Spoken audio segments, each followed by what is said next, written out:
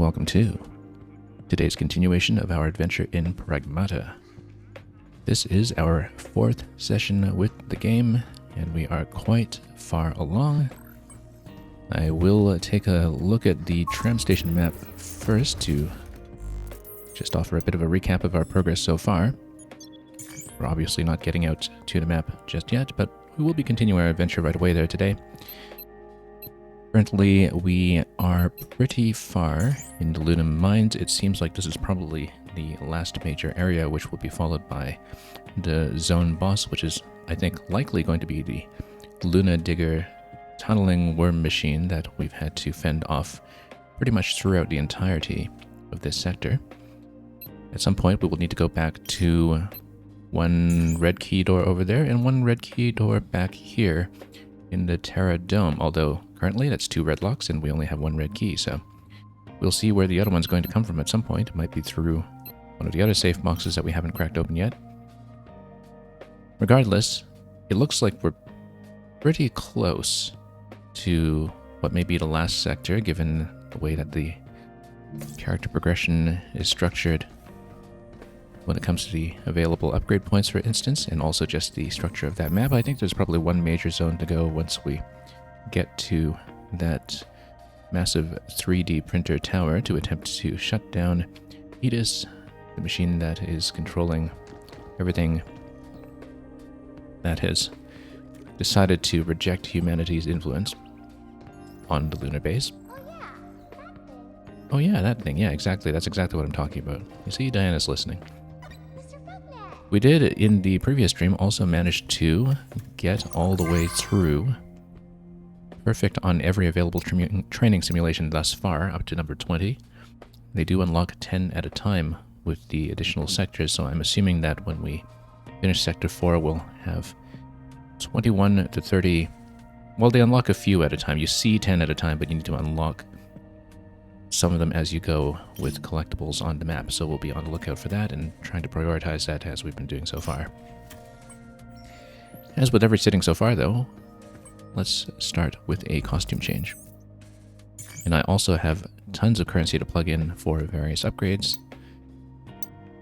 Both of these are new here. This is Astro Classic, straight out of the 1960s.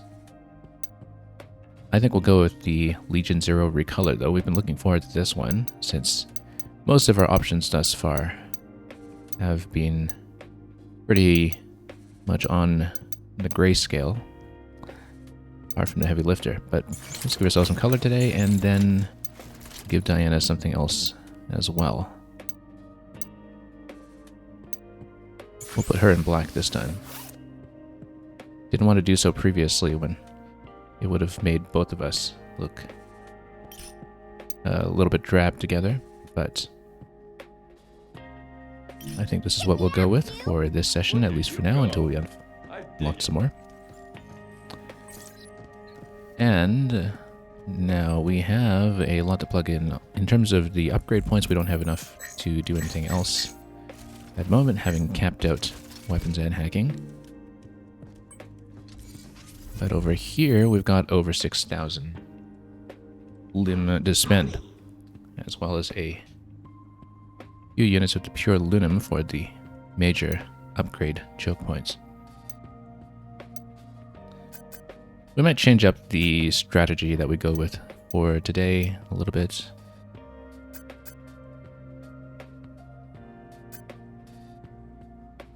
But currently, I'm liking the idea of maxing out the shockwave gun, maxing it out for now. We don't know how much more will open up for each of these weapons when we do finish Sector 4, of course. We do use that pretty heavily. And let's see what else we'll go for. We've been on a heat-based build recently, although I like upgrading many of these across the board if we can.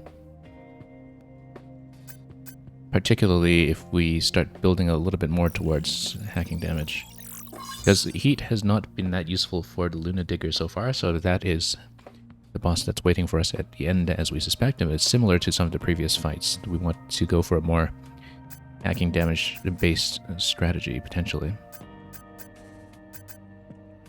So yeah, we can afford to max that out if we want, but let me just inspect some other options here. Photon laser's been quite good as well in terms of long-range options. Hit interval goes down. I guess that means that it fires more rapidly in terms of when the damage registers. Kind of like that idea. Just have a bit more firepower across the board. Now the next upgrade here is going to require more pure aluminum again though, so let's consider our options here before we commit too much to that. I have liked the code generator in the few instances that we've used so far. If we do go for a very hacking damage oriented build, then that's not a bad idea. That would leave me with about 1100 after that to spend, which we'll have to assign somewhere else. We haven't really used the strike mode yet either, because yeah, I don't quite know how that's balanced if the enemies close their armor after the next hack. Because I guess you hack them for damage and then you need to open up again, and then so you wouldn't really be going for gun damage quite so much. We might want to play around with that as an option since we haven't really tried it so far. In which case, you know what, let's go with code generator here. And at some point we really do need to improve the heals, but for now I think I'm actually going to go strike mode just to give it a bit of a go. And we'll have one unit of pure aluminum that we haven't spent yet, but we're going to amass a fair bit of currency on the map, I'm sure. So, let's get back into action. One thing we're waiting is the ability to get through some of the red crystal obstructions that we've seen on the map. That's clearly going to be some kind of key ability that's locked behind the story, and we'll be taking that to backtrack through some of what we've missed so far in sectors 2 through 4 when the time comes. For now, though, let's see. Let's just go... Well, we improved a number of these, but we'll go with what we maxed out for now. I do like the impact barrier as a recent option, and we'll go stasis nets, code generator. And then, in terms of hacking, we've got 2 different multi-hacks. We'll change one of them with decode for damage.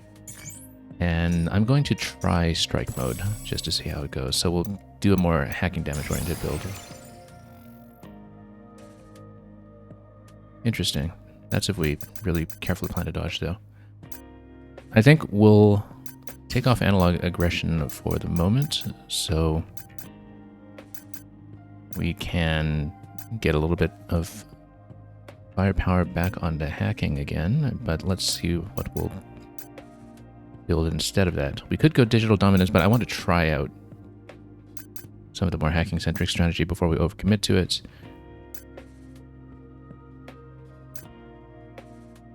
Increases hacking node duration by 20%. I'm actually not exactly sure what that means. Oh, yeah, I guess it would be the effect on each of the hacking nodes. You know what? We'll take it. I like it. And do we want to keep this? Yes, we do. Even though I'm not necessarily going for the heat-based strategy in quite the same way. Now, strike probably doesn't synergize well with extended breach, because you close up the breaches as you go. Well, I don't know, but if they're open, then they're kind of hackable a second time, so.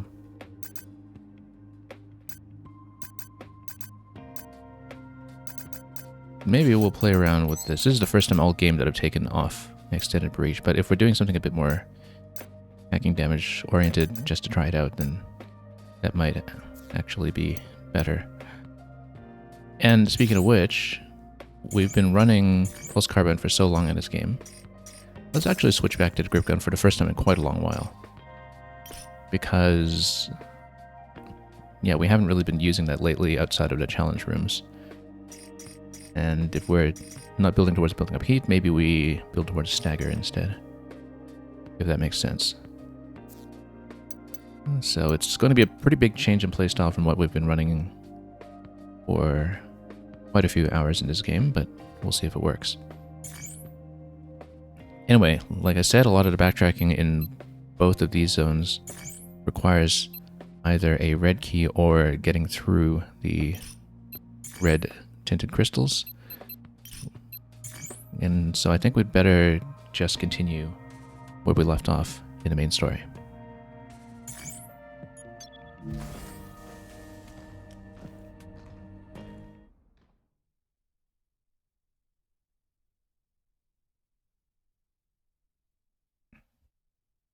And I'm sure it will take a little bit of warming up again just to get back into the mental space of playing both characters in this game. But currently, we know that we've missed a number of things over here. Actually, yeah, this is a continuation. We came in from above.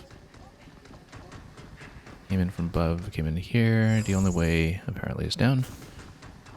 And we'll try to catch some of these bonuses on the way down before falling in too deep.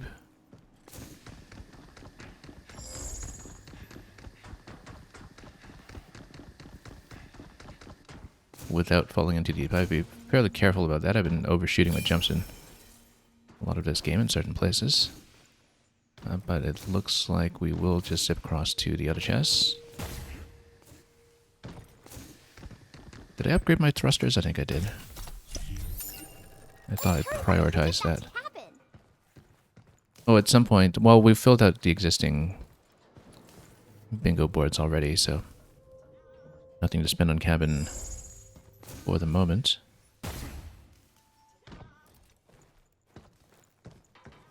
We will, however, make our way down to more collectibles if we can get them. I feel like there's a big fight that we're going to land in pretty soon. Oh, here's an invisible wall. Let's have a look. Let's learn about growing trees. In another of Sharon's concealed hollow wall rooms.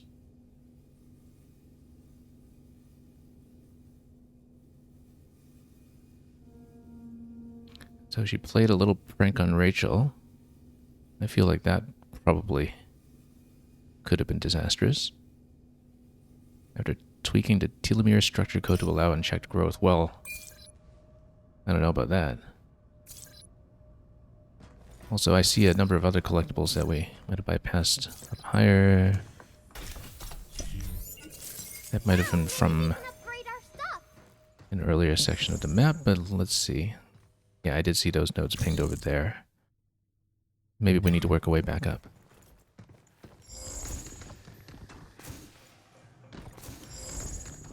Although it looks like the tunnel goes down. So let's find out what happens.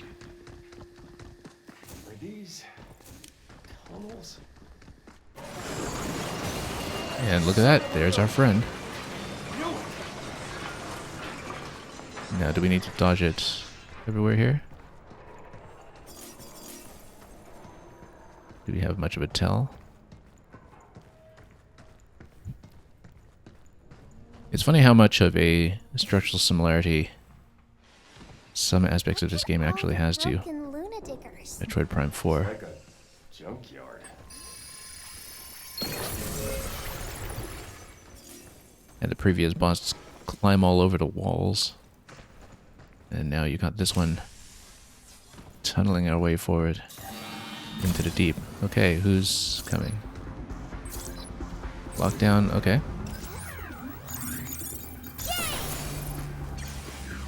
This head hadn't really had her pistol firepower for a while. It's significantly improved from when I last used it. So, who else is... Oh, I see something invisible. Let's try to go stasis. Good thing I didn't actually get caught by this one. Don't need multi-hack, but we'll go this and go to charge piercer, double charge, and just blow it away like that. Single shot. Yeah, good thing I saw that shimmer.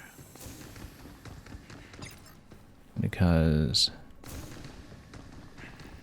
the creepers were something we had to deal with quite a bit in one of the challenge rooms in the previous stream, the one that gave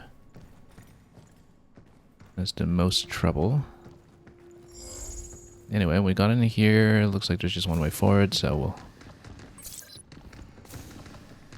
take that and see where it leads. Keeps going down.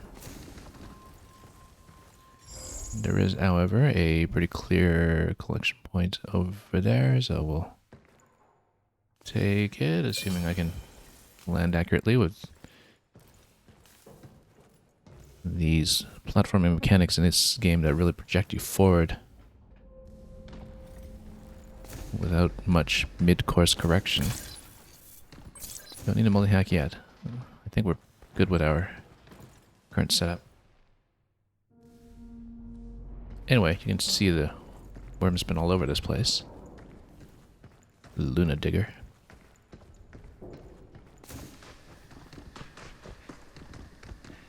Expecting it to jump out in front of us at any moment again. Good job, Kenny. Now it's my turn. Let's go down really quickly with the grip gun now. And do we want to change the photon laser right away? Well, it is recommending it. So we're missing the pure aluminum mods in this zone. We do know that actually shockwave gun is not that useful against the Luna Digger with the previous pattern that we were facing.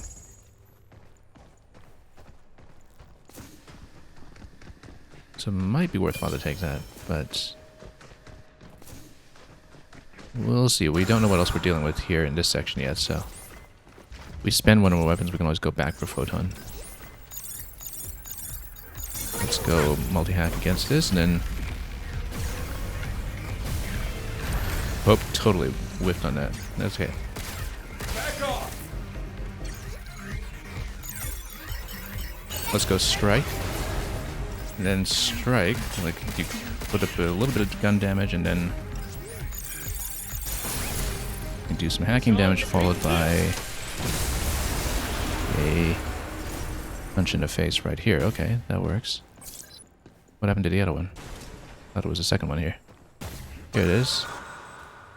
Okay.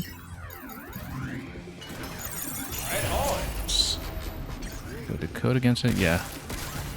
Not great positionally for using the charge piercer so much, perhaps. But we can blow it up with this. Feels like my damage output is actually quite a lot better than the way we were running heat before, but maybe it's just something we're noticing against these enemies. Let's just change it to photon now. Why not? Since we're spending a bit. So, oh, do we? Okay, we actually do need to. Do I need to hack our way out of this? I think we do. Yeah, we should have gone off to the side, actually. This might have been a bad idea.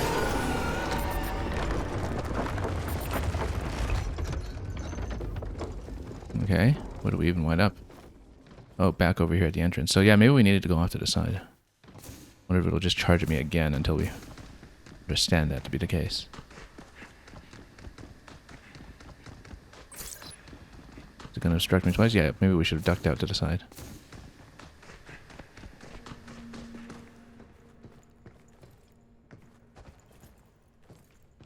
Well, we see this massive opening now where it came down, but no way to traverse that, it seems. Yeah, if you dodge over to the side, I wonder if you can just avoid damage on it. Something is glowing. And what could it possibly be?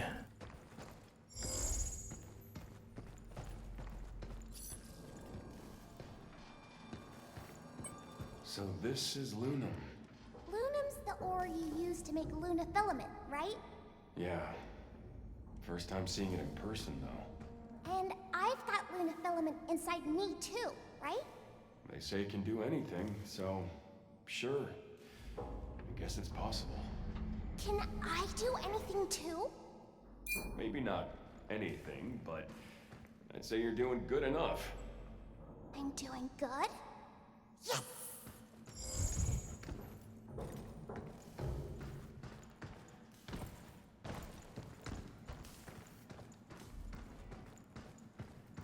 Okay, so seems like we've reached more of the mining structure along We're finally gonna reboot Edis. something close About to where we time. need to reboot.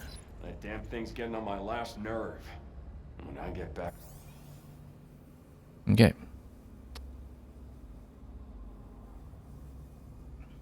Present only the rear sensor inside the mouth opening remains active, temporarily retracting the armor when triggered. I feel like this is quite relevant to the fight that we'll be getting into, so let's make sure we understand.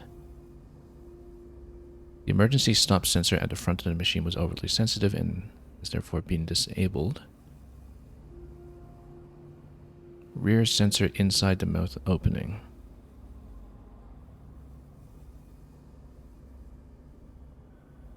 I guess we'll figure that out. So far, we've just found that shooting inside its mouth is the weak point when it's charging towards us, but I don't know if maybe this is pertinent to a mechanic that we'll see specifically on the final encounter with it.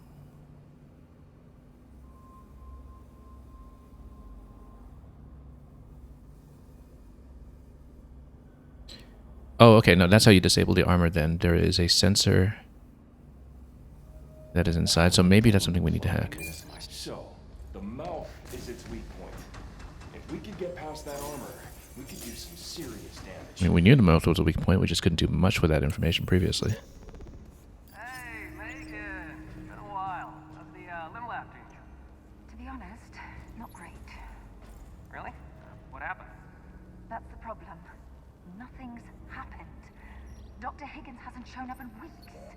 Nothing is getting done. If he's not in the lab, then where is he? Experimental pragmatics. Ooh, a lot of high-level stuff going on there, no? I mean, I know about it, but I still haven't gone in yet. You have to take a special tram to get there. Whew, Dr. Higgins must be working on something pretty important, huh? Well, we know that he presumably created the Pragmata, modeled after his daughter, Daisy.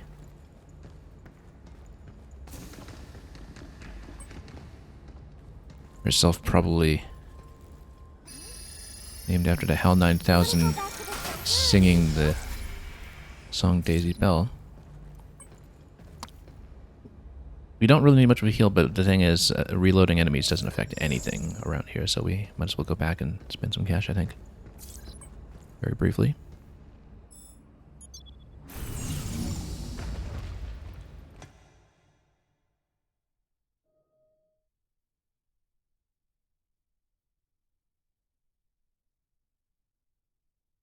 Well, given that there's a special tram to go to experimental pragmatics, I'm sure we'll see that soon enough. It's all better now.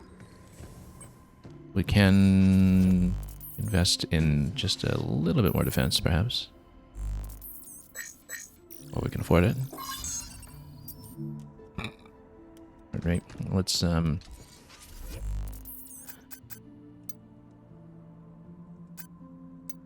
see what we can spend on. We've got 1,200. We haven't really amassed very much at all here, actually.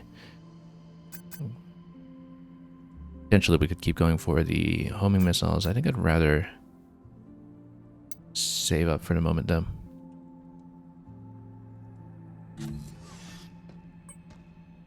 Maybe so. Let me scan the other pages here.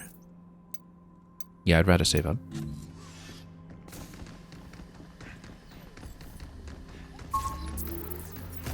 So actually, we didn't spend anything other than that. Let's just continue with our current loadout, unless there's anything I need to reload here. I don't think so, other than... Yeah, everything that we had was pretty much reloaded. Let's just keep on going with the current setup. It's been surprisingly high damage. So mainframe access, yeah, let's do it.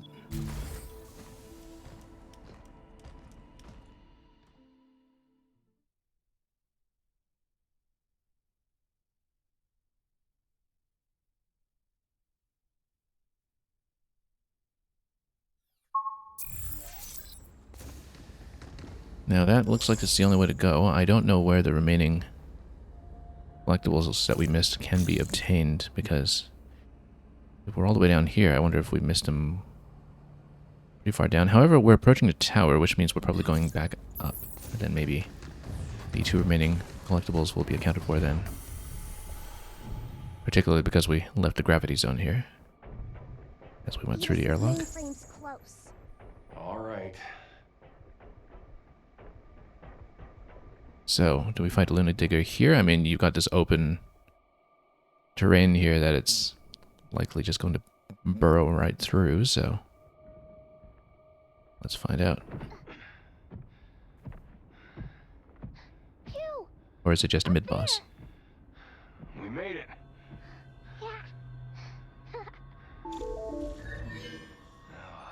Unregistered guests, this is your final warning.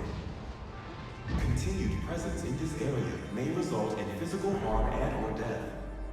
Please withdraw immediately. I'm calling it. You'd make a lousy friend. Not again. Armed our way. Yeah.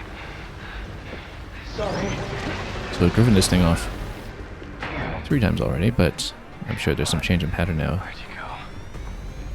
It's down there, but then do these platforms get knocked down at all? Okay, let's do this, and then... Okay, oh, probably need to get out, yeah, because then the platforms go down. Oh, if only we had a unit to complete those. You know, we actually do have a code generator. Then...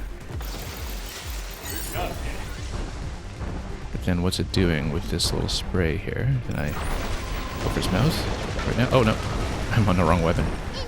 I accidentally used the code generator twice and whiffed on the second one. That was unfortunate. Bit of waste. Okay, let's... It is wide open, but can't do much at the moment. Actually, this would have been a good point for the photon laser, but I couldn't quite see where we were going with that.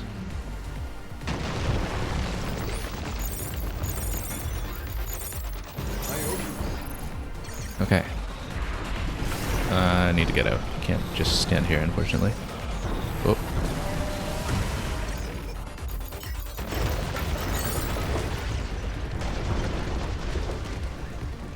There are lots of red weapons on the side for us to use, potentially. But I do need to open this thing up first. Before it comes in too close. I might need to... Actually, I've got a fair bit of energy built up on Diana's auto-hack. We should be using it. Where possible, but maybe not in those moments here where it's not being the most effective. Oh, got a little bit of hacking damage. Whoa. But, yeah, let's auto-hack it for the moment. See if we can crack it. Nope. Let's do this.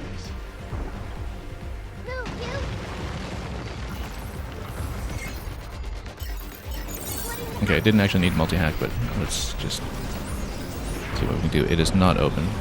Not open at all.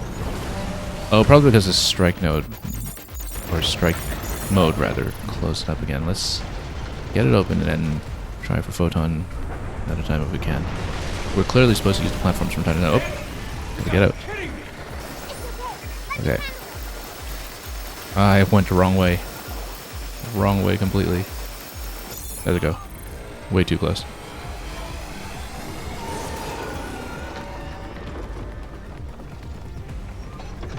Just in time. Yes, you did. Okay, we've got a couple of other weapons here that might be useful. Let's just get out of this area first. What do we even have for green here? Sticky bombs. Yeah, actually, that would make the hacking easier. We should use this in place of code generator. I don't know that stasis net would do very much for us either, actually.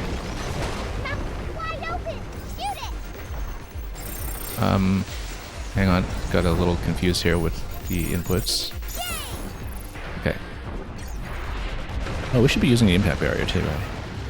I've actually been underusing it because we've got more in the field that we can use, potentially.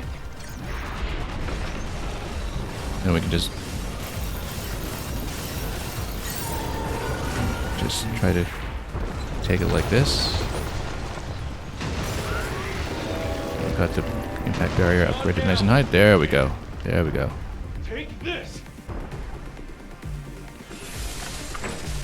Yeah, we've got more impact barriers we can reload on the field, and so that makes a great deal of sense to just use it this way. Now we're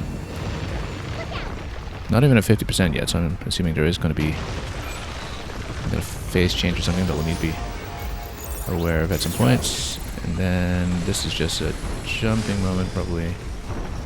See if we can get in closer to... Oh, photon laser's almost expended, though. Let's get out for another weapon. Charge Piercer would be great for this one, too. Homing missiles, that'd be okay, I guess.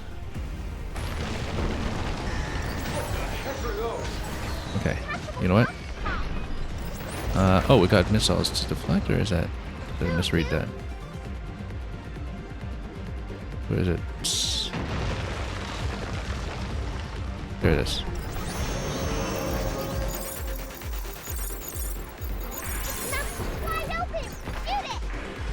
And then, well, a little late in that, unfortunately. I was hoping for something like a Charge Piercer if we can get it. You know what? Let's auto hack this one. Oh boy, we got little ones. Let me try hacking them. Oh, okay. Hang on.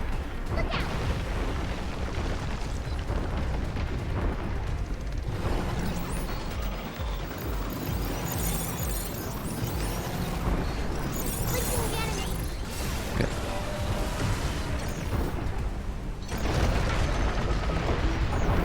Yeah, let's get off of missiles to something else a little bit more playable for this. If I can. Whoop. Nope.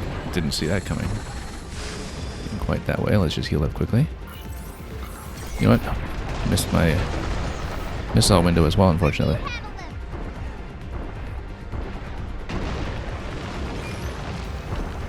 Charge Piercer, that's what we want.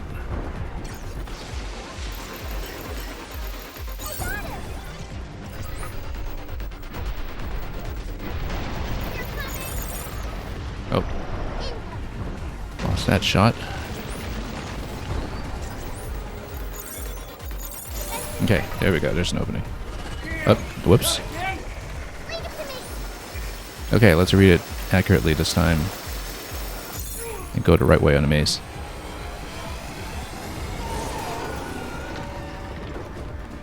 We've not been doing this fight very effectively, unfortunately. Lost a close one. Thanks. That's what I'm here for.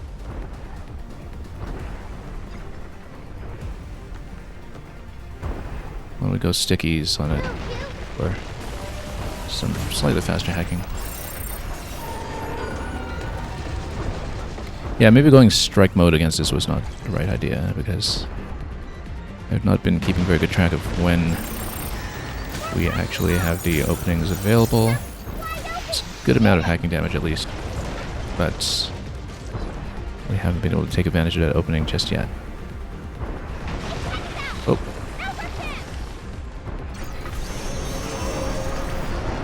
Okay. Yeah, I just need to hit it before it hits us on that particular maneuver. There we go. Take this. We're under 50%. I do expect maybe some further complication. Unless the additional ads on the field already count.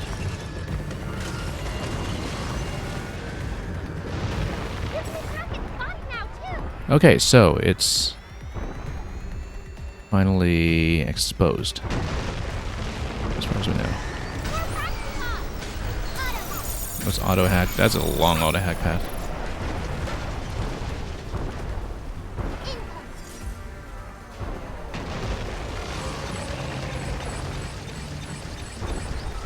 Okay.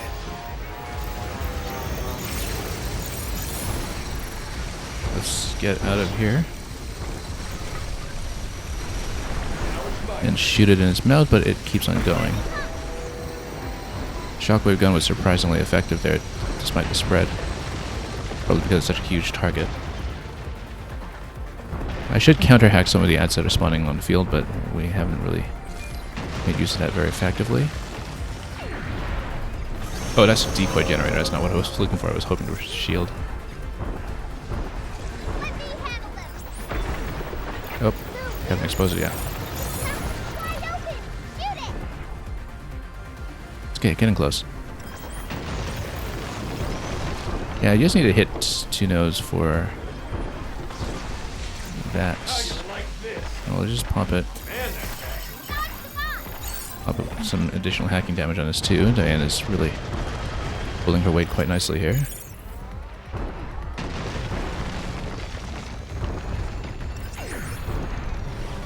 Yeah, because you can probably hack those and deflect them. I just haven't been able to catch one yet.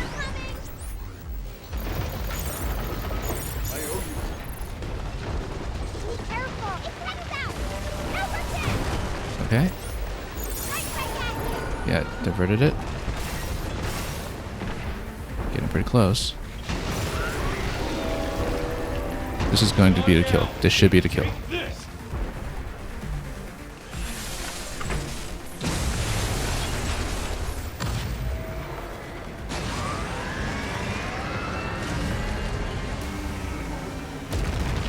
Let's see if there's any kind of last minute surprise like with some of the other bosses. Hell yeah! Hell yeah!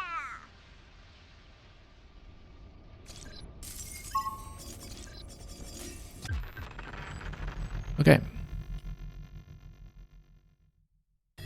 Well, that's going to be our final tier of upgrades and challenges. Mainframe, here we come. I did, however, miss those 2 collectibles that we were looking for in this zone. I never actually saw where they were. We must have missed them very early. So we'll have to go back to comb the map for that, but it'll be easier to do so when we're not also contending with Luna Digger everywhere in the zone, ideally.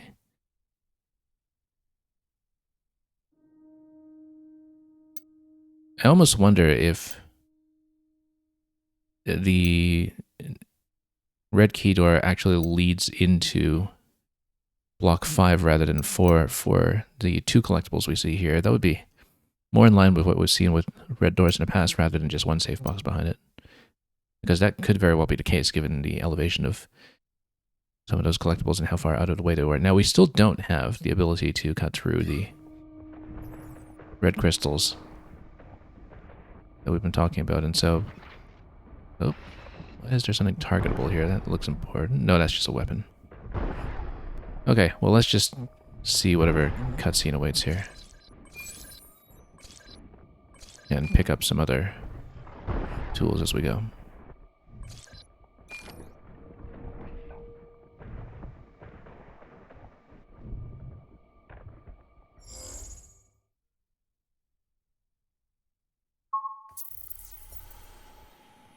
Yeah, because we just totally missed those collectibles then.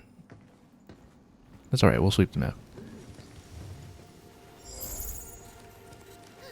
And yeah, there's the mystery of What is this place? all this goo What's with these bodies? that we'll still need to deal with. Probably in Zone 5.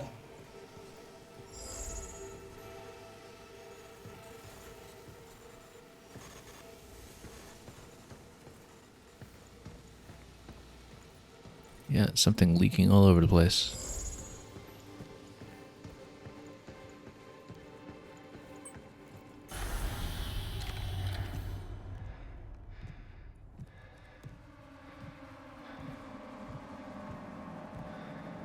Entrance to this area is prohibited. Voluntary withdrawal is recommended. I got your withdrawal right here. Time to stick my boot up your holographic ass. Subject has declined to evacuate. Anti-personnel measures activated.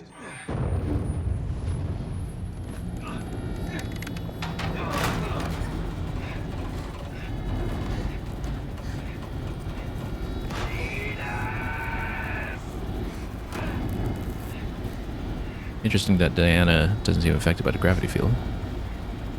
Diana, you got this. Less affected, rather.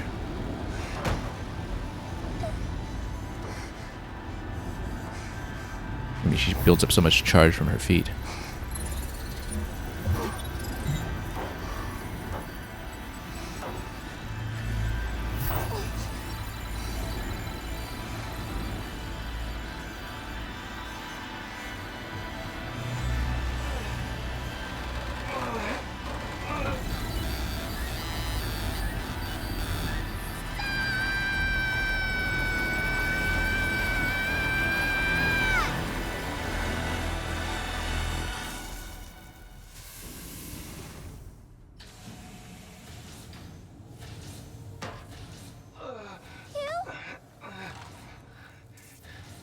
Diana.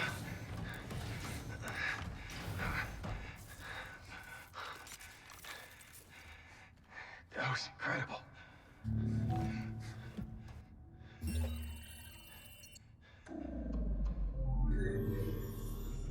Initiating command code E9900. Administrative privileges to 8 restored.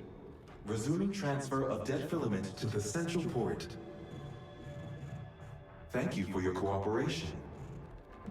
What is all this? But I thought we stopped it, right? No, we were complicit in 8's plot to take over, which I suspected all along.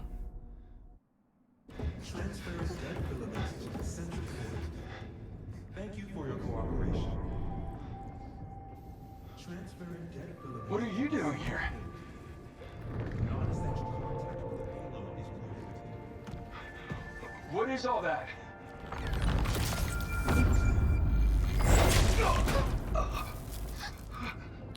Well, surely here, this is where we develop the means to deflect this.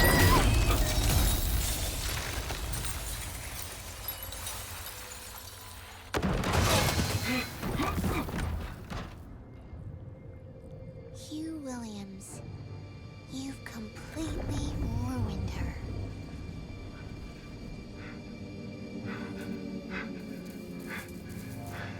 You tricked us? Hardly. I truly needed your assistance. But I must complete my objective. To spread dead filament across the Earth.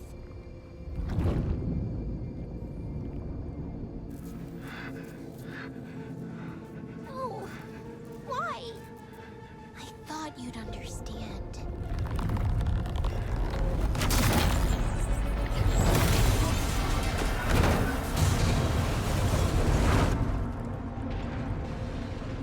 What a waste.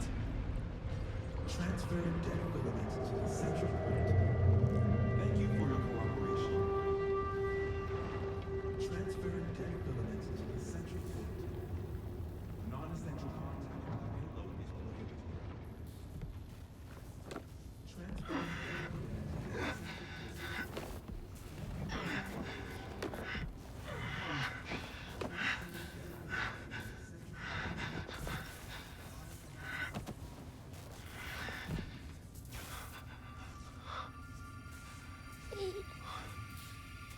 Why? Let's head back.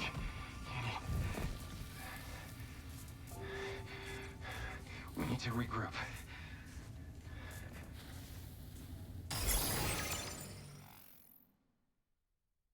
Presumably, though, we need to repair her before we can go back to backtrack across the map for more collectibles. Alert. Not going to do much without her assistance here. From DI-03367. Initiating Pragmata Protection Protocol. Switching to guidance mode.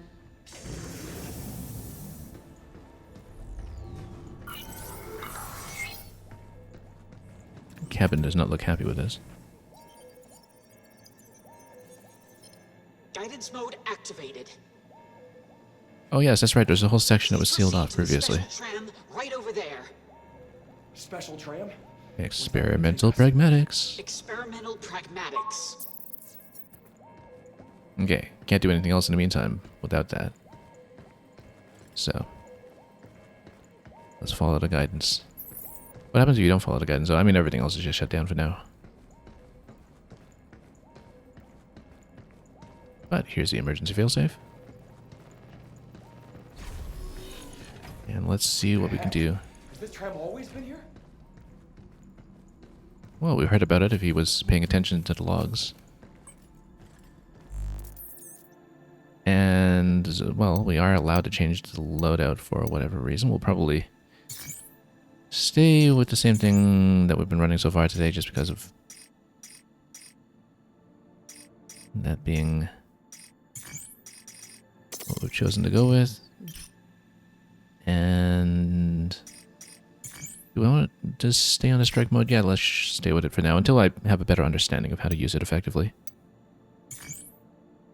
And here is Experimental Pragmatics. Sector 5.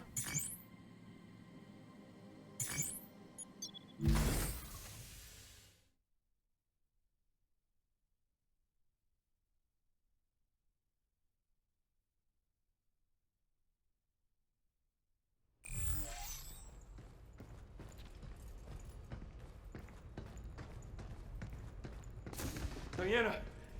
Damn it. Not like this. Hang on, kiddo. I instinctively hit my scan button and I realized that without Diana active we can't really scan. Model DI-03367 confirmed. If she's stroke 7, maybe 8 was just stroke 8.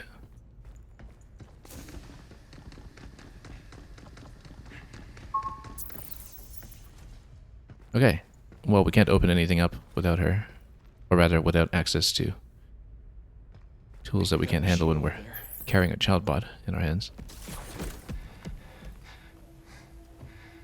Alright. Why would she do this?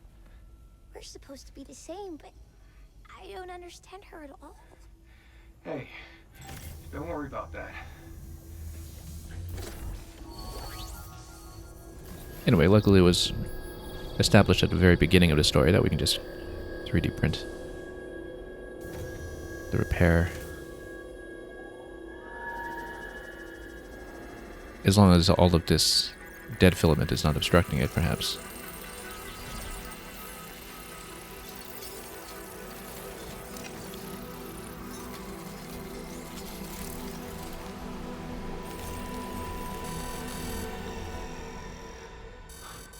What now?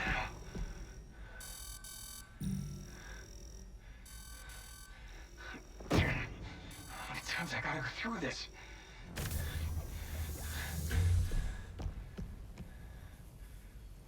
Am I all better? Not yet. Gotta get that junk out of you and get you back on your feet. Wait here. I'm coming with you. You can't. Not like that. You need to rest. You? I'm going.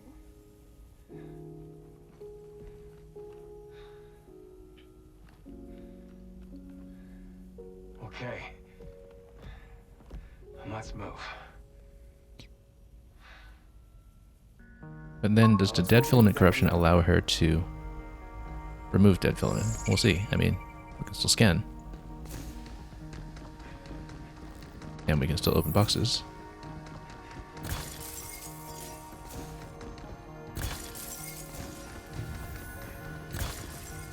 Zero 06I, what would spreading dead filament on the Earth do? Obstruct a whole lot of treasure chests, presumably.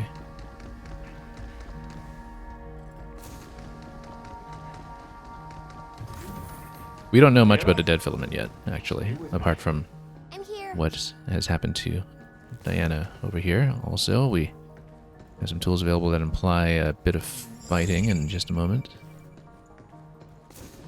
Let's see, what have we been given? Is this new? Nope. You're okay without me? No, it's just... Don't overdo it. Alright? All right. Okay, so that seemed to beep a little bit more than usual when attempting to restore her hacking meter.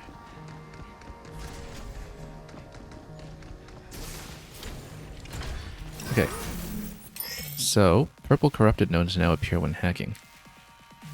Passing through these nodes will temporarily disable your hacking controls and drain your hacking gauge. Now, we saw that previously with one of the enemies that was corrupted on the outside. But it was just kind of a temporary suspension that we had to push through. So now we just need to... Yeah, because sometimes you just need to muscle through it, I think, if the obstructions are in the wrong place. Oh. Love how it just gives you one enemy at the beginning again, just as a bit of a tutorial. Getting back into tutorial mode. Test modules.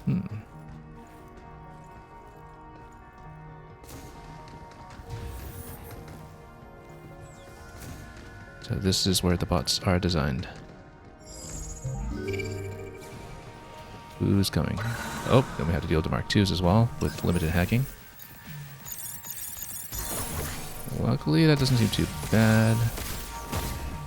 Now, but then, can we override the corruption with the code generator? That's a good question.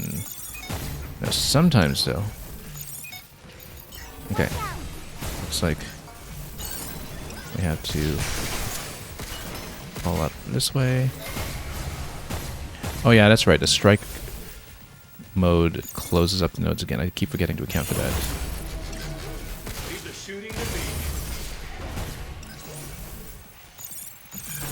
Then we can probably go for a critical KO over here. I think this black stuff is causing it. Don't worry. We'll get you fixed up soon. Just need to be a little more careful than before, I guess.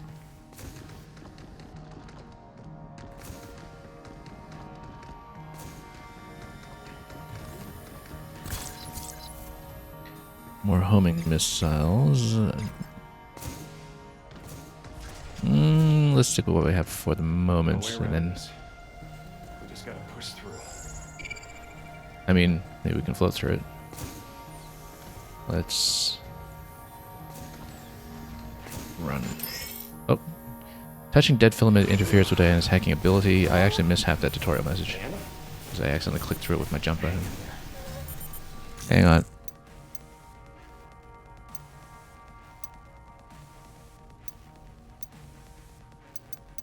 Was it under help? Or, yeah, here it is. So that's what also happens if dead filament spreads all over the Earth, I guess, is that you can't hack from Earth anymore either. Amiibo. Okay. Pop this guy. Whoop. Oh, I was on the code generator. I didn't know that. I was trying to go for my grip gun. Okay. Still can do quite a bit of hacking damage with the strike, though.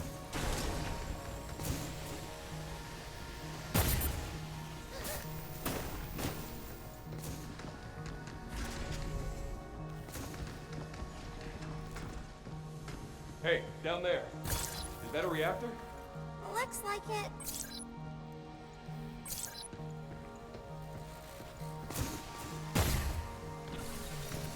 Okay, who's here? Watch out.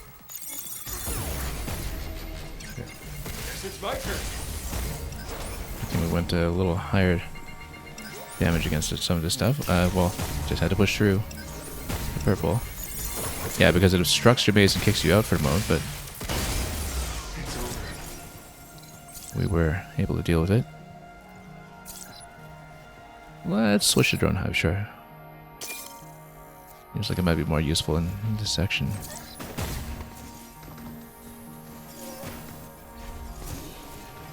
Sure, let's put her at risk to get some more cash.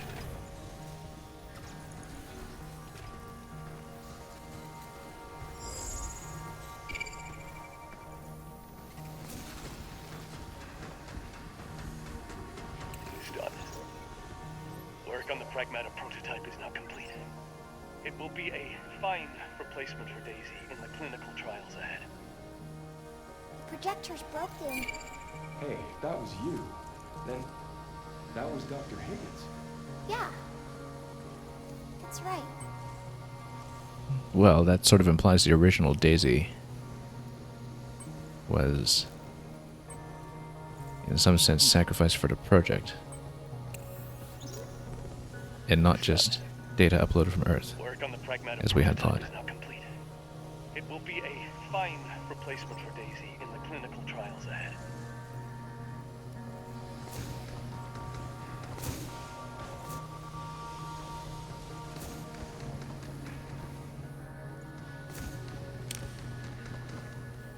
Okay.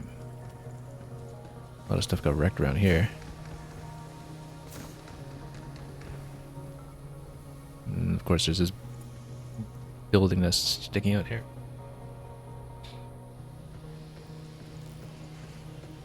Bits of the city all over the place. That's what happens when your 3D printer doesn't quite parse its instructions. Actionable data to cure Daisy. That is your most important purpose. My purpose. Ah, I see. The doctor spent years researching rare diseases. It's the plot of Never Let Me Go. Yeah. I've just finished processing the memory data from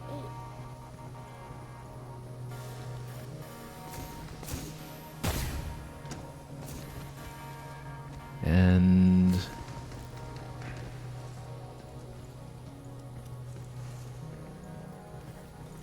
let's see. Okay. So yeah, essentially Diana was developed as a simulacrum for testing potential cures for whatever ailment had afflicted Dr. Higgins' daughter, Daisy.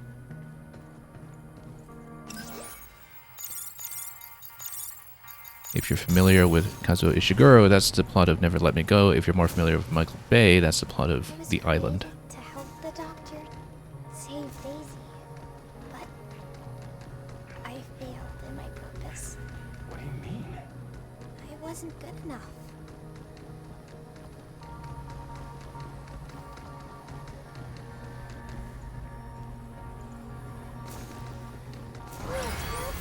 Okay. Oh, whoops. Okay, this... Yeah, occasionally you just have to run into the purple nodes and be interrupted and then resume the hack from there. Now, because I'm running around a bit, let's actually deploy drones. So we don't have to be targeting things all over the place all the time. And we can just get out of line of sight with the drone. We need to reopen this one though.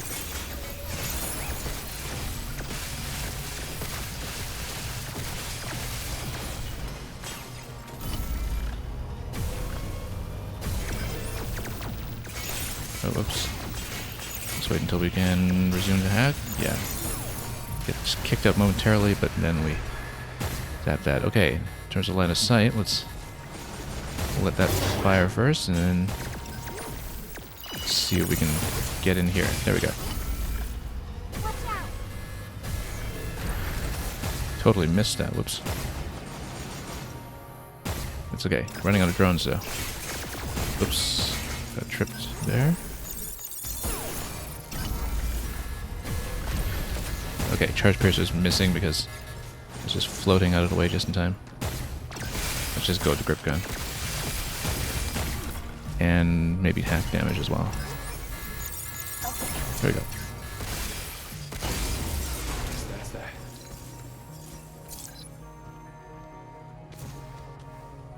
Yeah, Charge Piercer, not very effective there when it's raising itself out of the way just in time. No map data in this section, incidentally. Seemingly no optional collectibles, but it's just from what we know so far. Now, we came down here. Does that mean we continue here? Or, yeah, because that's where it was, where the enemies were tucked away.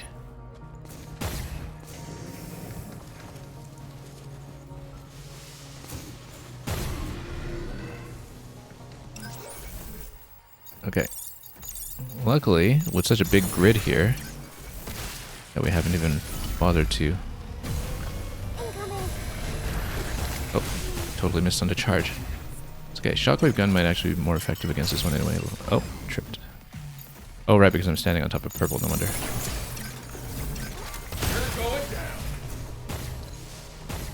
Okay, let's skip over.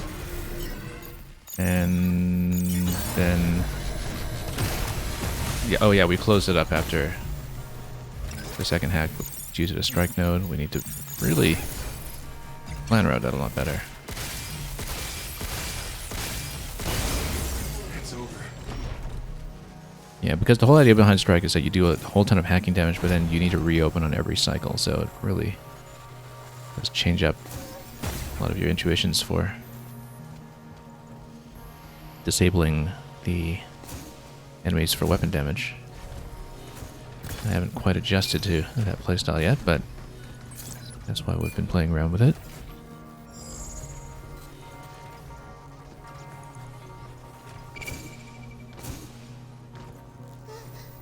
Oh.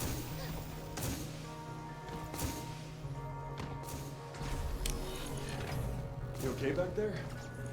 Don't overdo it. Okay.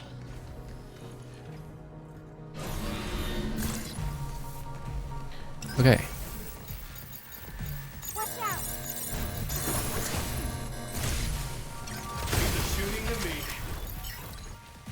Shoot it first and then do the hack damage. So we have so many strike node problems. Let's go decoy here for a moment. And also get homing missiles for a moment. Do I have multi-hack? I do not at the moment. Unfortunately, I will have to run into an obstruction on that hack.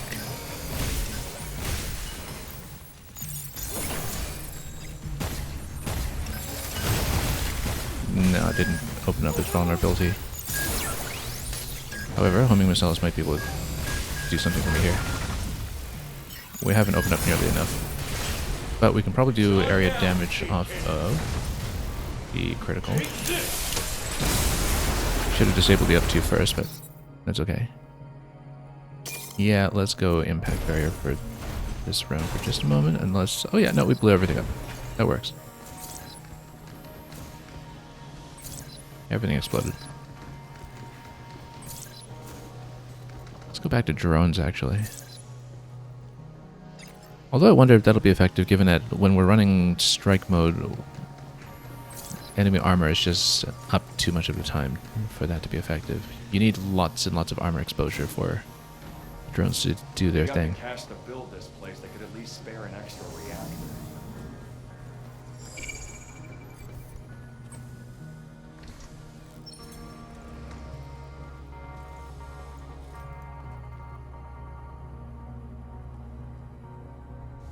Well, she may be covered in dead filament, but she's still capable of overdrive.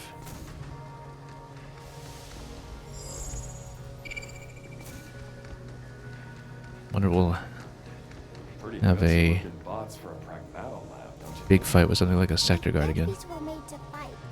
More security. Great. Oh yeah, so you can see more of these models here as well. Looks like something broke out of here, obviously.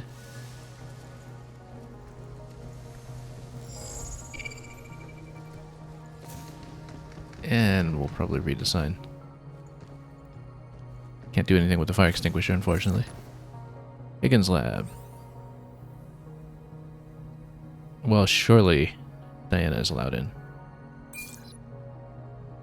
What was Dr. And can get us through the lock. All the doctor ever talked about was Daisy. Oh,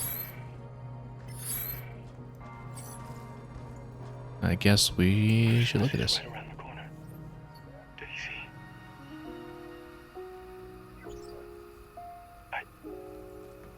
I'm sorry. I can't spend it with you. Once you're better. I'm done. No more research. I'm coming home. We're so close. Just hang on. A little longer. So they were living apart. he had to be here on the moon for his research. Yeah, given on the moon here, it seems he was dependent on using the Luna filament for experimental purposes in search of the cure. That makes a certain amount of sense.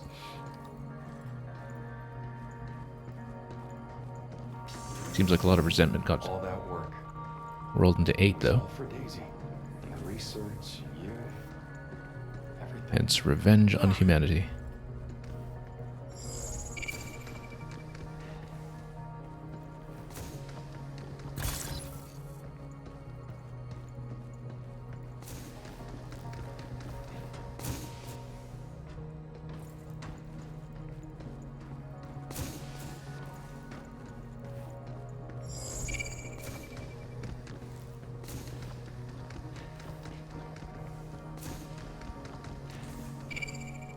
Okay, this looks like something else to hack here.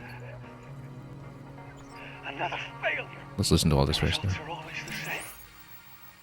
The Pragmata fails to adapt to the mutation. There is no time for this. Forget about 7. We must find another way. We know this one's 7. She is model stroke 7. And so, seems like Higgins creates 8 as a bit of a desperation play of some sort. And then everything goes wrong. Luna filament printed artificial organs.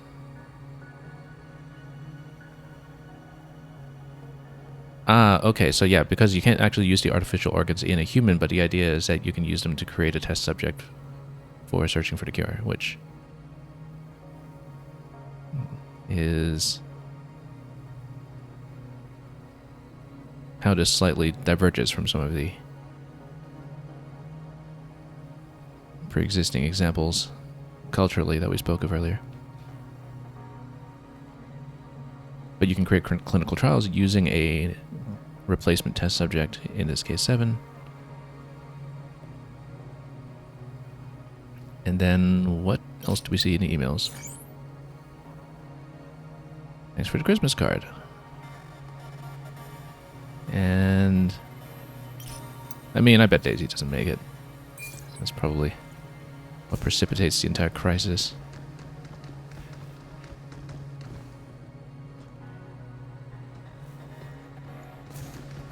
An incompatibility? Yeah. I didn't do what he wanted. I have no purpose. Now, what was that data shard we picked up just now? Oh, that was probably an expansion of Anna's capacity? I'm actually not sure. Well, we'll find out.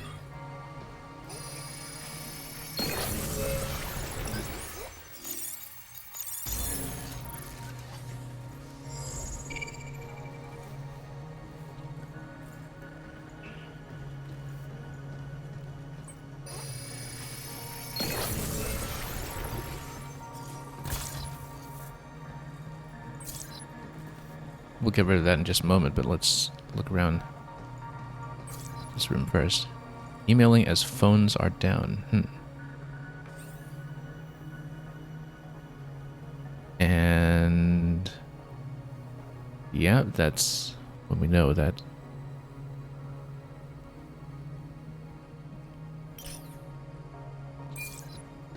what was feared and did indeed come to pass. So, okay, so this tells you about 7 and 8.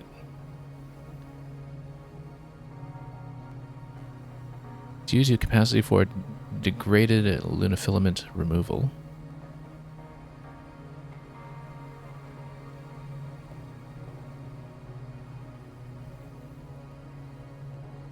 I see, so the way that 7, or in our case, we know her as Diana, is created. Diana was actually created as younger than Daisy's patient profile, and so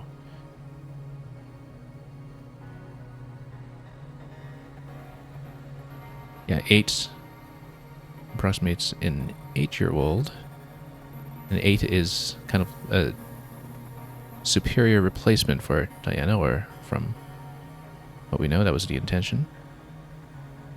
New feature was implemented to concentrate degraded Luna filament.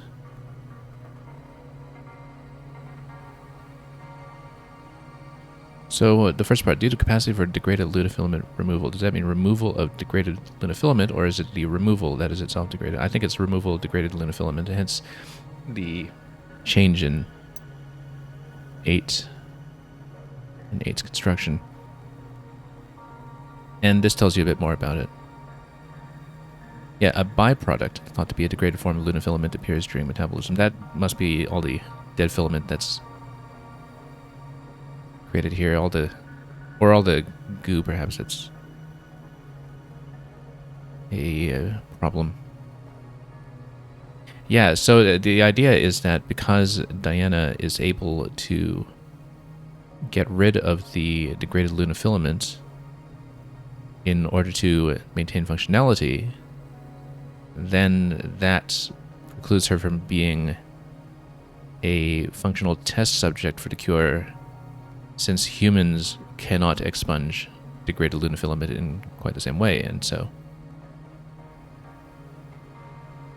that probably causes a problem with 8, because 8 does not eject that from her system, and rather keeps it amassed in the kidneys.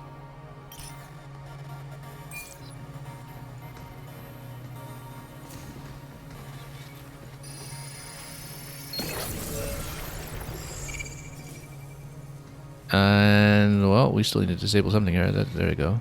Can we reach that? Or see it? There we go. So this is where we part ways. Yeah. You may forget who I am, but I will always remember you. Hey, we'll meet again. Someday.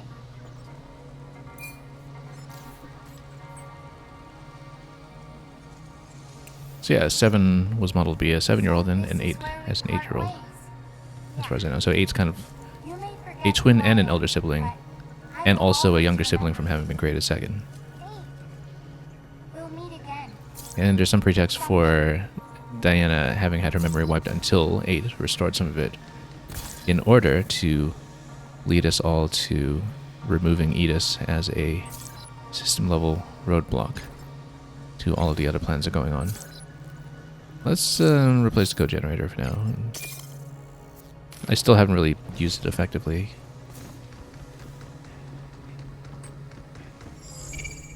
Okay, where's the scan point for this obstruction? Let's find out. There it is.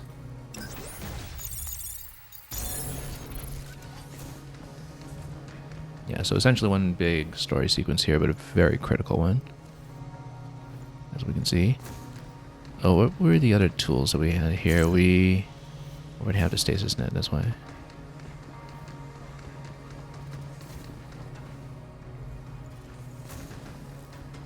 Kind of wonder what fight we'll get into here with Diana in her partially disabled state.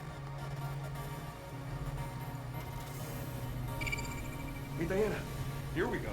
A reactor. Well, we need to claim it. Looks like this room is going to give us a couple of tools to work with. Drone hive, shockwave gun. Yeah, we actually have a second slot open. Let's just take this.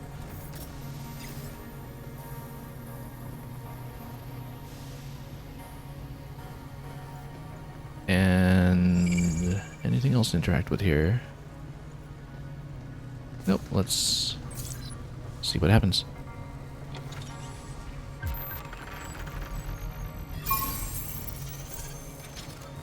Damn it. Defenses come up. Right into their trap. Well, I mean, pretty clear that was coming.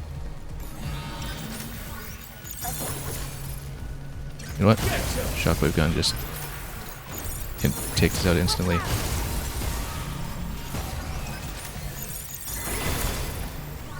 And then we'll just, yeah, but you will need to occasionally hit the obstructions on hack, unfortunately. Avoid the Lancer, because that's going to be a problem. Okay, Lancer needs to go down next. And then disable it. Check. Take this.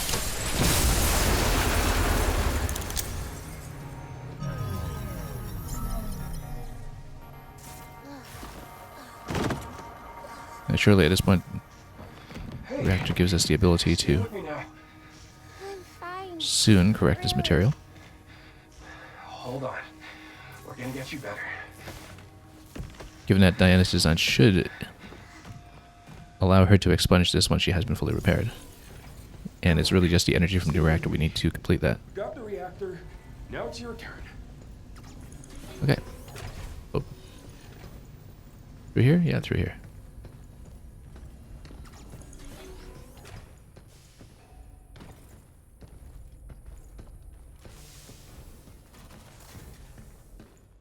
Notice you can't jump or thrust while holding her. I guess that wouldn't be particularly safe or stable. Finally, a positive result. This could be the key to saving Daisy. All thanks to you, 8. We must proceed carefully, but with your help, we'll get there. I guess I will have to pull the plug on 7. A pity, but it's served its purpose.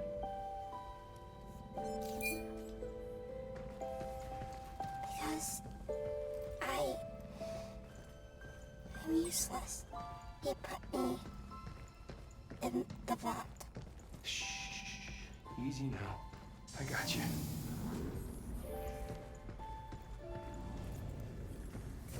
Okay, back to the repair station.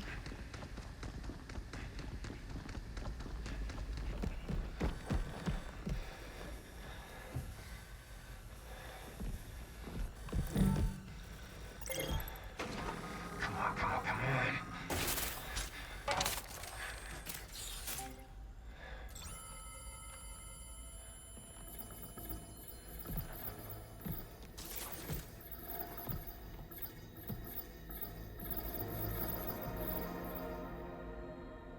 All of our finest memories from our adventure together.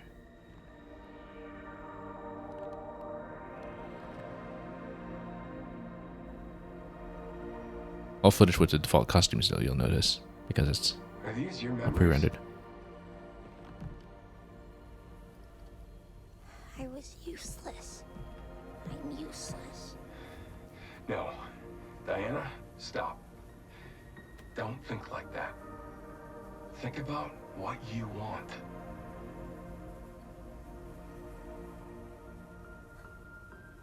The ocean. I want to go with you.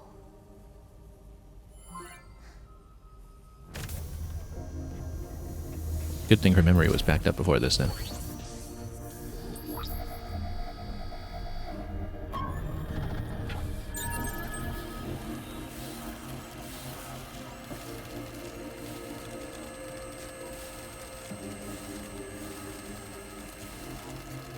Yeah, that's good. Real good. Just hang in there, and we'll go anywhere you want.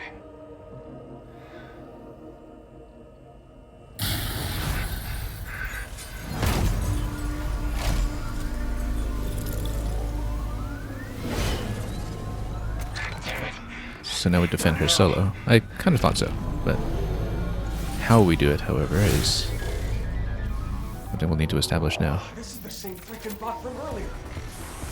Okay. Okay. Now, I don't really have much damage I can do here. But maybe we just need to survive to the point that she can assist, or, well, we'll find out. Damn. I can't take this thing all alone. But hell if I'm gonna leave her here. Let you go. So let's just stay alive until something happens to get us a little bit of assistance here. There we go. I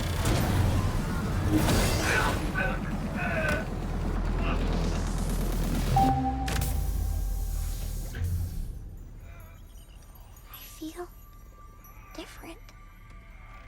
Something's changed.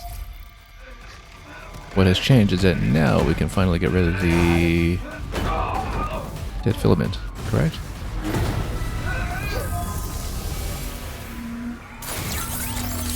Overdrive. Deletion protocol.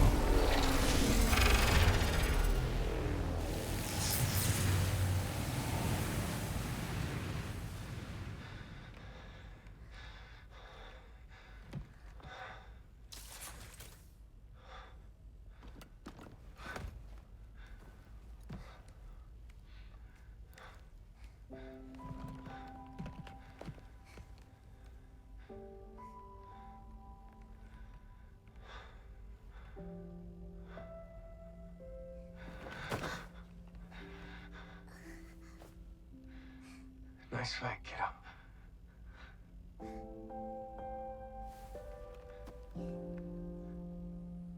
Thank you. Thank you. I must say, that was a hell of a fight. Thank you. Thank you. Thank you. Thank you. Thank you. Thank you. Thank you. Thank you. Thank you. Thank you. Thank you. Thank you. Thank you. Thank you. Thank you. Thank you. Not sure if you got a fix or an upgrade. Did I do good? Yeah, you did great. Hey, Hugh. When that black stuff got on me, I just felt so sad and empty. Sad, huh? Like he picked up on her feelings or something through all that gunk? What if Faith feels like that all the time? But what she's doing, that's wrong. Yeah, I think so too. Let's go stop her.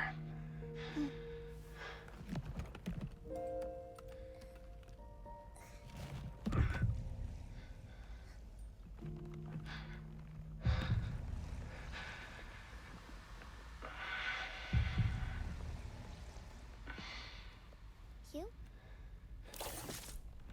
Yeah, we're out of here.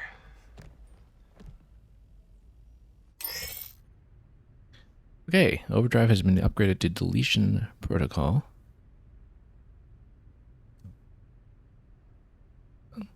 Okay, so it now also has the added functionality of removing the purple obstructions, as well as working as a very, very sticky bomb.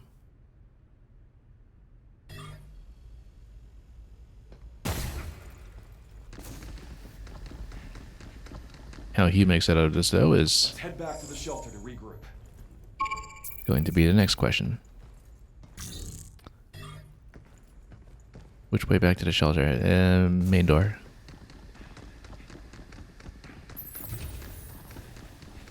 Didn't see this crap when we Now, first got here. can I remove this now? Get rid of it now, Hugh. Yes, she can.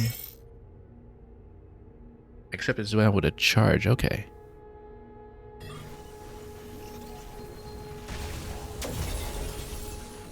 And you can see on the indicator on the left when it reloads. You kind of need a full charge of that. Here we go. Well, let's remove all of it, because we can.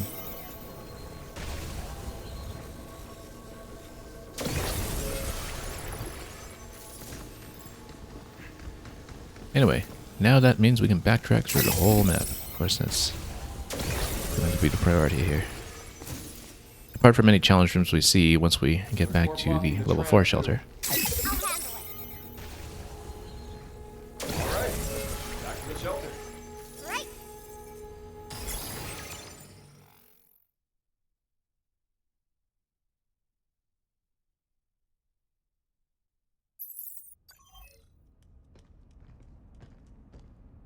A new destination has been added to the tramline. The central port is now accessible.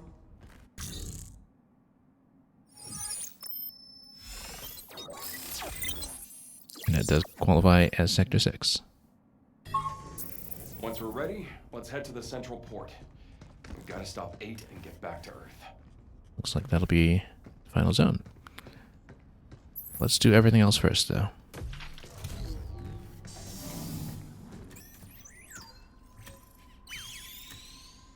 New functions have been added to the cabin system. Shelter level upgraded. Central terminals now loaded with shiny new stuff. I think 8's at the central port. I wonder what it's like there. Okay, so now upgrades are available all the way to the max. We'll see what we can max out as we go. And as for this terminal, we'll have some new things here. Boost mode and hybrid mode. Interesting. Open nodes and offensive nodes generate equally when hacking enemies that are exposed. I rather like that idea. Strike mode is a little too finicky to plan around, perhaps, if we aren't very deliberate about when we close and open. Open nodes turn into boost nodes when hacking enemies that are exposed. And then the boost nodes make hacking even more powerful as you go. So if you're just doing mainly hacking, then you would go boost mode.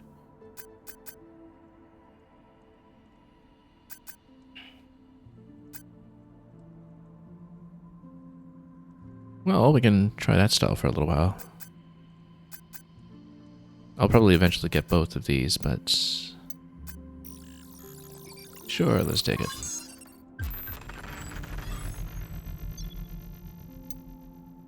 Might even just take the other one right away. Now, thrusters. Yeah, always love more upgrades on thrusters. However, the mod slot should be first. Mod slot should always be the first priority. We can just barely afford it. And I should take it right away. If we do some of the challenges now, of course, we'll be able to amass a little bit more currency before we proceed even further. So let's see the new card, and presumably get another red key as well. But let's take a look at the trading simulation. So what's new? We've got 10 new ones, first 4 unlocked as usual. Complete without taking damage in 80 seconds, with lots of projectiles coming our way, it seems. Dash and dodge, that's another movement one. Storage boxes. And we need to be 10 seconds ahead. The Walker family. And there's a time condition on this one as well. And yeah, no failed hacks. That would require us to be careful about any obstructions. Then you would probably want to do it with no failed hacks anyway if you're going for the time condition at the end.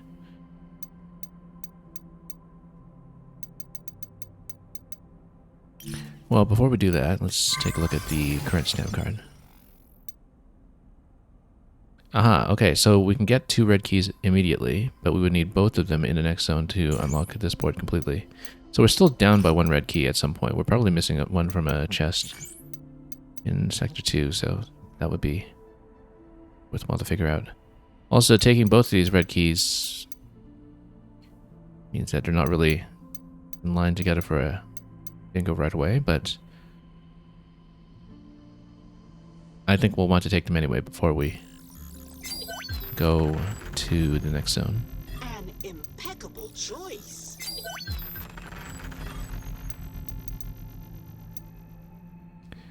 The question now is, do we do the challenges first, or do we do some of the backtracking through earlier zones first?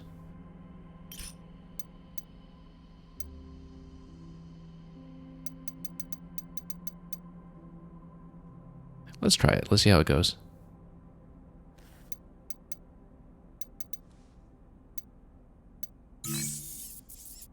So this has the grip gun and the shockwave gun out of the box.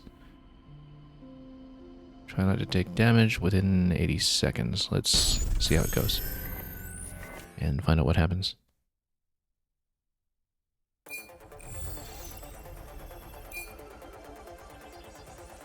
Okay, impact barrier. I feel like we'll want that right away, and then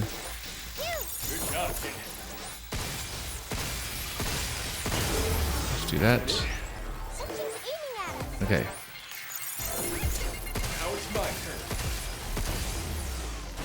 Then,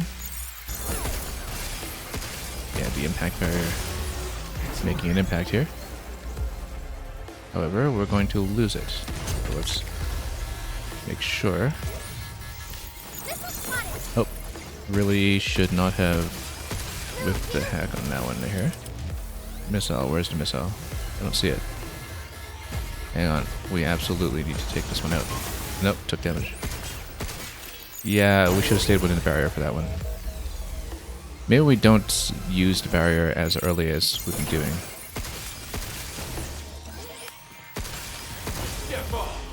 Five out of 9. Yeah, we'll need to deflect missiles to take this one out a little more effectively, I think. But okay, so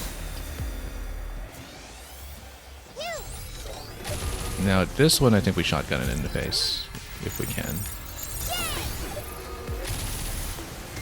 Wow, getting shot from all sides now. Okay.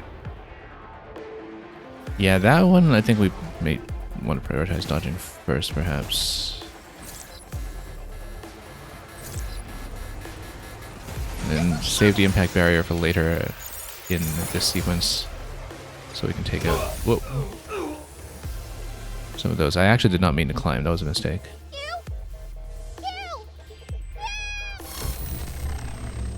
Yeah, I think the lesson here is save the impact barrier. Get ready.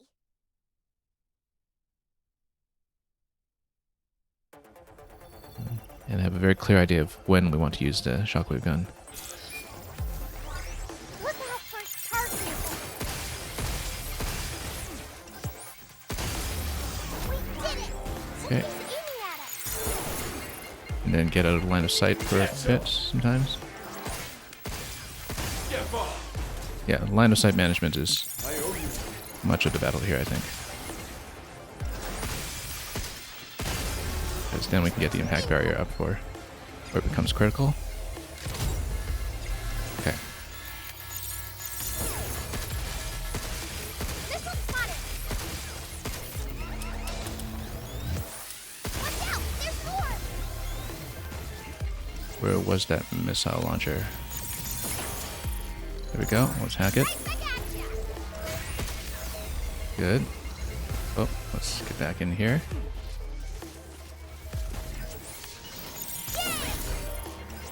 Guess it's my turn. Move, you. Uh-oh. Look out for its targeting sensor. Oh. Okay, hacking damage will take that one. Oh, I didn't realize that's not dead yet.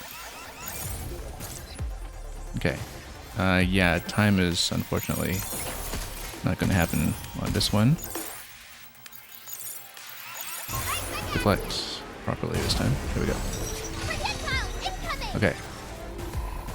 We'll need impact barrier for sure. We have another impact barrier, in fact. Where was the first enemy I wanted to take out? I don't see it. There we go. Deflect. Oh, where was the other impact barrier? Hang on.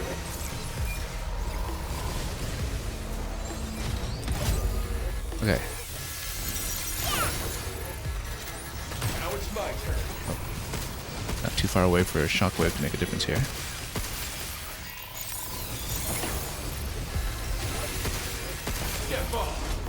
Okay, we're nowhere near the time check, that's the problem. So let's figure out. Now there's a reload on the shockwave gun. Oh, unfortunately, I also lost that condition here.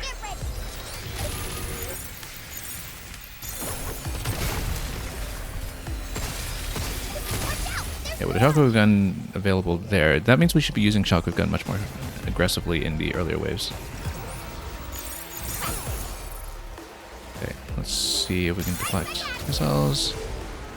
Unfortunately, got knocked down. Yeah, beating this is seemingly not too difficult, but the time condition is going to be a bit of a challenge. You're going down.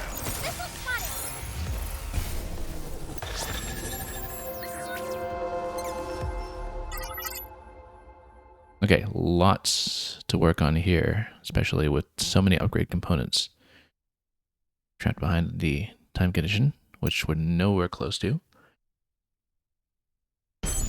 But I think we shockwave our way through some of the earlier waves much more aggressively, especially because now we know there are more impact barriers available than I initially thought. Okay. Okay.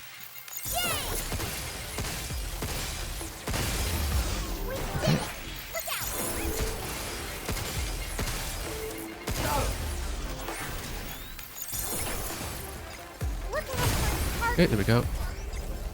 And who's next? Oh, there we go.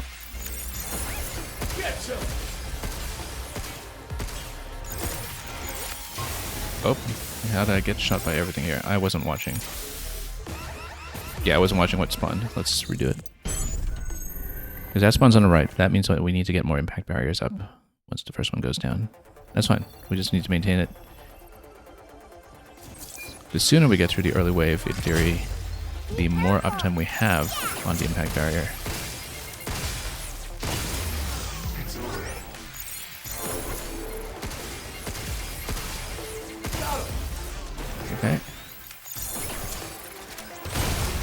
we switch weapons while we're waiting on... Yeah. Let's do this. Okay. Oh, got hit in the back, unfortunately. Just... I owe you. Yeah, but the Mark II does have to go down first. We should be using line of sight when we're out of impact barriers, though.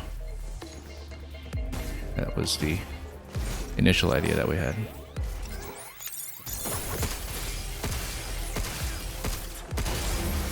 Okay.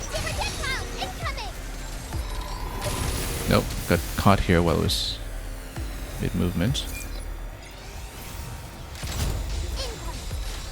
Okay.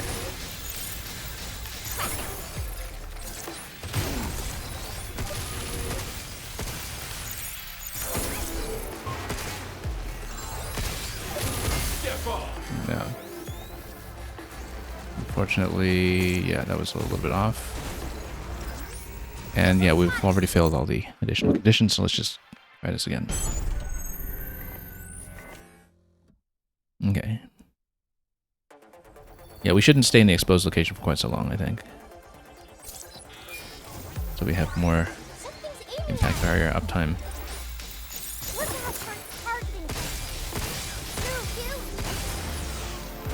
Okay.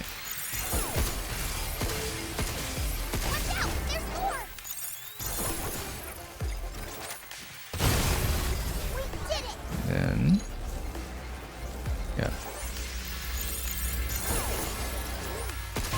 Oh, how did I get caught here? The impact barrier went down. Not so much for damage condition.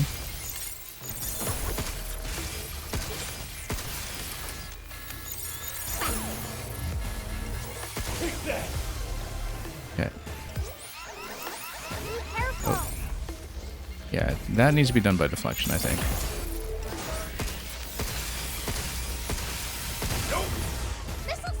Okay.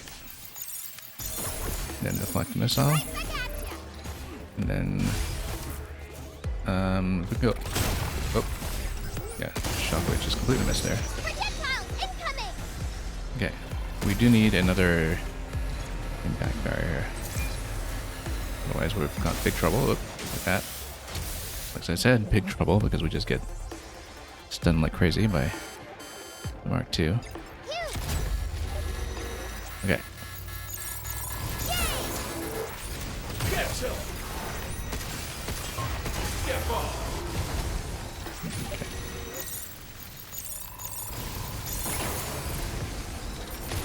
Yeah, unfortunately, nowhere near the time. It takes some work.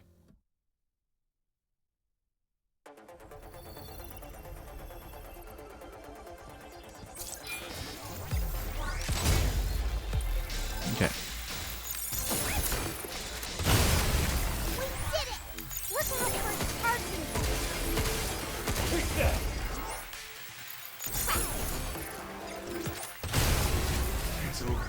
Okay.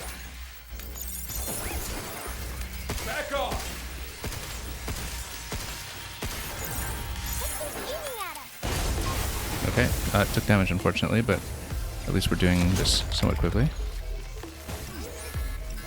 Hacking range is leaving much to be desired here though.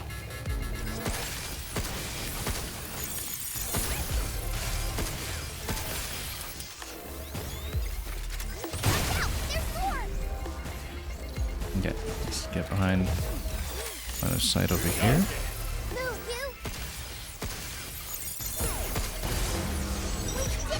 Okay. Need to find that other impact barrier right now. Nope. Couldn't switch to it quickly enough. Yeah, no. Just could not switch quickly enough on that. Once we use the second impact barrier, we really need to grab the second one more quickly. I think. We may even want to save the charge on the first one. Because I think we can probably just dodge out of the first sense.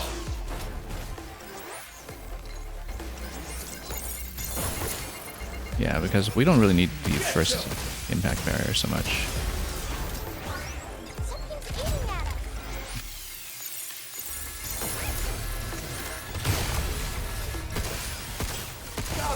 Yeah, take that one out quickly if we can.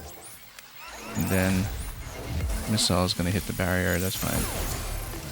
It's actually kind of what we want. And then missile deflection should get it pretty close to being disabled. Now I do need to go for the other one here now. Okay. Alright, unfortunately messed that one up slightly. Whoops. Oh, that's too bad. All damaged. Unfortunately, we were doing fine until that point. Okay.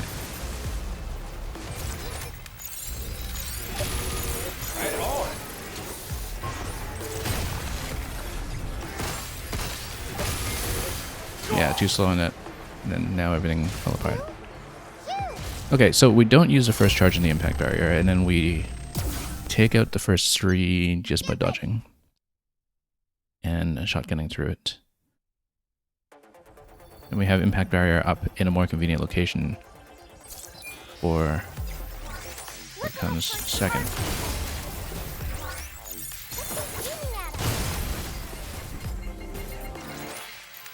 Right on. Now it's my turn.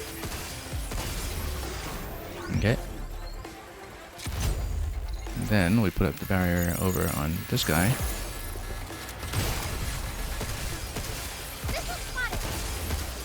Then we go missile launcher. I need to be much more precise about deflecting.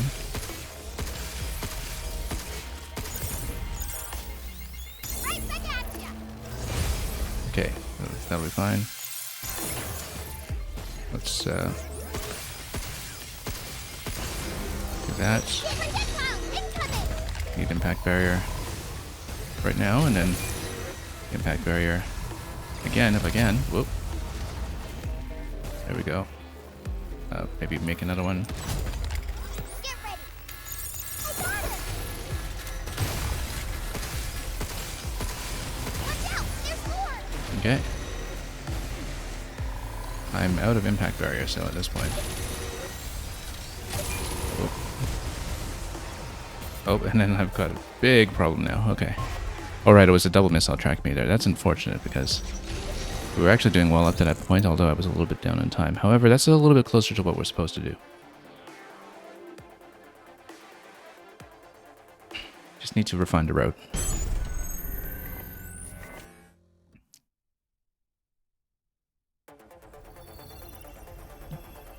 It's going to take a little bit of practice, that's all. And then maybe use the slow time on the jumping hack as well. That's something that I've been underusing, even though I do know it exists in this game. That you get a slow time when you jump into the hacking maneuver. Okay.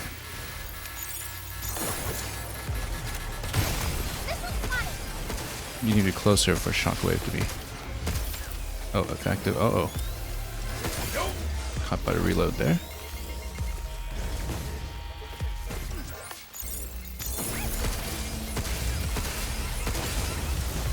Okay, and then this one. That's going to be a missile deflection on this guy.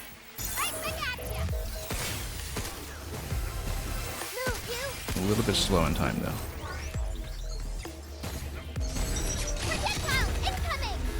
Okay, can I target this without being caught in my climb? Let's find out. Now it's my turn. Get off. Okay, we need to get out. Oh, no, got caught. And we were 10 seconds away anyway. It wasn't quite ideal. But the idea is that we need to put up the shield. And then we can get this one hacked. then reloading into the shockwave gun would get it. Now, of course, you'd need to put it in a much more active position, and you want to get right up to its face with the shockwave.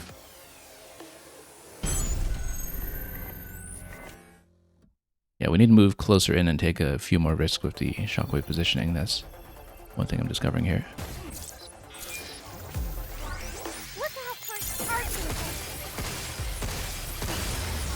Okay. Something's aiming at us. Oh.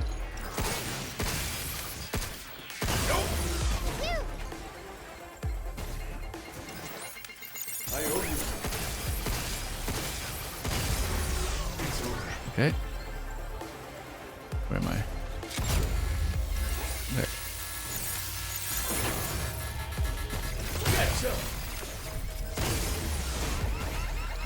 Okay, that's a lot faster than before.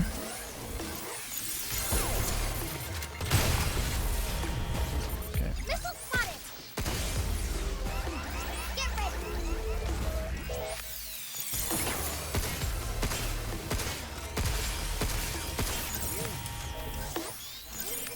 Right back at ya. That deflection should get it. Let's make sure I get another barrier going. I actually hadn't even expended my previous one completely yet at that point, so maybe that was not altogether that effective. Nope, too late on the barrier. Yeah, unfortunately I tried to climb without having activated it. It was a bit messy on the back half there, but that's okay. We have a lot of room for improvement in this, but I need to improve the approach to that enemy for sure. Look out for targeting point. Something's aiming at us. Yay! Move, you. We did it. Okay. Where's the next reload? It's on this corner. I need to not get the corner wrong. Missile spotted.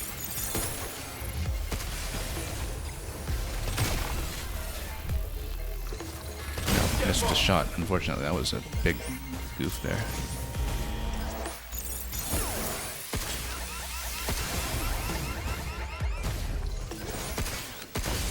Yeah, that's going to cost me quite dearly in terms of time, I think. Right back at ya. Yeah, unfortunately, I was not opened up in time for the deflection to be effective. Right on. Projectile incoming.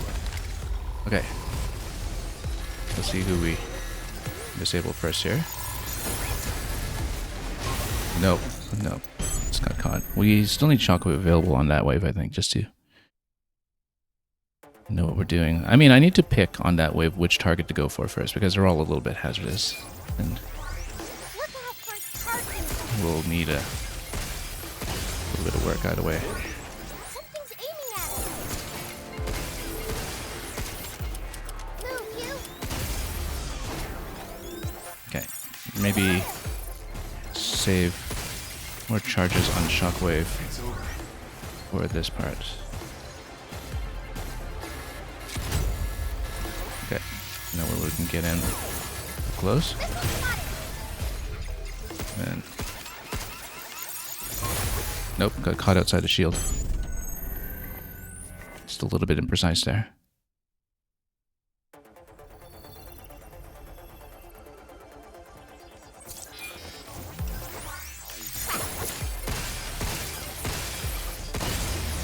We did it. Yeah. Let's do this.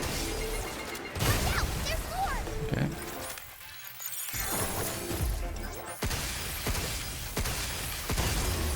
Is that it? Look out for its targeting point. Well, let's just get rid of this one while we can. Right back at ya. Incoming. Okay, now this one, we'll just need to use line of sight on it, I think. Good job, kid.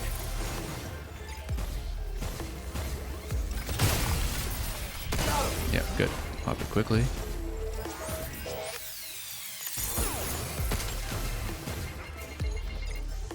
Get some. It's over. Okay. Projectile incoming. close one there. No. Unfortunately. Really need another shield now. Here we are.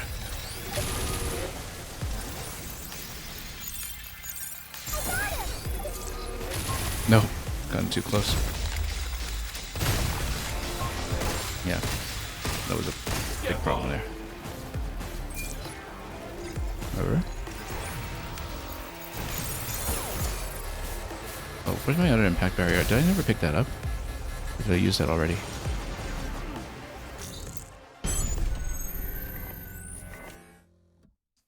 Yeah, need to be a little bit unwieldy about actually picking up the items that we need. I just don't have a route for the last wave yet. Oh. You know what, let's restart this one. Just missed my first pickup. I need to remember which corner to go for after the first set as well, because I've been losing track sometimes.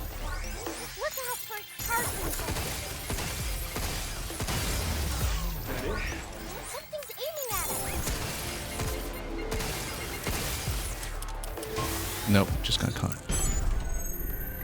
Need to not miss that shot.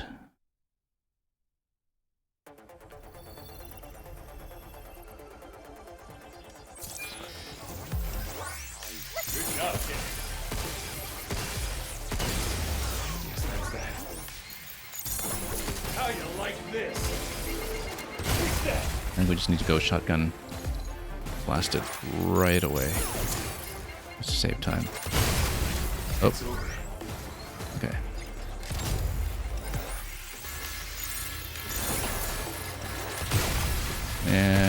Yeah, no, too much line of sight blocking on that shot over there. But if we can open this one up, then the missile deflection should do the rest. Oh. Okay. I need to get out. Not too fast. And then I need to catch this guy here. There we go. Much better. Oh, no, got caught. But yeah. But basically, this is what you would need to do.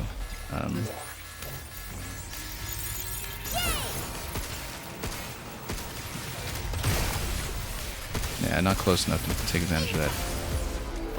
Yeah, time-wise we're pretty close, apart from getting stunned in that one hit. I still think the target priority is a little bit off on this part of the run here. So this will be a new record time, but still not nearly close enough. Over 40 seconds off, in fact.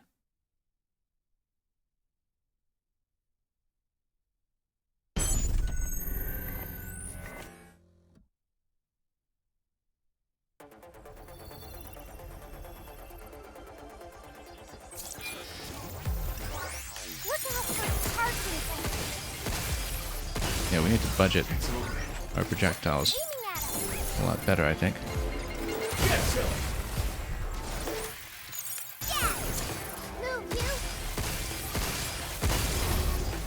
Okay. This is the corner that I want to go for. There we go.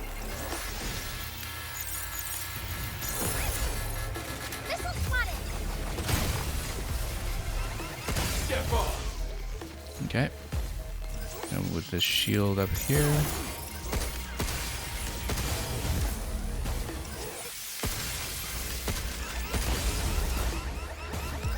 Then we get this guy down.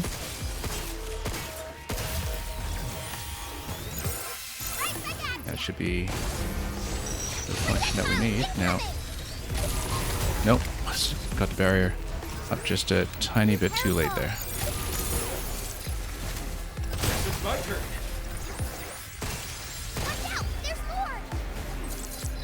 Okay. Now.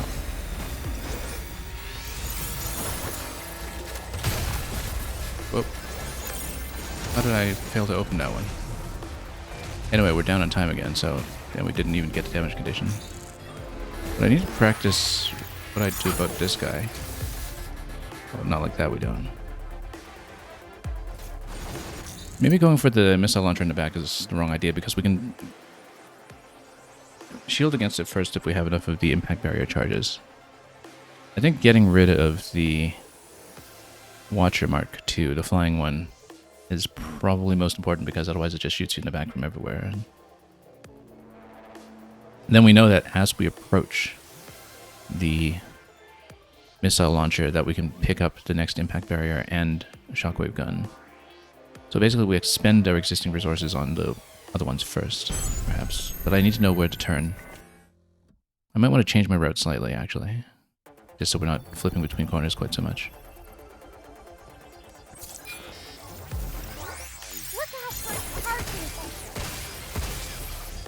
For example, if you go right side first on this one, then you can go like that, and then get impact barrier up right away, and shotguns at significantly closer range. And that way the missile shield is still up after all this time. Now, why is this not opening for me? Because I need to deflect. Okay. 35 seconds going into this wave. Need impact barrier going into this one. We have 2 shots remaining on the shockwave gun, which we may still be able to use here, assuming... Oh, unfortunately, that did not go, but the deflection might be able to help me pop it quickly. Oh, it was so close. Yeah, unfortunately, yeah, if we had popped this one quickly enough, we could have actually hit it this time. So, I think in terms of the routing is slightly better this time in terms of getting the shockwave gun hits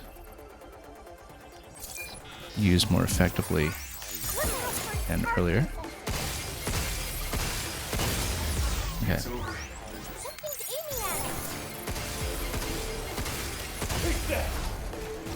Okay. Save the shockwave gun for this wave, I think. Put up the shield.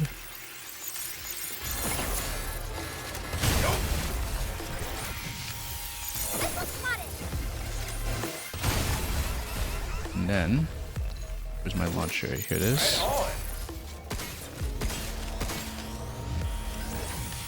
Come on. Deflect.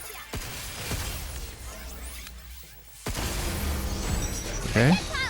Now, right side is where we want impact barrier. Nope, got hit. Just late on the impact barrier. Just had some targeting issues there.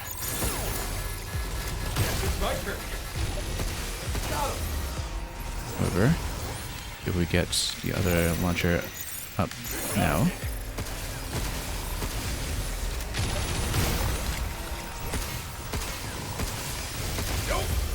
okay, you get 12 seconds against this, and then, well, this needs impact barrier for sure.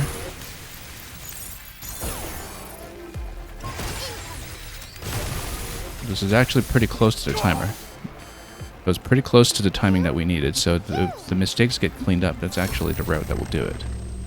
It was pretty close to the timer. It's just that we were a bit slow in terms of taking down the missile launcher on the right side that time, and just acquiring the targets quickly enough in some cases. A little bit of movement awkwardness sometimes as we adjust around. Okay.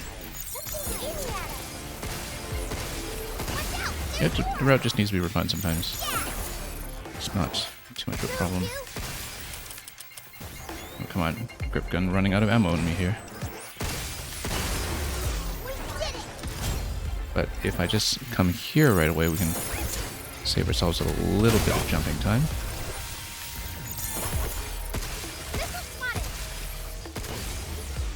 And then, yeah, missile's gonna crash here, unfortunately, but and then that one, yeah, there we are. Then put this up.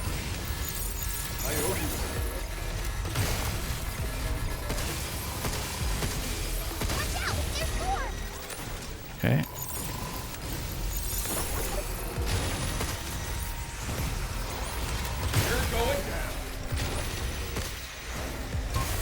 Nope. Yeah, missile launch is a bit of a problem here. And of course the stun is so long for several seconds that you get caught in a stun and things fall apart. So I think the route is fine up till 7 out of 9, and then we have a problem with the missile launcher.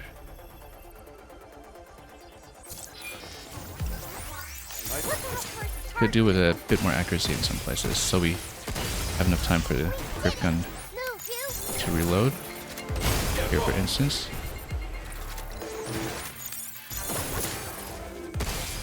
So we can get enough shots off.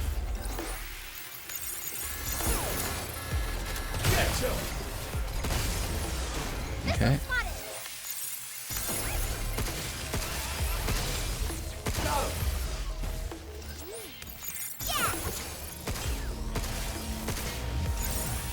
Deflect. Yeah, missile deflection will be necessary for the next part here too, you see. Oh, I went the wrong way on this.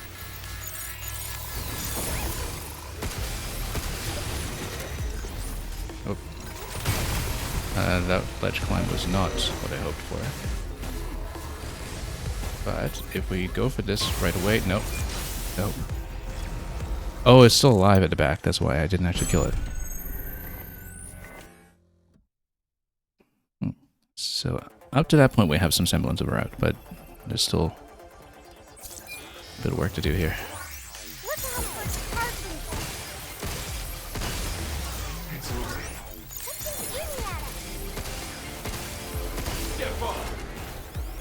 Oh, missed.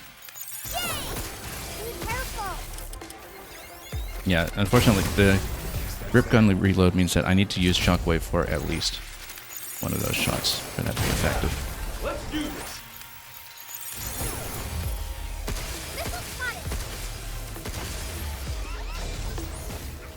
Okay. That was a little bit ineffective.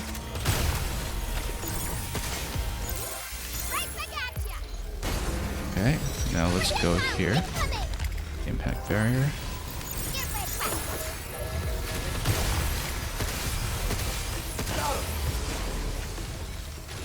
Then this guy needs to be disabled now.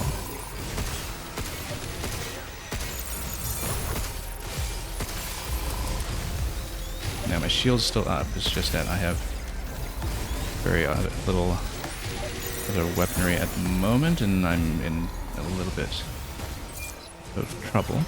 However, I do have 2 impact barriers. And maybe...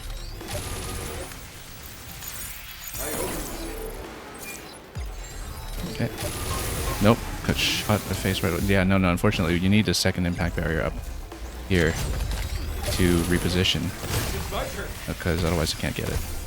Now, that was close, but not quite there yet. Slower than one of my previous times, in fact. Still over by about 10 seconds. Were it not for the damage at the end, I think. That's still a plausible route. We just need to plan the impact barriers at the end a little bit more carefully.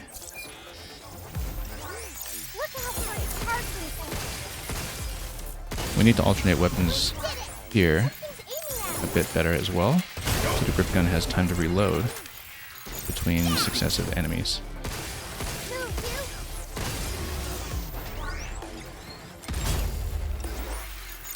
Okay. Oh, not quite accurate, but perhaps good enough until we can get rid of some of this stuff.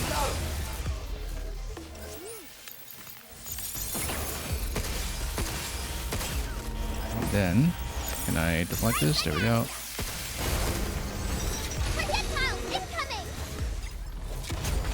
Okay.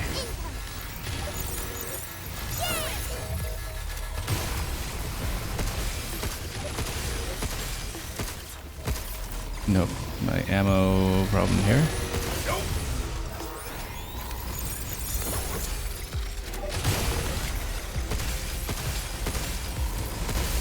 Okay, good. Now, we need to get out before I get hit. And then... impact barrier. Then... another impact barrier when we can. Oh, no, no, no, no, it didn't open it. That could have done it. That could have done it, except I didn't open. Yeah, I needed to open it up, and then that shot would have gotten us within the timer, so that was almost correct. Almost correct. One little goof at the end there, when I was planning the shield, because I knew I'd need a shield on the lower step and then another shield on the upper step. But there was a bit of a cooldown between the two that I didn't account for, and during that time, that's when we should have hacked to open that up and pop a few shots. Very close to being correct. Jumping to the right platforms to get within the optimal shockwave gun range is a very big part of this.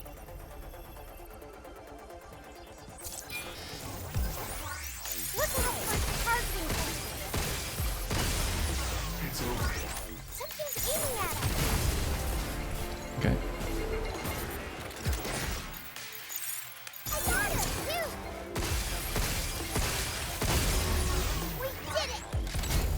Okay.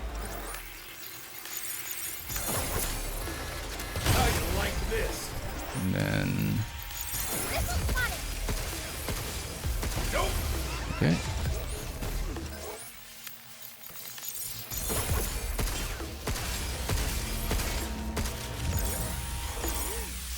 Deflect.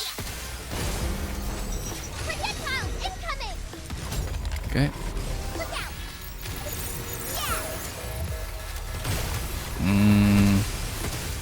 Aim was not the best there.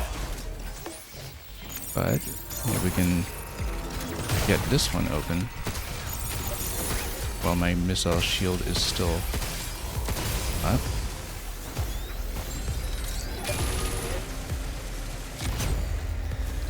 Okay.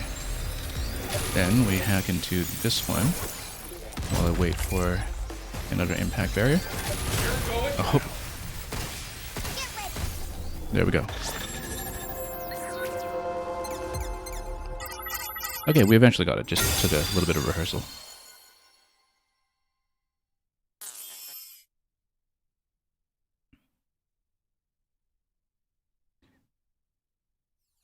These have all been a pretty interesting balance of execution challenge and puzzle solving challenge in some ways, in terms of just figuring out what the route is supposed to be. And the movement ones have sometimes been a little bit of an issue.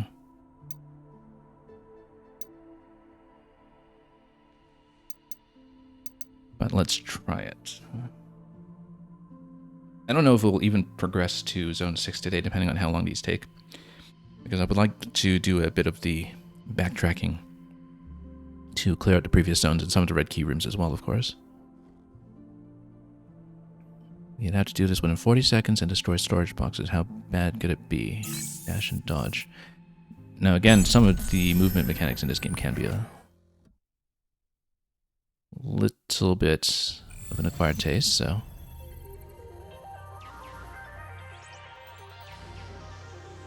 We'll need to know which targets to pop. Okay, along the way.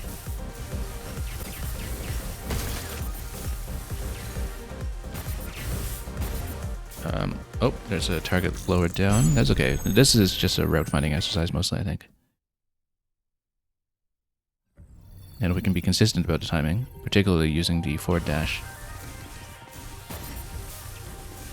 Just reloading our energy correctly. Yeah, no, we would need to shoot that box as we go, I think. Probably don't want to do an aerial shot for that. But we have to shoot and then go, I think. Don't quite know how tight this will be yet, so... first area, we should go immediately.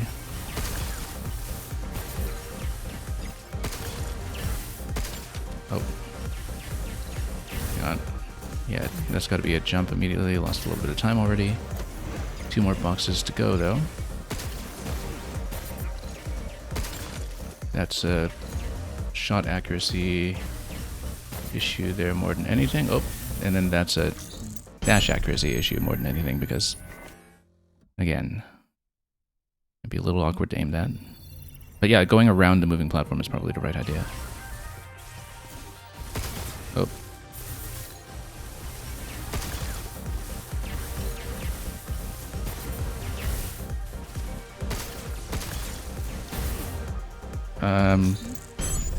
Much as we'd like the momentum boost from getting pushed around, that would not be the way to do it.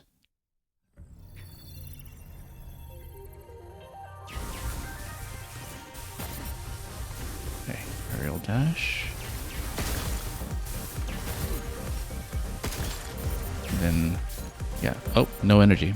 Yeah, we have to be careful with not having the energy available for the dash, which means we can't overuse it. Sometimes we would need to use a standard hover.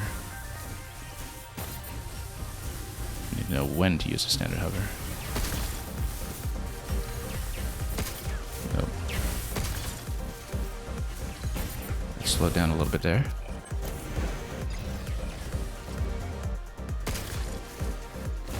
Okay, whoops. Yeah, I need to... no. I was trying to go around. Unfortunately, that stalled for just a little bit long.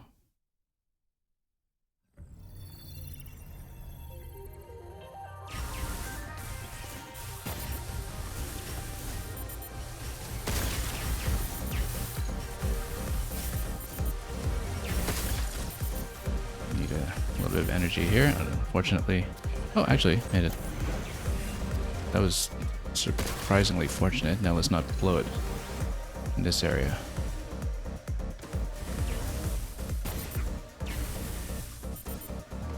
Yeah, no, got pushed. And I was trying to wrap around, but it's a little bit difficult to stay on the same column and wrap around. I think there's going to be some jumping back and forth that will be necessary for the energy recharge to happen at the rates desired.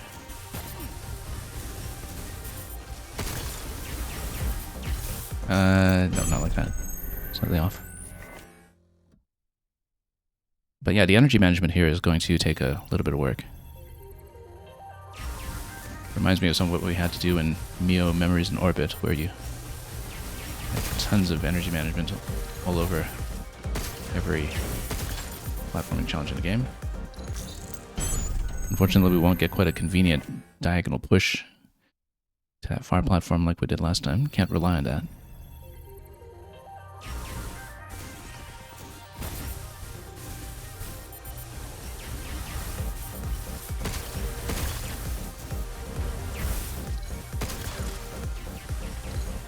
Slow it down a bit here. That's slower than before. We usually are able to hit this at about 39.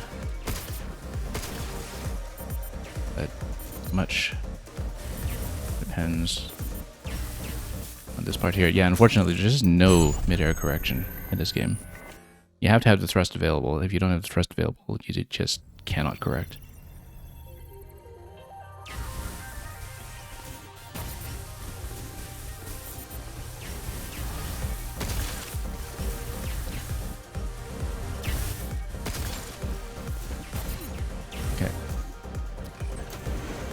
Six at this point. Probably shouldn't have used that dash. But let's try to go perhaps here. And yeah, of course, just missed the direction of travel at the end there.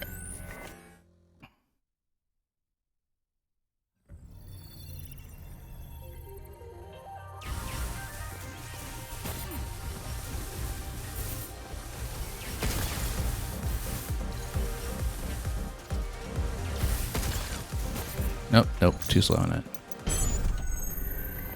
Needed to catch that shot before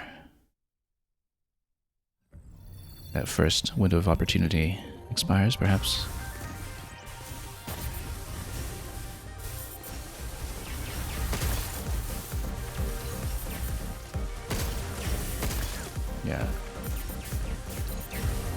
Okay. Bit slow here.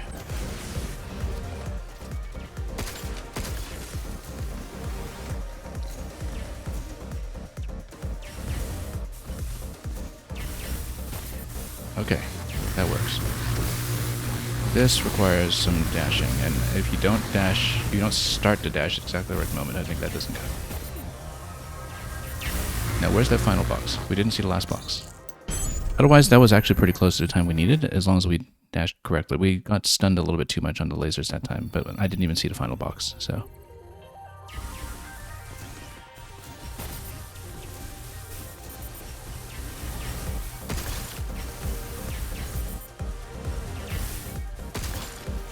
Okay, that's fine.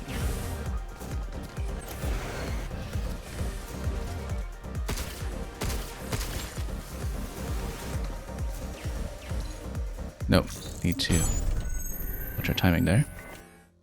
But if we get within range of doing a hover and then dash to the fire platform, then that solves it. It's just that the directional control is extremely committal in this game, hence all the spilling over edges and corners that we often see.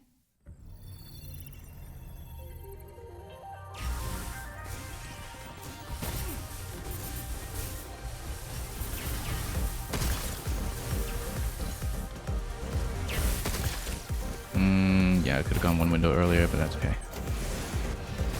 Still clean enough, perhaps, for what we're trying to do here. No, that's wrong. You can't use the boost so much until we're at the second of those 3 platforms, if at all possible. It is a stick click on the left stick to dash, and I've always found it awkward in every game that uses it, so... Okay, in spite of not having to dash, we actually could make that jump, which was in some ways surprising. Let's just wait to walk with this. Okay.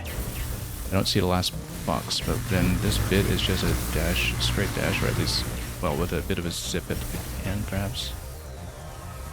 I don't see the last box. I don't see the last box. We might just need to take time to look for the last box because I don't see where it is. Oh, it's over here. Okay. So, okay, when we jump up here, we need to shoot that box on the way. Yep.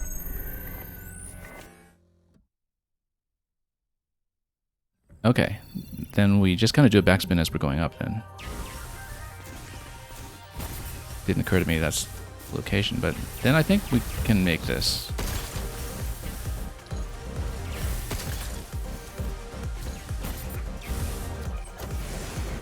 Shouldn't be too bad, actually, as long as we remember stuff like that.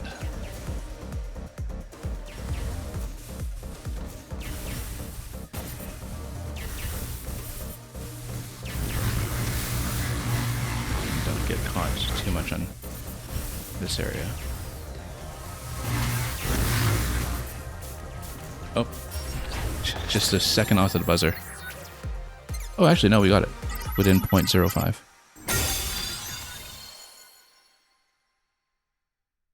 Okay, close shave there. Incredibly close shave, but it counts.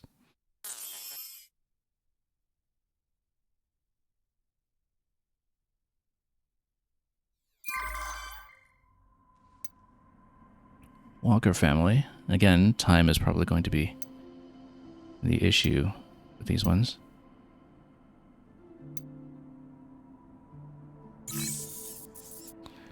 For this one, we have grip gun, charge piercers, sticky bombs.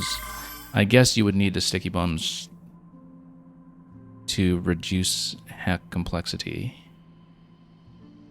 in order to hit the time challenge. It also says deal damage using enemies, which tells me it's probably going to drop confuse on the board. So it's probably confuse in conjunction with sticky bomb to get the hacks up quickly.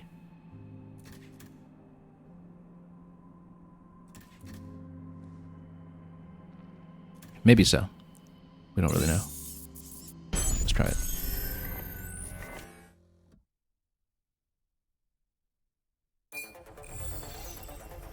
Got a lot of other weapons to work with here. Oh, actually, yeah, there's a lot to work with. There's so many tools to pick. Wait, so, okay, we're not going to hit the timer. Let's just figure out what's going on here. So, we can choose one of drones or impact barrier.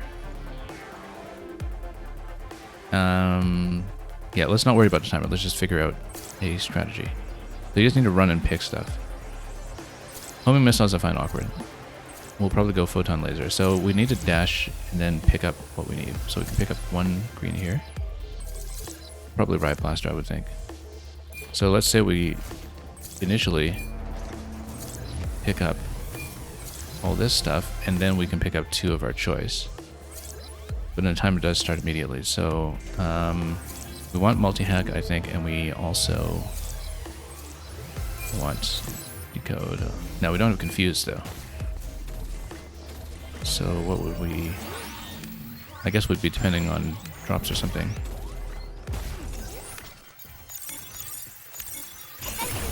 Okay.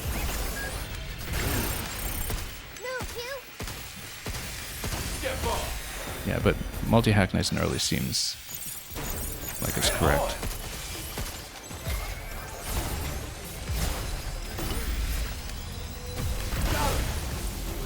Okay, you can snipe that quickly if you're accurate. And then, yeah, there are 10 enemies though, so if you go charge piercer on a lot of stuff and possibly chain between enemies, then maybe something can get done here. Yeah.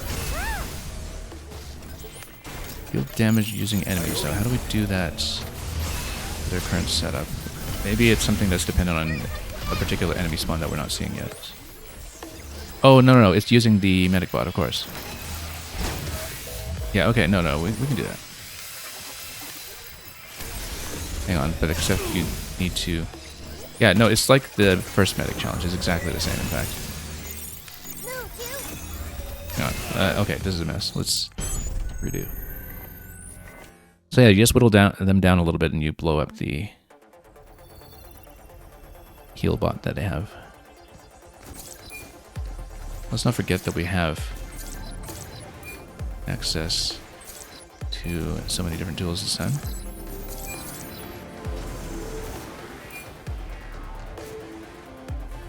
And then... Oh, you have to cross a certain point in order for that to start up.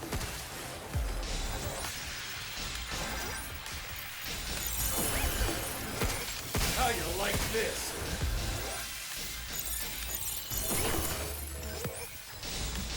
Oh, it's not doing the heal right now, though.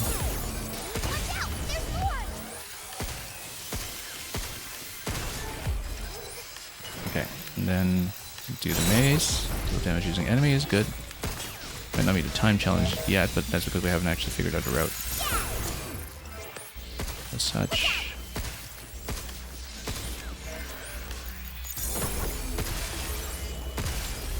Yeah, eventually, when we have a big crowd, we just go multi-hack and just paint using the photon laser, I think. This is not open right now. But let's just see the waves first to see what we're dealing with. Yeah. You know what? Okay. This is a riot blaster moment and a multi-hack moment. And if we have the photon laser going, then we can take out a group. Yeah. Photon laser is absolutely a trick to get into a big wave at once.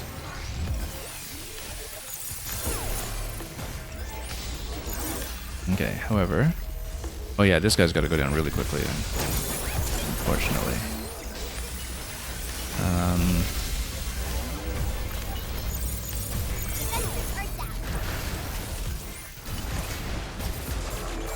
Yeah, because otherwise he shields up. However, with the charge piercer, it doesn't matter too much, I think.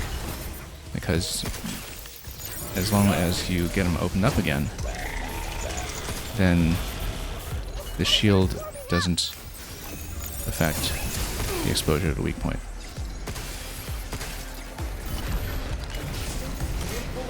Okay.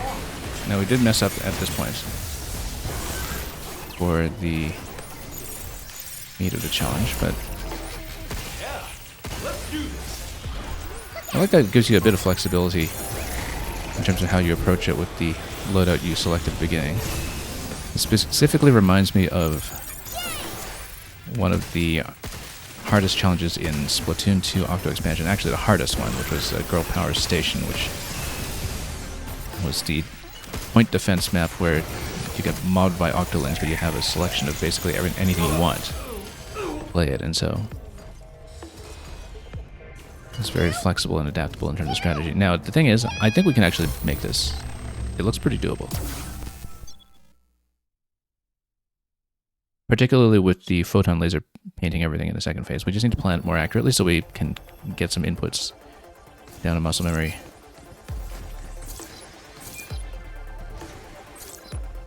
And then, yeah, let's go. Code, multi-hack. Get over here nice and early.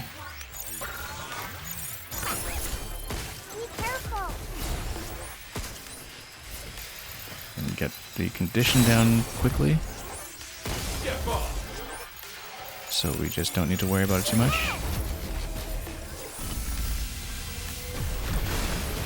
Then this guy will get down as well. Maybe also with a charge piercer if we can, although it's got quick movement in him. Like that. And that's maybe going to make the charge piercer a little more difficult to work with. Yeah, I came in a little bit slow on this guy this time, unfortunately. Charge piercer really needs to hit him accurately to get that going. Now, for this wave though, I feel like we go multi-hack photon. But we need to stand out of the Lancer range. Oh, totally missing my path there. Yeah, let's do this. Yeah, but Lancer, well, rather, multi-hack photon laser is the combo that we want.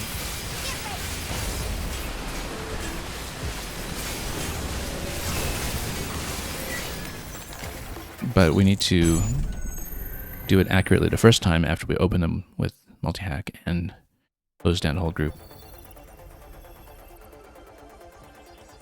So a couple of optimizations we can go for here.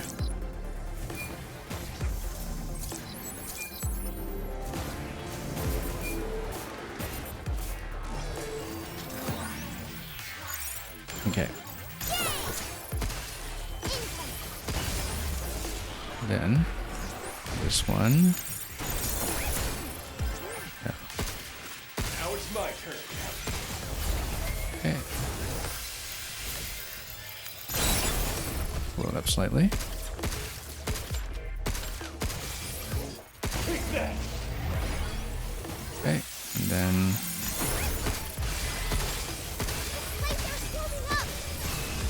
here we are. Let's go impact barrier here. And that way we can plan multi-hack against these guys. And then now we go for photon.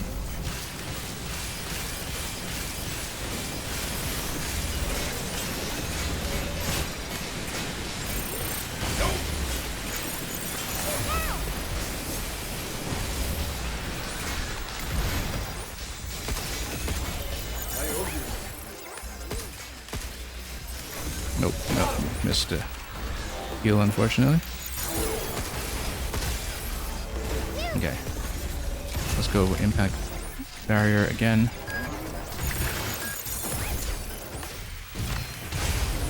Okay, and then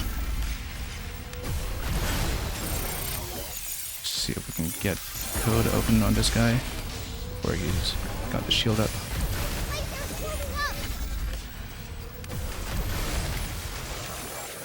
Okay.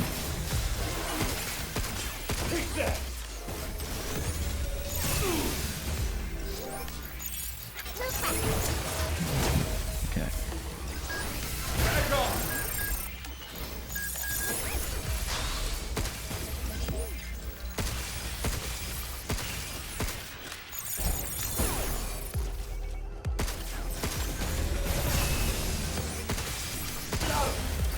16 seconds.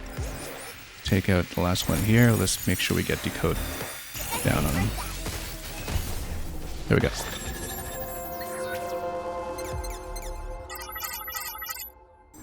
Yeah, from the timer, once we saw the multi-hack photon combo in the second section, and we saw it very, very quickly, just from experience from previous challenges, and that came together quite well. The main thing after that was just getting the stun lock on the executor so you can actually get some damage down on it with the charge piercer before it puts up the hacking shield. So the hacking shield is a bit of a non-issue when it does come up. But yeah, that's the thing we've seen with some of these ones that are 4-star difficulty so far, is that if you can hit the main objective at all, sometimes the advanced objective isn't too much of an addition on top of that, at least with what we've seen so far. Might change with some of the later ones.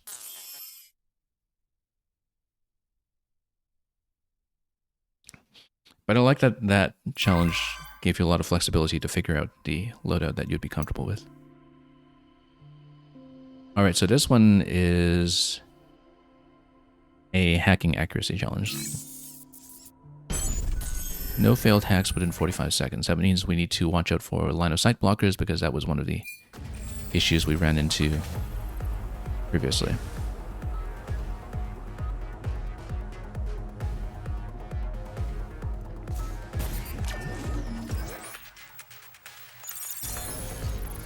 Okay.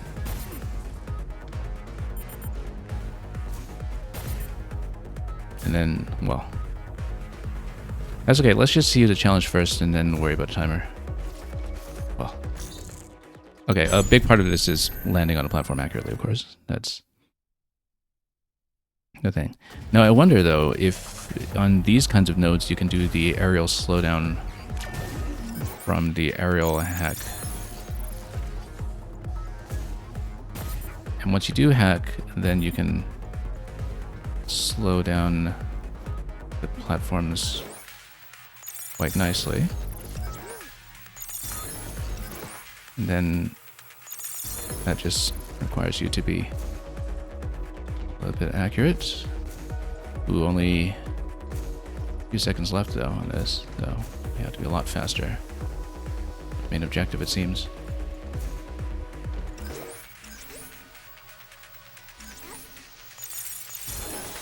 Okay. 2 seconds. Yeah, we were a little bit off here. We swayed a little bit too much on the last part, but it looks like it's within reach, actually, given that I was only 2 seconds over just from wavering too much on certain platforms.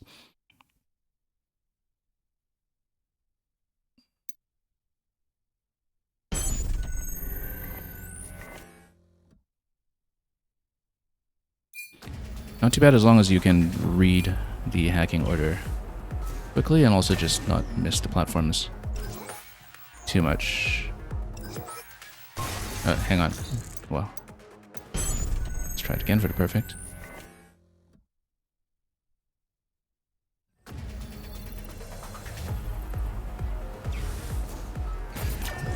If we know exactly where to jump at the opening, then that will expedite things quite a bit as well. I mean, we're only short 2 seconds right now. That looks like even just a little bit of jump accuracy would be able to correct for that.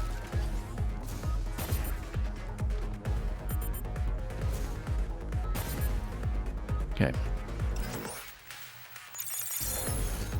Then let's sway here.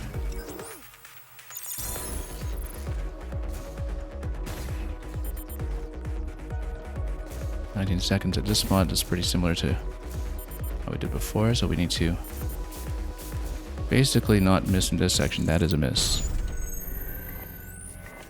We can do it still a little bit faster, I think, but we don't need to gain a lot of time to do this. Okay.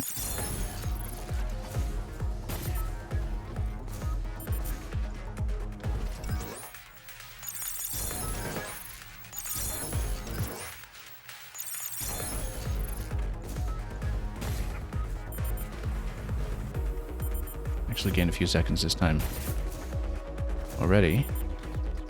Although messing up the platforming completely eradicates that advantage that we had. Just burned off several seconds just dealing with that. That's too bad. Oh, nope. Yeah, okay, no. That is not going to go this time. We were pretty close, though. Did the second segment much faster than before. Indeed. Just need to pick good targets. Yeah, every time you acquire the targets, the hacking grid does change, so you really do want to get it right the first time as soon as you log on. Which means that the lock-on timing does matter quite a bit.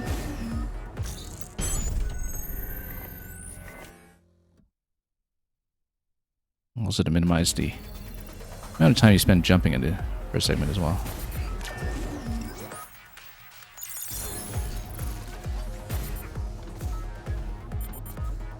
Oh, over jumped a bit. Lots of momentum correction all over this game. That needs to be accounted for.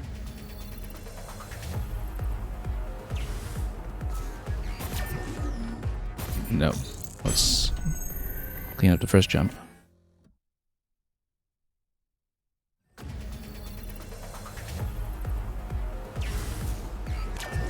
No. Probably dashed to the right at the start. Kind of need to guess the landing point in some ways. There we go. Okay.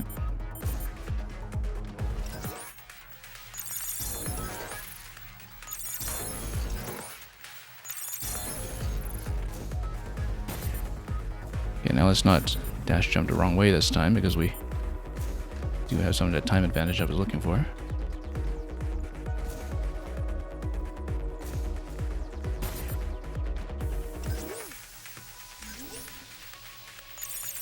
No, just messed it up. That was actually entirely within range, that attempt. But I lost my position a little bit on the last platform when I was awkwardly trying to get on in time.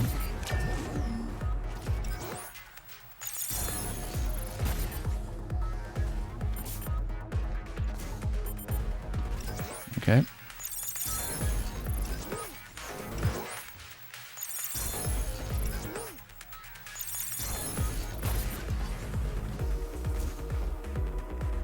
Not quite as good last time, but still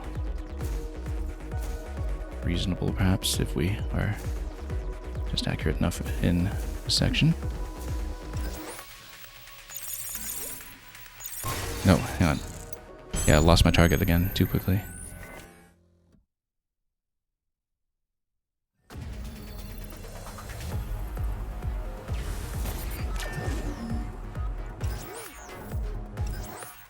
Yeah, cannot really afford to lose targeting like that.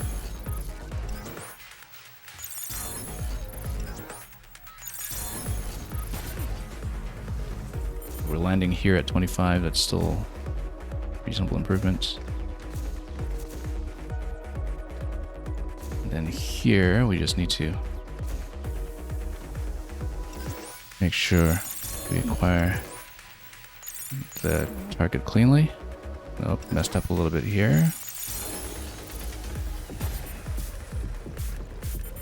Nope, over slightly.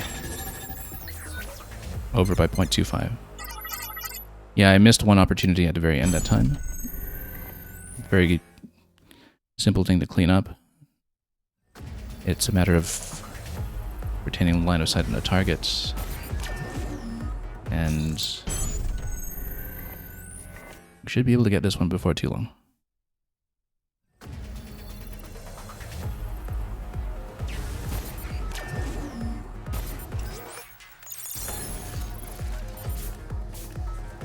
Oh, didn't have my dash available here. That's okay.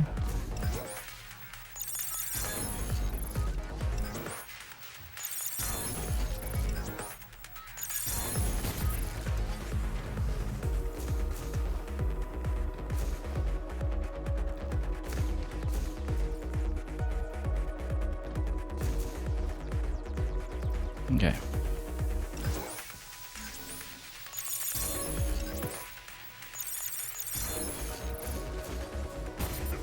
Lots of time to spare.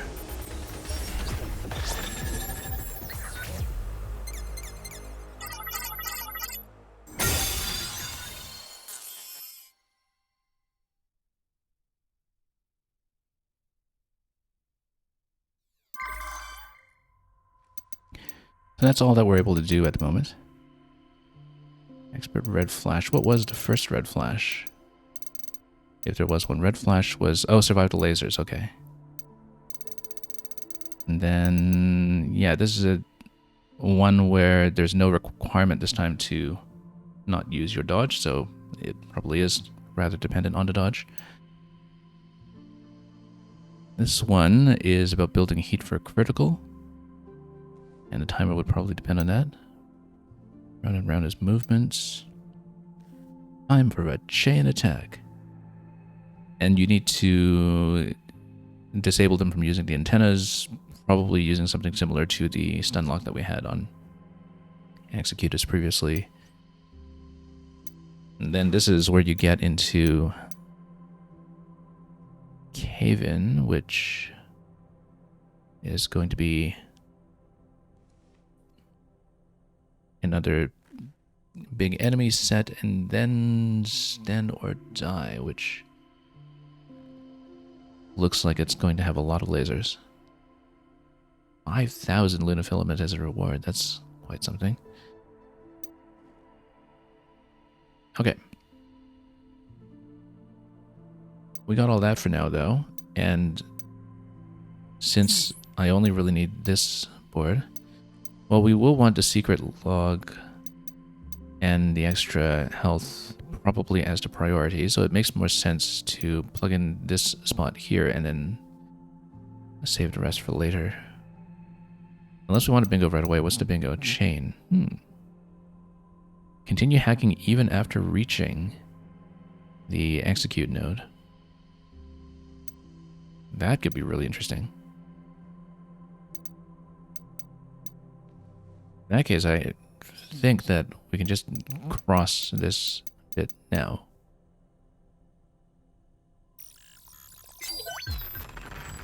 We are honored. Spider Mark II. One of our greatest goods.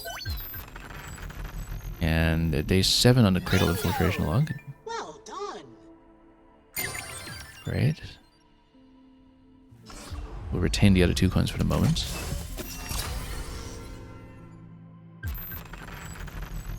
That looks really interesting.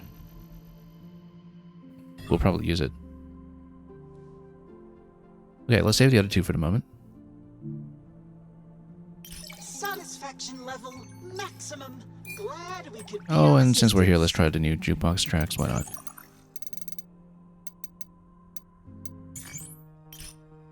We'll be here. If you need us. Let's. So, in terms of enemy logs, yeah, we're still waiting on the Watcher Mark II. And we just have the Spider Mark II that time, and oh, look at that. There's a lot left that is going to be on this page.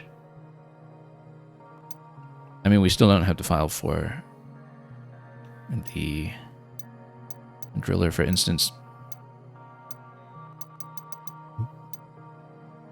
But it looks like lots will remain to be seen on the current card. As far as the infiltration logs go, we know there are 2 more. Transmission from F.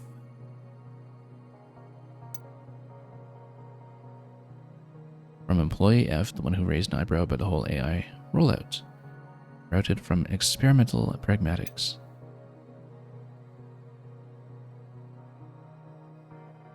And F's trying to get off the moon, as usual.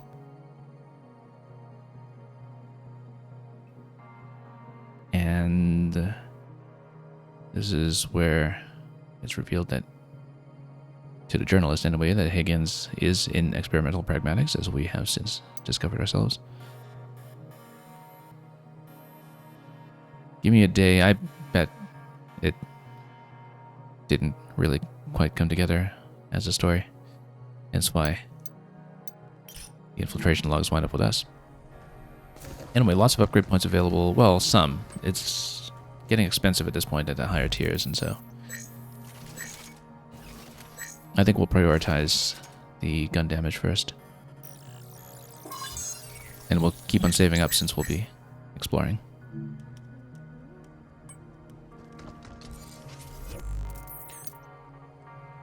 At this point, we have chain. And the node uses can even continue. I think I'll probably pump this just to see if we can make interesting use of it. However, cache-wise, thrusters have been consistently pretty much the best thing to go for. The Legion Protocol, though, has been uncapped quite a bit as well, though.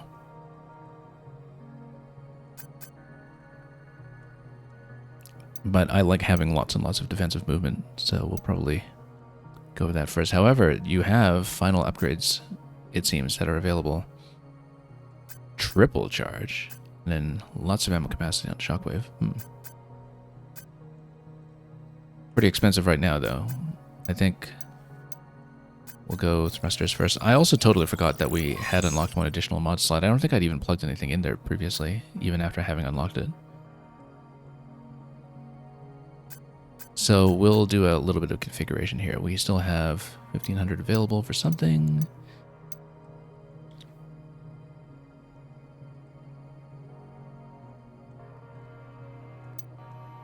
I may even save that for the weapons. Although I like the idea of getting the photon laser up even further, given how it's been pretty useful for some spray downs. Or we can just try to pump the chain, since I do want to play with it. Okay, so that's how much the next one will cost after that. I think we'll just keep things as is for the moment. Next priority is going to be to backtrack through the map and use our newfound ability to clear the dead filament, to uncover some of the areas that have not been accounted for. So let's take a look at this first of all. Yeah, we'll keep Shockwave in charge for now. Shockwave in charge, rather. I'm not crazy about using the homing missiles, but maybe that's just because we had a hard time with that one challenge that used it.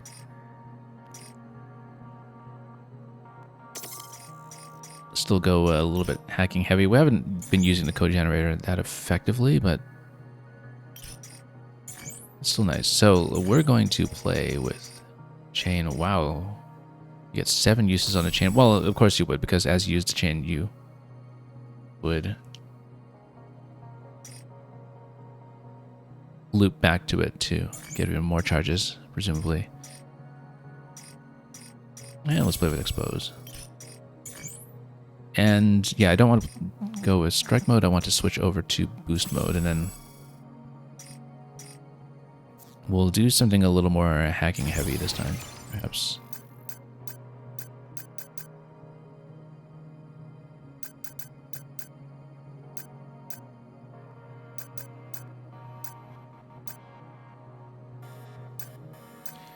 I like the idea of the hacking node drop rate, although, well, I mean, then we don't need to hoard so much.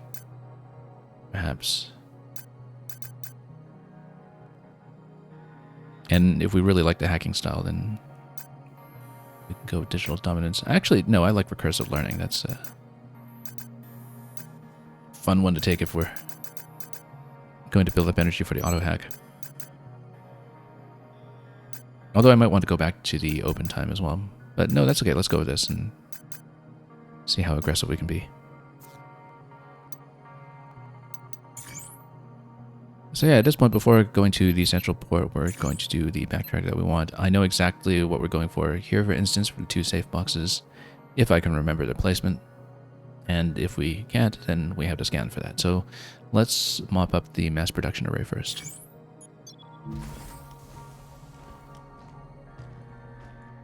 Hopefully we get a red key from some chests, because we have 1 unaccounted for right now, at the very least.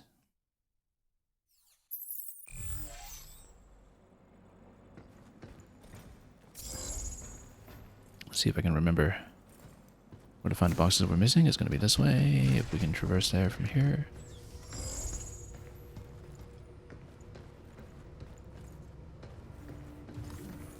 Although I lost track of the ping. Because, yeah, it's down below somewhere.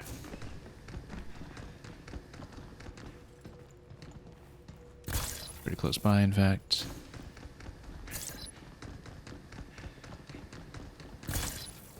Just don't remember how to get there.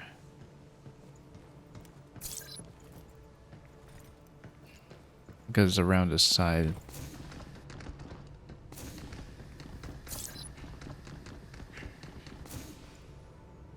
Right, it was out the back. After you go up. Pretty simple to reach, in fact.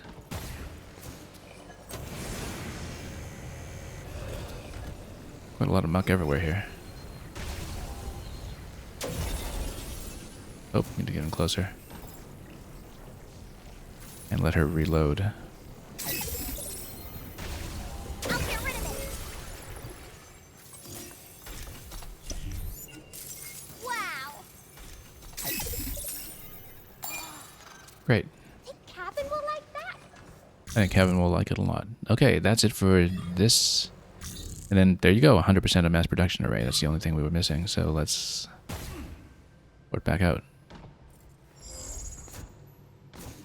If I can remember where to go. There was a red room. I think we were fairly close to somewhere. To save up and go. You? What are your parents like? We'll get to listen to some banter in the meantime. Told me to follow my dreams and never look back. I took their words to heart, did things my way. Kinda made a mess for them, though. Even after all that, they never faulted me for being me. They're just like you. Really? Yeah. Really.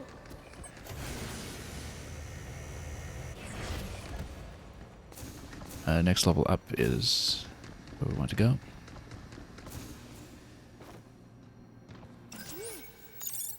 There.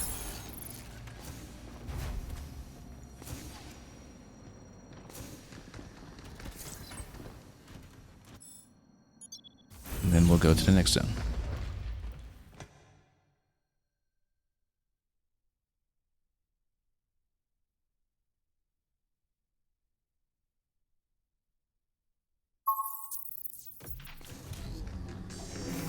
Masked a good bit of lunafilament there.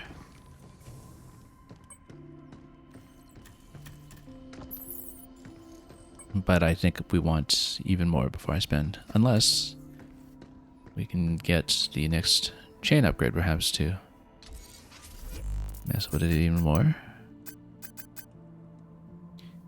Oh yeah, the node uses, we pumped it up, that's why we got it up to 7. The other ones don't really have the same upgrade perhaps. Well, let's play with it first before we overcommit to it.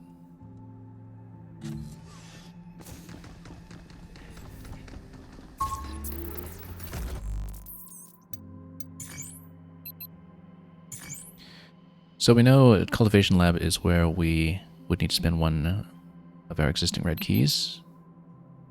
But ideally, if we go back to the central section first and get past the dead filament, we're able to find another red key. That's what I'm hoping for.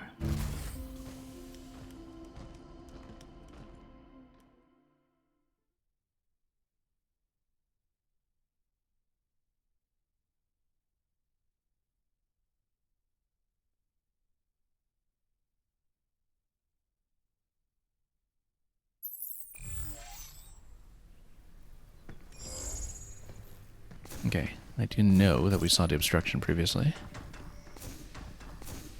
And that's why we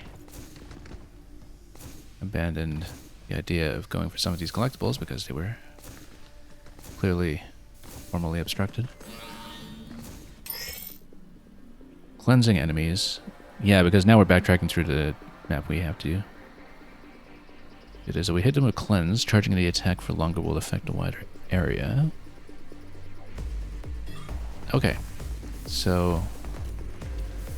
Well, I mean, we don't really need to cleanse this one. We can just pop it. Overdrive protocol at the ready. Seems I found an REM. Ew, let's check it out. Alright, alright. When we can find the entrance. Okay. Sure, let's just take this one out.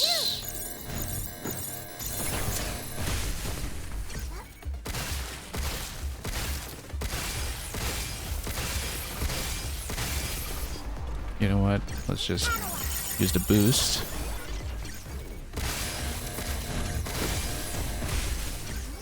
Use another auto hack just to pop it somewhere.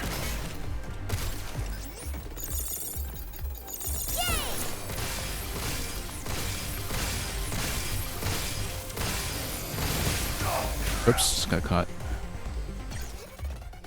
You know what? Be careful. Let's do this. Oh, actually, I haven't used a chain yet. We should take advantage of it at some point.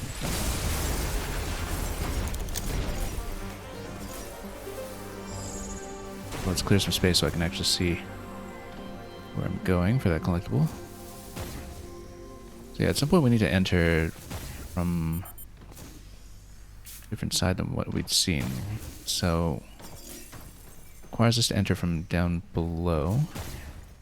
And I do remember that it was an obstruction on the far side of the map, perhaps. If you go around. Not this way, but...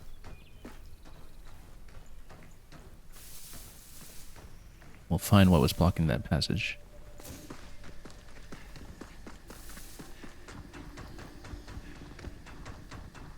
Yeah, pretty obvious door to get there from down below. Or from above, dropping below.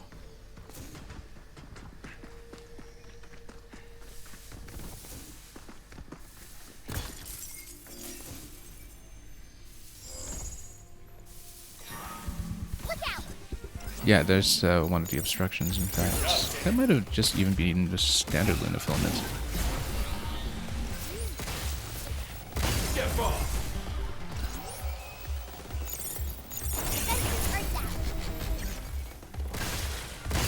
Oh, stood too close to this one here. Let's play with the chain, why not? Oh, nope, got stunned. However, we can continue.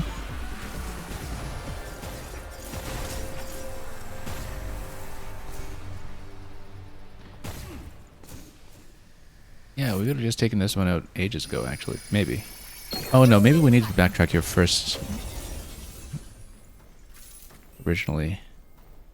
Because it wasn't until the end of this sector anyway that we could even clear the standard Luna filament, I think. So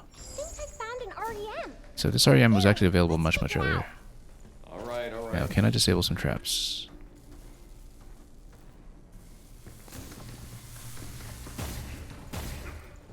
Well, let's do this first. That'll complete that section of the playroom, finally, I think. I can't wait to get back to the shelter.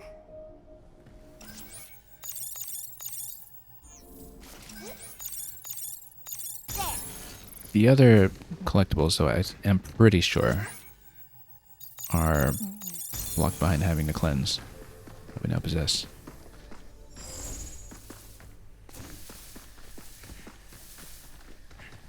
And of course, one thing that doesn't show up on the collectible screen is... Oops.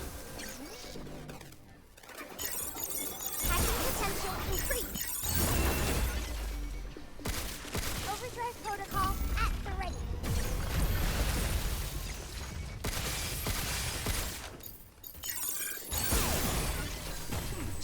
Take this. Yeah, one thing that doesn't really show up on the full collection is the location of the upgrade points that you can receive, which is something else that we'll try to find a path towards when we see it available.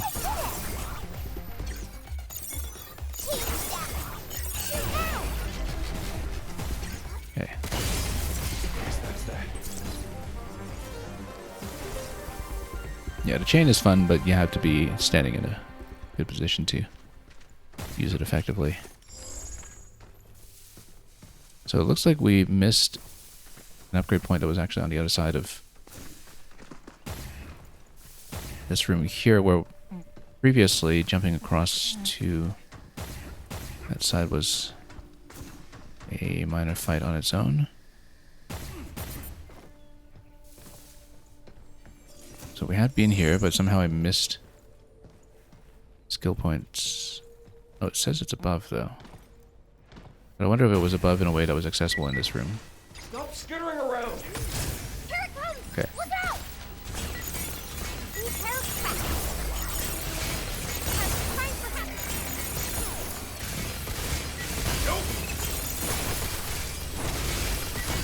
I'm trying for help. Oops.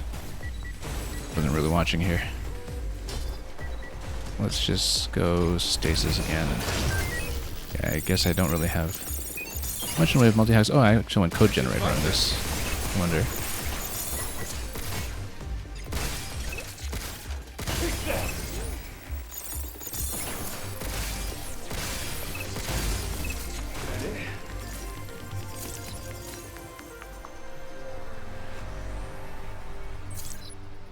We can use this to stop bots near tracks.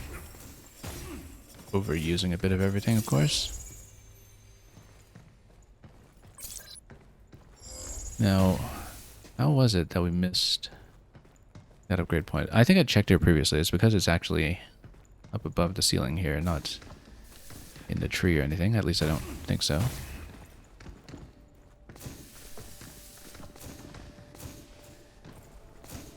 So no real purpose to coming in here, but we have to fight a bit, I guess.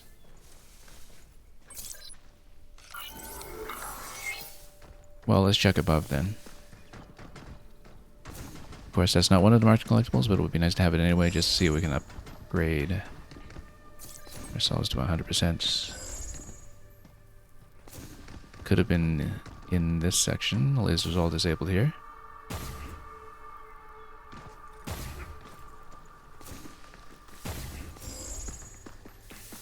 Yeah, I think it must be, except you need to jump across in this section. So this was formerly one of the red key rooms. Perhaps the biggest one that we've seen so far in terms of available play space. Must have been effectively obtainable from up here.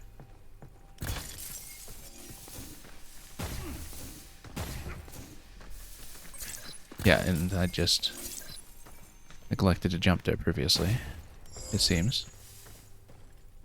Or is that true?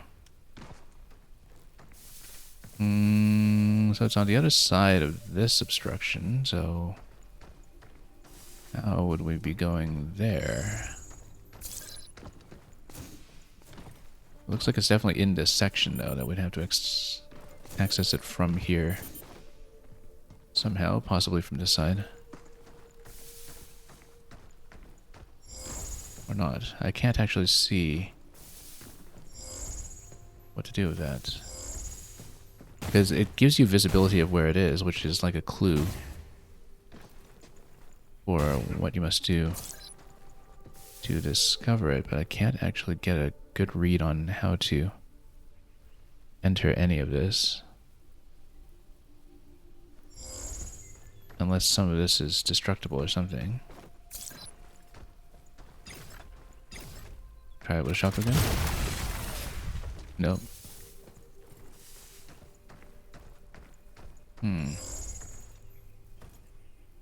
Try going from down below.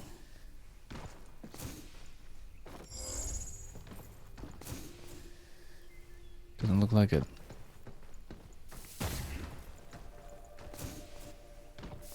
Then why would it reveal his location in this room if you can't access it from this room, given that this was a key challenge?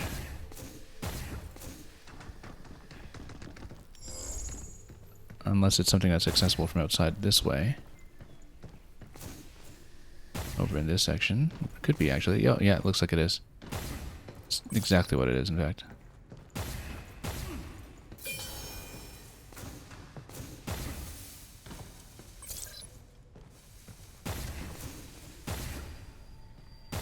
Now for the actual collectibles that we came here for.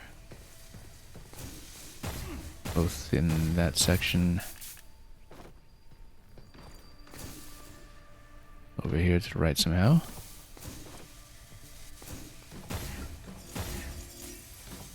Let's see if we can remember where the obstructions were. It wasn't this section. I have been here before.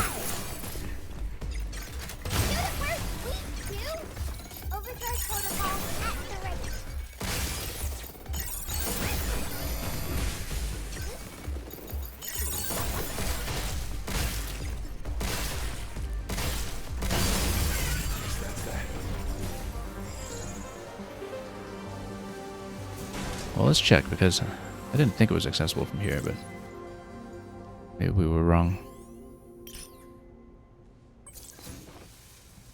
Yeah, because I'd been to this chest previously. I think that was all here that we can access. Yeah, because the next one that we need to get to with that pure lumen is on the other side.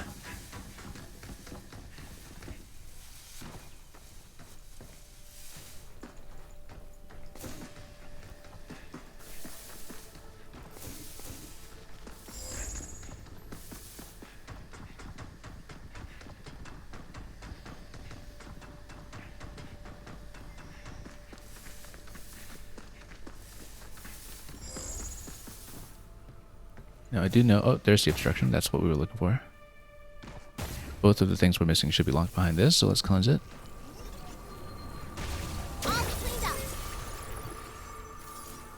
And do we need to fight something here? I'm sure we do. Looks like it.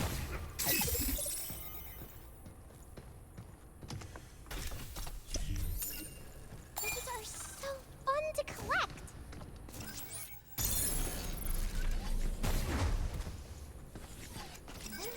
There. Or maybe we just go through here and nothing else happens.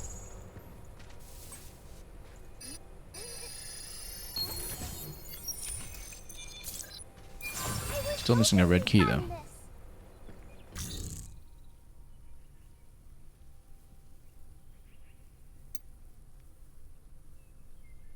Because we've got 3 red gate keys at this point.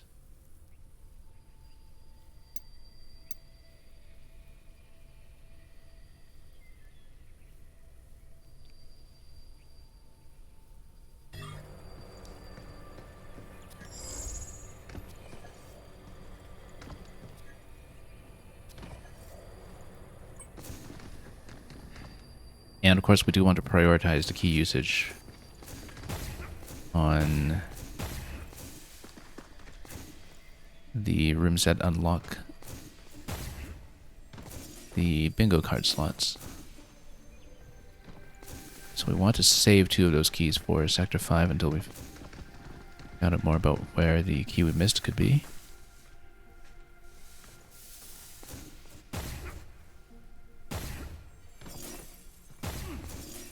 Let's go back to base and consider.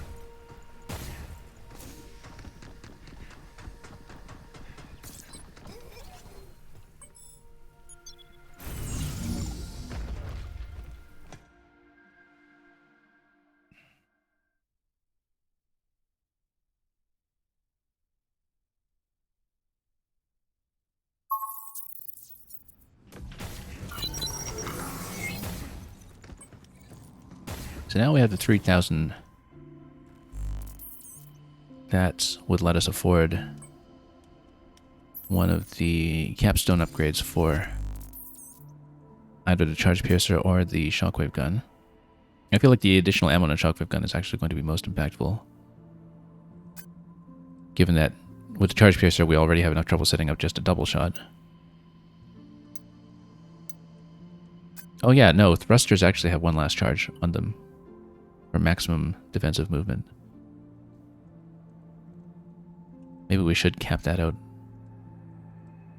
because then we just don't need to worry about expending too much energy.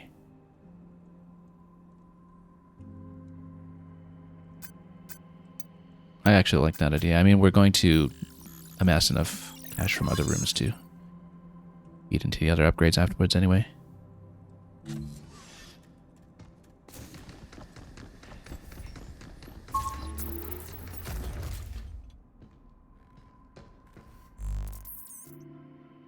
Okay, so... Oh yes, I wanted to check one thing. On the stamp cards.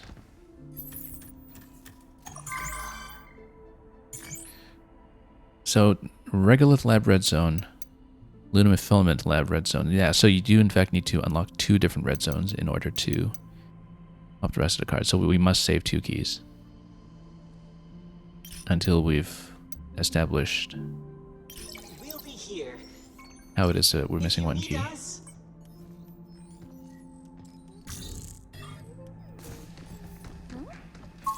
What's that? Oh yes, I forgot to give her the remaining gift for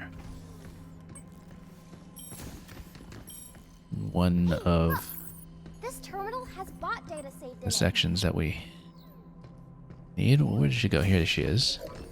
You can learn more about the Cradle's bots with this. Wasn't exactly dying to find out. What? Really? But you're always like, what the hell is this? So I thought you'd be interested. Okay, let's give her the RC car so she can buzz around with it all over the place. As we also complete the rest of this playroom.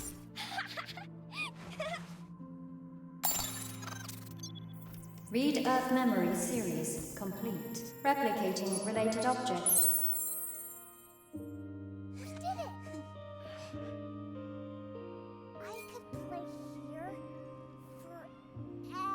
forever. I bet human kids feel the same.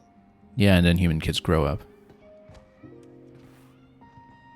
Not a problem she's going to have.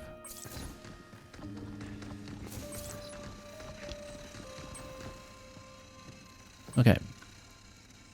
Let's see what to prioritize. And sure, let's just go back to the last loadout.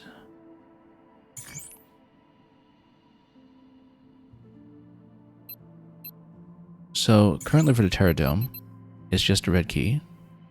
We know what a reward is, pure Lunum storage expander. Now the thing about the Lunum mines is that we don't know what the reward is for some of what we're missing. But perhaps if we check some of the earlier locations that were blocked off, we can account for the red key that's missing. And then we'll have better information for choosing which of the rooms to go to first. Presumably, the Luna Digger is no longer just active on the map since we defeated it. But we'll find out. So it's easier to backtrack through here now. And we know that there was quite a lot of the dead filament that we need to get through in order to get to those collectibles, hence why we had left them alone up to this point. So I think we'll go back to the Luna Mines and sweep what we can there first.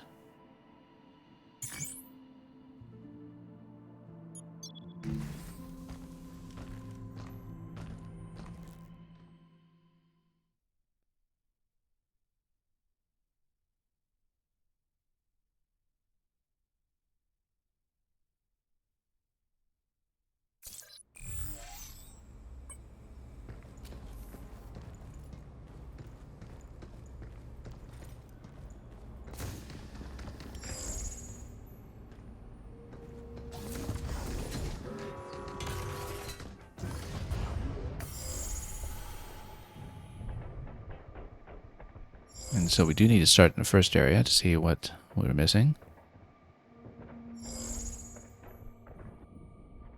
We're still well out of range of anything relevant so far. That jacket seems a little big, no? Yeah, it's an adult size. Dr. Higgins said I look cold, so he grabbed this and put it on me. Oh, that makes sense. No wonder it's all baggy. The doctor said that too. Looks like it's a small, so maybe the doc tried to find something that would fit. I wonder if that dialogue activates independently of which skin you've got. Because not all of her costumes are baggy. Like the Mecha Builder set that we had tried with her before.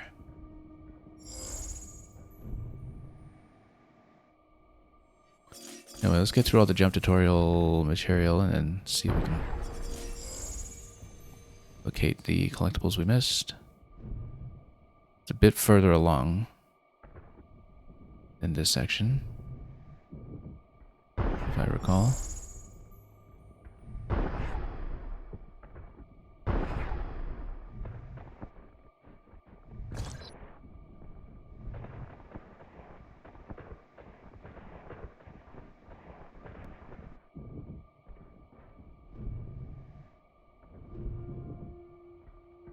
I was assuming I can remember how to navigate way out of here to where the homing missiles were first introduced.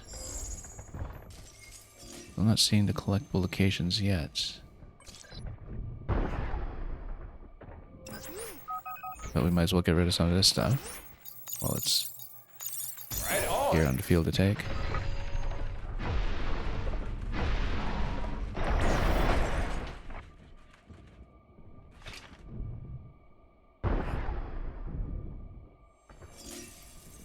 I know there's some other ones here, so let's see. Oh, there's one.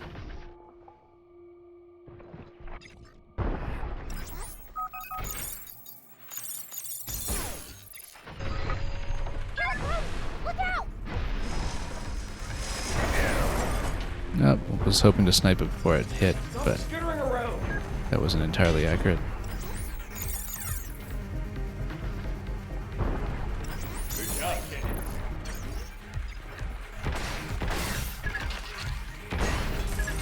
But grip gun hits these pretty hard, so no complaints. Still can't find what we're looking for, though.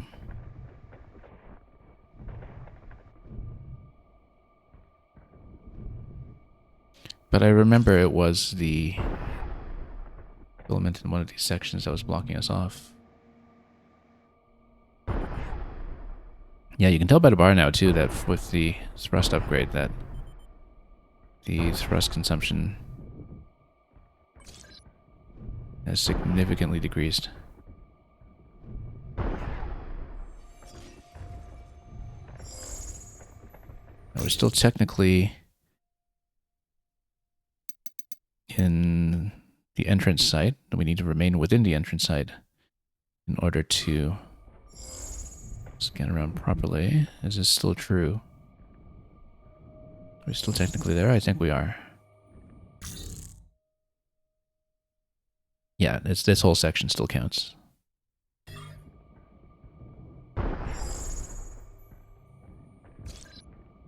Let's see if I can figure out what location we're looking for. This looks like at least one of the relevant points. It's for 2 collectibles. 3 down there, actually. So, getting a bit closer to what we're going for.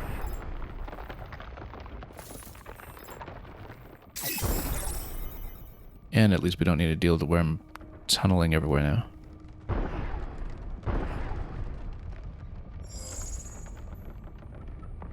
Okay, so we'll need to get through this, which means probably some kind of fight to activate it.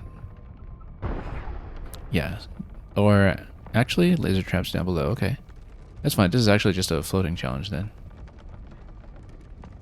Purely a floating challenge, it seems.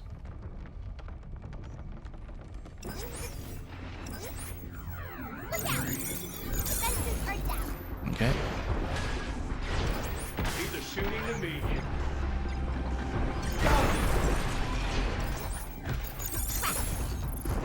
Doing that shockwave gun ammo for sure.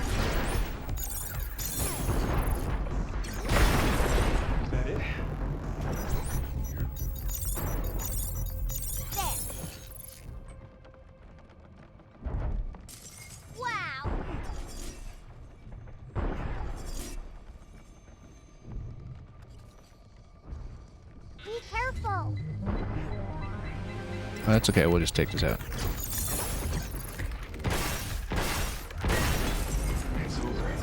No problem. I can find the next one. Yeah, we'll just jump over this when that option becomes available. There we go. Good thing we upgraded the thrust.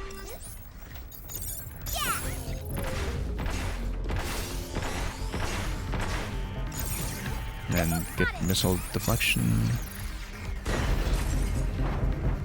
And then we just get the next jump after that.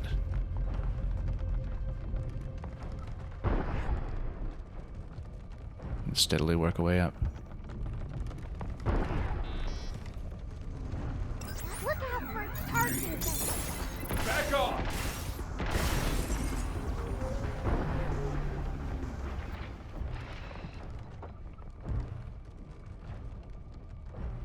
This is also like a particular segment in one of the Metroid Primes.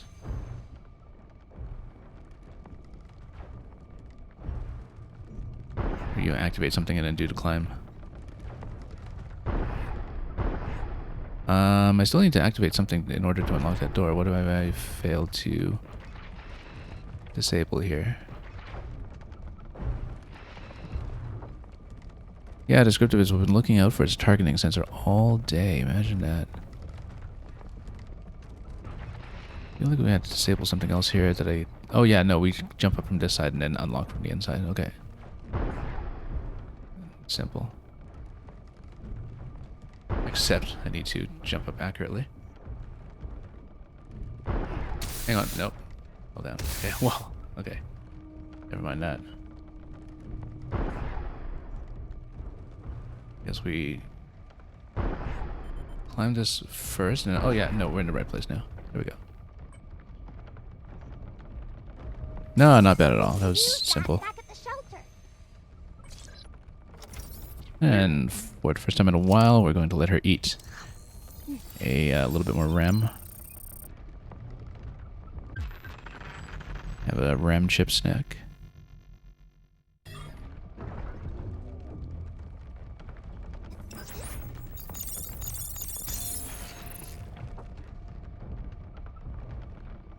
Yeah, we shrugged up all kinds of damage. I was surprised that we could survive activating the incinerator over ourselves, actually, in one of the other sections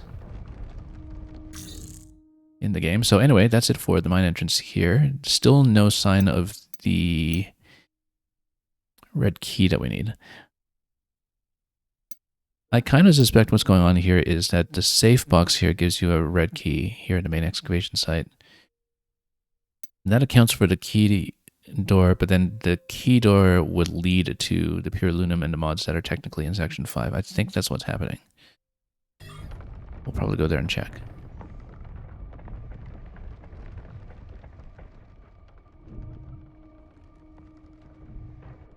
Because maybe I missed a chest in Section 4 that was quite readily available. Oh, do we actually still have to deal with this? We still have to deal with this. I didn't realize that. Even after having defeated the boss. This still reloads in this section. There's just more than one digging tool. Yeah, so you don't just get to skip over this thing just because you've finished this section before. It does respawn along with everything else. Well, that means we'll just need to take it down. Oh, I guess we should take down this room too. Just give me a moment. I just want to get back to a warp point, but we'll take everything out. It'll give us a good infusion of cash.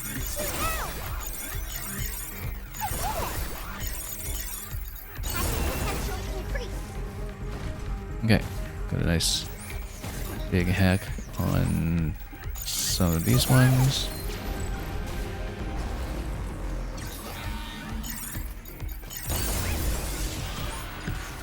Really feeling the hacking buff, actually, from everything that we've been stacking.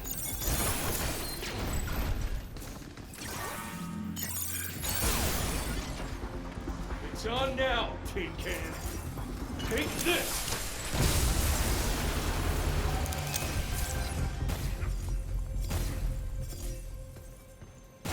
Okay.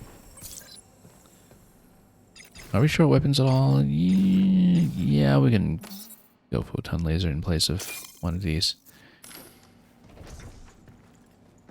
Actually, if we want to take out the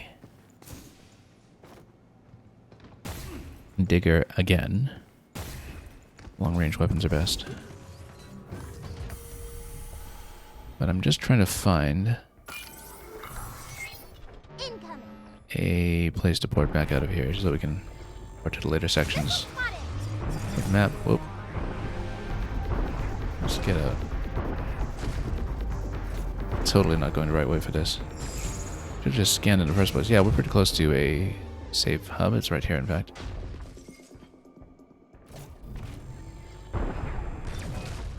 An emergency exit to the shelter, rather. So, let's check main excavation site. We'll have to fight the worm again, it seems. Right, this was the area that took me a little while to chip down last time. Now, I'm assuming that the box we're missing will get me the red key. Hopefully it does. And if we clear this area, then we'll spend it.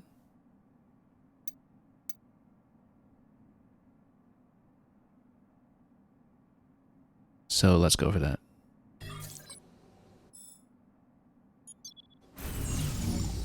We picked up a good amount of currency in the meantime.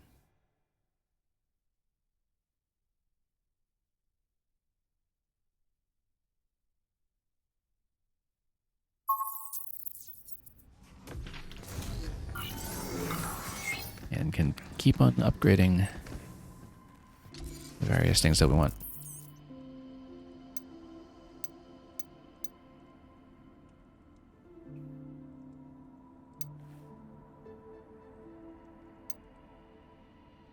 I feel like even more ammo and shockwave would be nice, even if we're not using it immediately.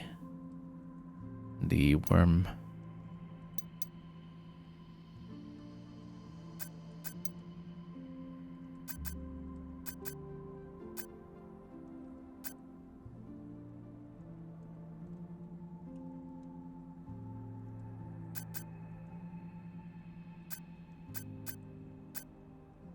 Photon laser is quite nice for the specific fight, though, so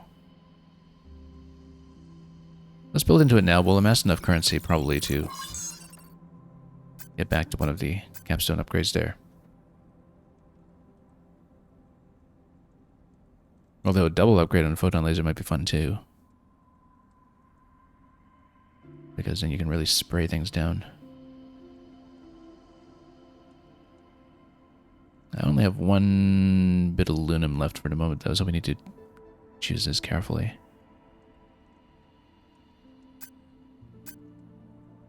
I think I'm going to save it for the shockwave gun for now. We'll see.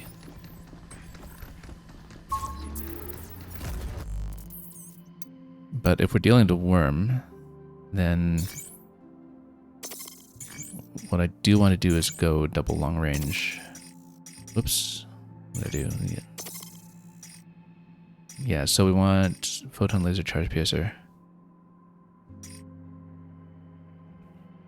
We might want to go sticky bomb against it, actually, which I haven't really upgraded properly.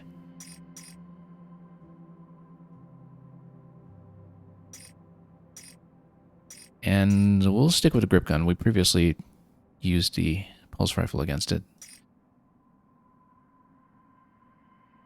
And yeah, definitely impact barrier. We want to stay in boost mode. Yeah, sure, why not?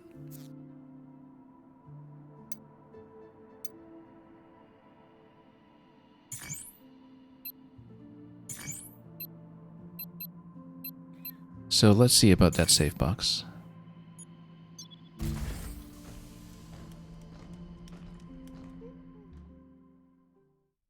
It does not look like that is what is behind the red key door from what I could scan the last time that we approached that area. But if we can find which box we're missing, then we'll be in business. Now, this is a pretty big area, which is why it's maybe not surprising that we missed it. Missing an upgrade point somewhere, in fact. So you said the doctor talked a lot about Daisy, but did he ever do anything for you? Something for me? Oh yeah, there was this one time where he read me a book like I was Daisy.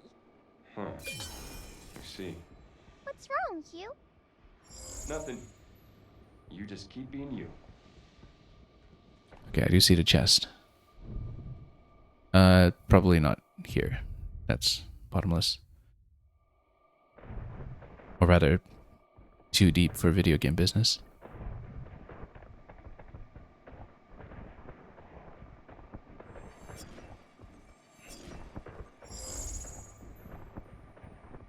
But if we can locate where that was and how to get to it.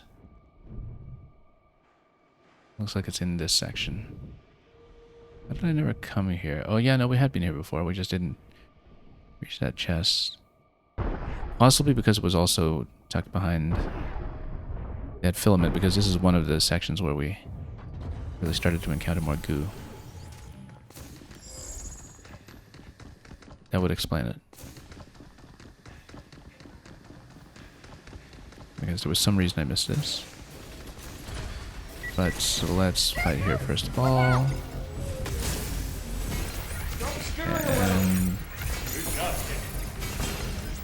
And yeah, you know what? Let's just spray down a little bit. Although we don't want to open it up. There we go. Totally overused that photon, but didn't I say I wanted to save that for? But we actually needed it later. So, interesting that it gives me that other marker. Now we need to find how to get to the one that was on the other side. We'll wrap around and see if we can locate it. Looks like it's below here. Maybe it required cleanse first. There's something else that we could see.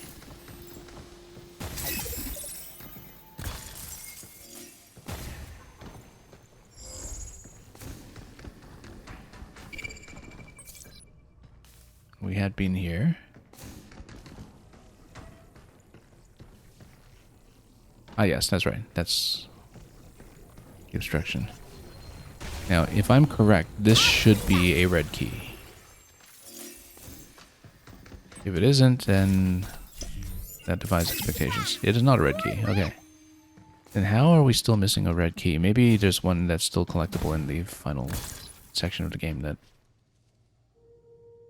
would account for that.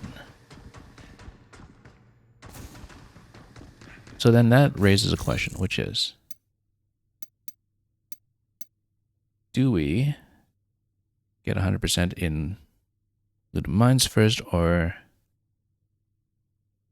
Yeah, because this would be presumably pure Lunum plus a mod, and the other one would be pure Lunum plus another expansion for Diana. I was about to call her Daisy, but...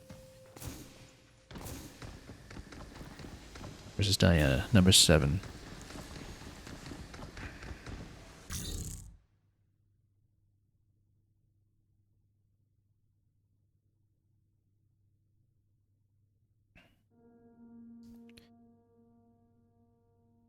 Yeah, because we'll probably only do one of these until the remaining red key has somehow been discovered. Essentially, we know a minimum 4 red zones, including 2 in the section that we have not been to yet, Sector 6, which looks to be the endgame zone. So we'll have to pick and choose here. I mean, I guess with the other one, Pure Lunum plus a storage expansion, we know exactly what we're getting. For this one, we don't know what we're getting. It's Pure Lunum plus some mod. So I think we should go with this because it's mysterious and might be fascinating. In that case, let's go to the danger zone. We might want to port to it. No, we'll just continue along this passage and should be able to get me there.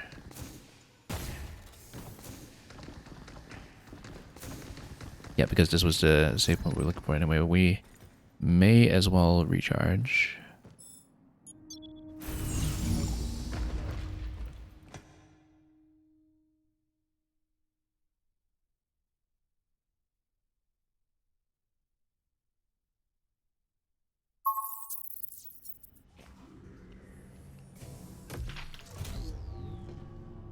And yeah, now we've got lots of currency to work with.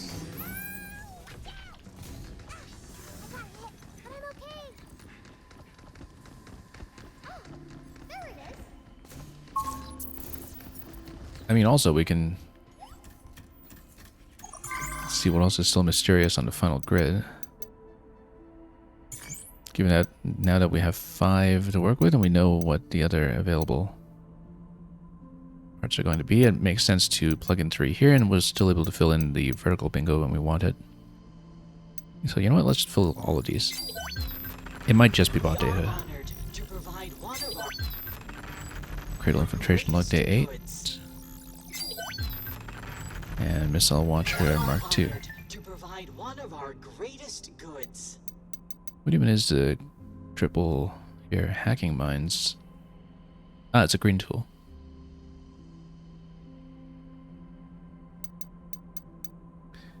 Okay, in that case, let's read the log. Satisfaction level maximum. Glad we could be of assistance.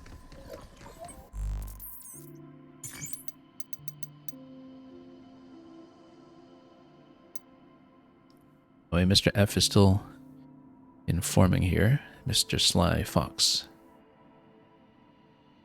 Gathering intel on the cradle, stashing it somewhere secure before passing it off. Well, I mean, that's why we wound up with the infiltration logs, I suppose.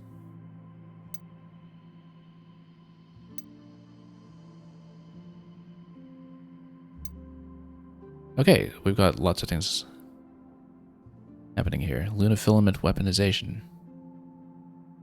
For one thing.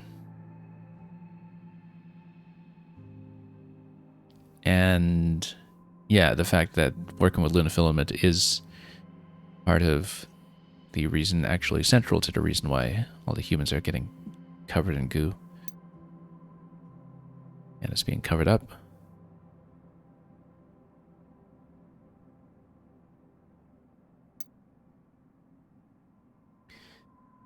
They're totally not going to make it out, of course.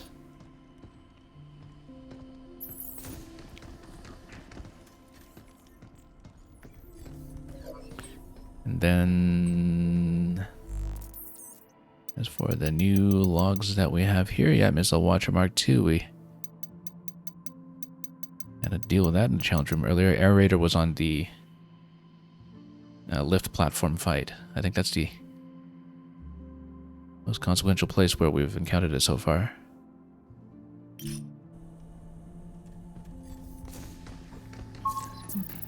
Let's go back. I think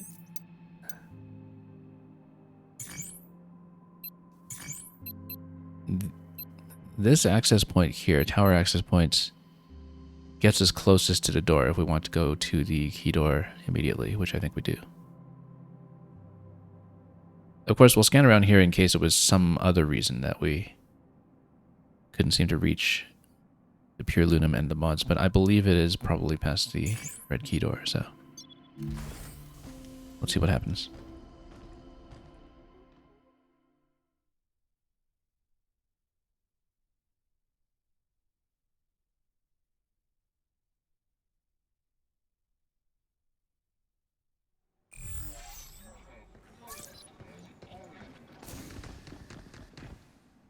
And yeah, so it's quite close by. It must have been outside of the key area. Let's take a look. See if that's a plausible theory. Yeah, you can see right here in this room, where everything is located. And that there's a door going there from the outside, which looks very much like it has to be from the red key. Now, the thing is, we need to get out of this section first.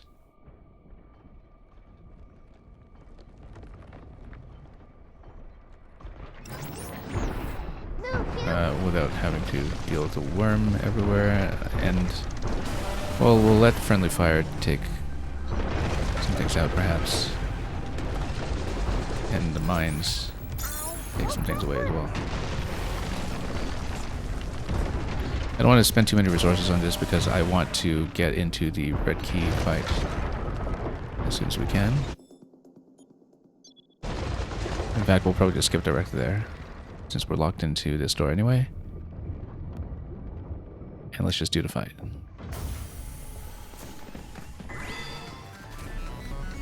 Okay. Let's get impact barrier up first, and then... Oh, I don't have a multi-hack going. That's okay. But charge piercer can probably pierce a whole bunch for me over here. Take a few out.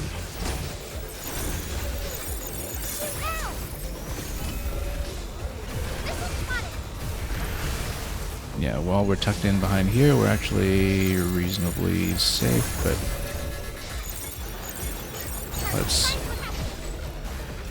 mostly get by with hacking damage at the moment. Shield's holding up quite nicely, actually.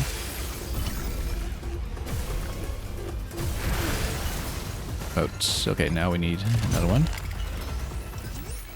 Then let's get this one open so we can crack its head a little bit.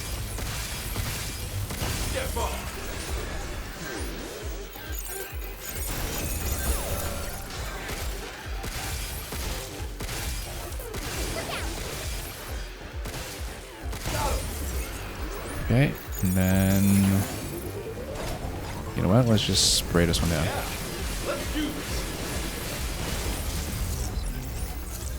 This one too.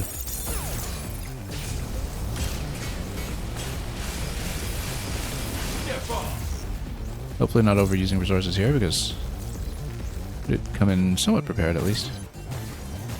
Who's left? This one. Oh, that's not too bad then. As long as we deflect both. And then try to open up his shield as well. That was not the optimal path, but that's okay.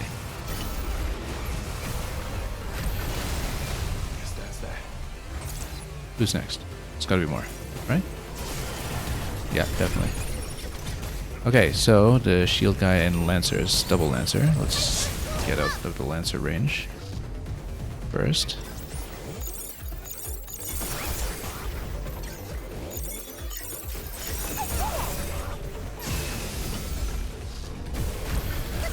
Oh, hit the shield there, or so it seemed. Let's grab some more hacks to work with. Oops. You know what? We can probably just overdrive into this.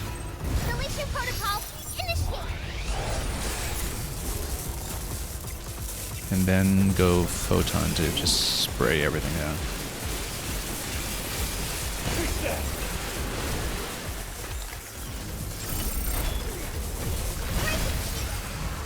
Then... Oh no, this is the chest weakness, that's right.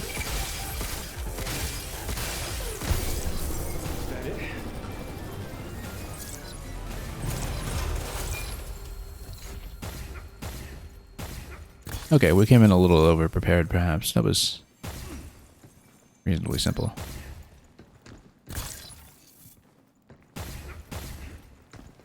We're going to be out of here in a moment anyway, so let's see the Lunum and the mod.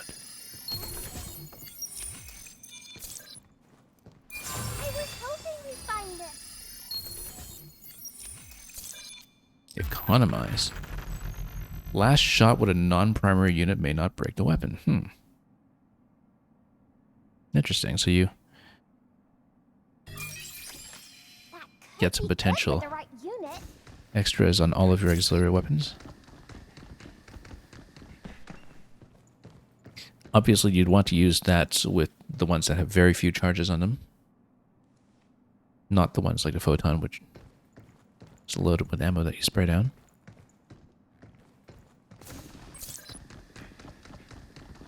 But anyway, that is it for Lunum Mines.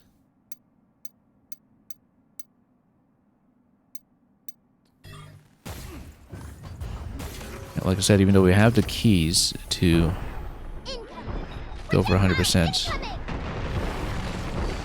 on the next section, or the previous section rather, Sector 3, I don't think I'll bother with it. Now, we could fight this stuff again if we really wanted, but if it's more convenient to do that than to try to go back to the warp location that is slightly over and is not very convenient a place for me at the moment. Yeah, let's just bust stuff down. We get lots of currency off of this anyway. I don't think I'll necessarily bother with the worm, but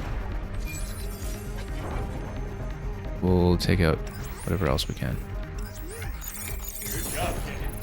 We haven't really even used the HP drain, actually. So. It's my turn. Oh, it's not open. Whoops. Oh, okay, it's disabled anyway. Let's take it.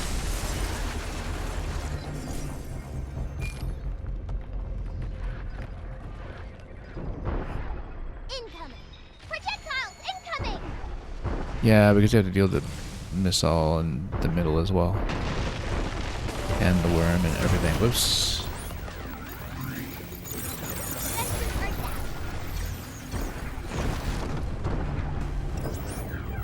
Let's just activate the mines while we're at it.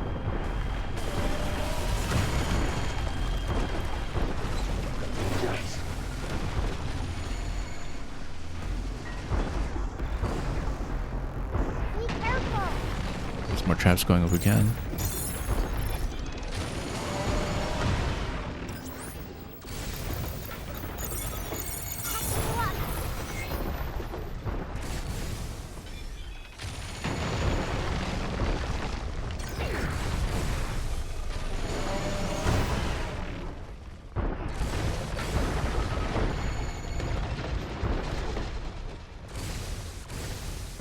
Yeah, let's get up to a position where I can take out the missile launcher.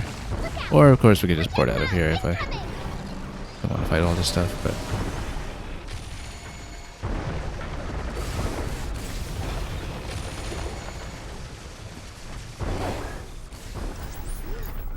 yeah, get the aerial hack on this, and then...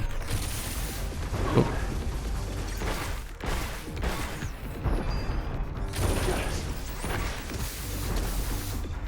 Hang on, let's... Now it's mine. get this out of the way. From here, I think we can just jump back to the extraction point. Rather than dealing with the rest. Just needed to find a way out of here. And back out.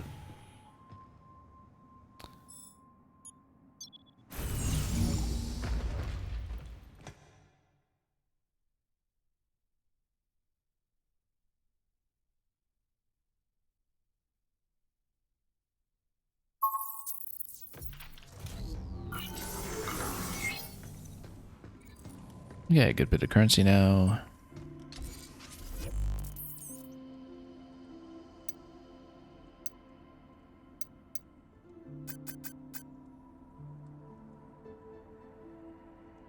Next upgrade on this is going to be the ammo increase.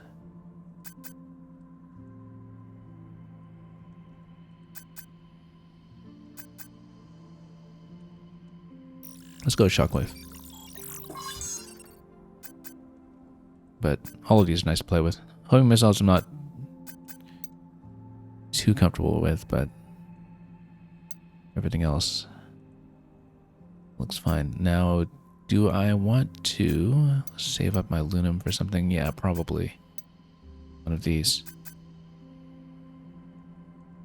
Do we want to play around with hybrid mode, perhaps?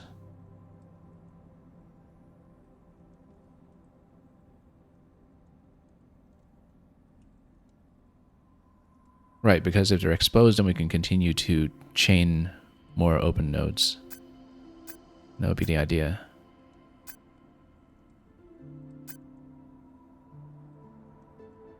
But then we'd also get some offensive ones available as a bonus. Kind of like playing with boost right now, though. We've definitely been able to get some hacking damage up.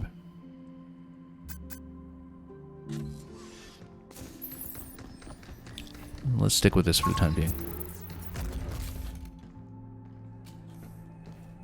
The question at this point is, do we want to continue with the main quest in Section 5, or spend one of the red keys knowing that we're kind of down by one red key at the moment? I think we continue into Section 5. And at least get started with it today, even if we're not necessarily... Or Section 6, rather. Sector 6. Even if we're not getting too deep in past that point. And we may as well go for the hacking upgrade, I suppose. Since we can afford it.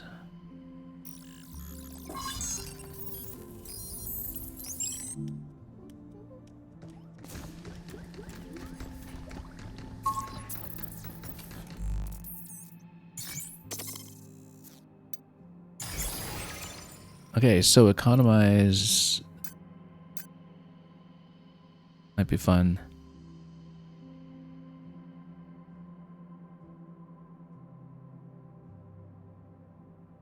I think we'll probably keep things as is, though.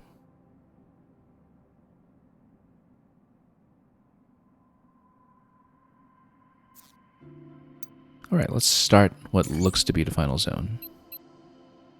And if at some point we find a red key in the field, we'll prioritize getting 100% in the Terror Dome as well.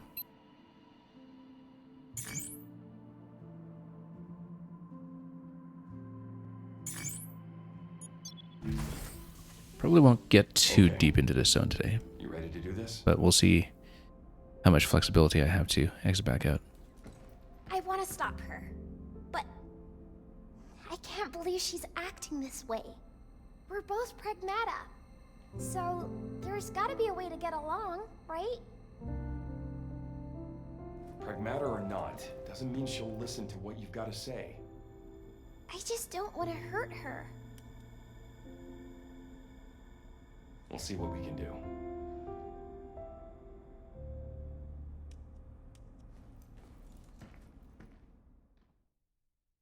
Yeah, the headwear in this game is great.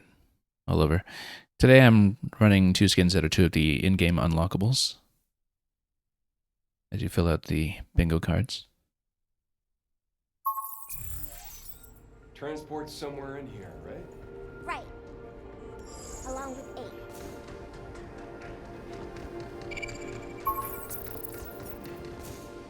Okay. Not expecting to finish this section today. Because I'll want to try to finish on 100% if I can. I got this.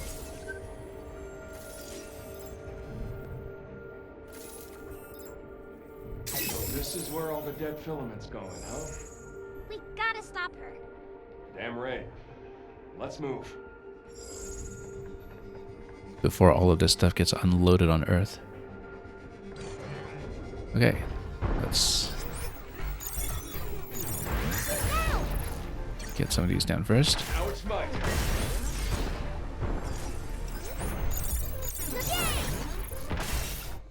Step up.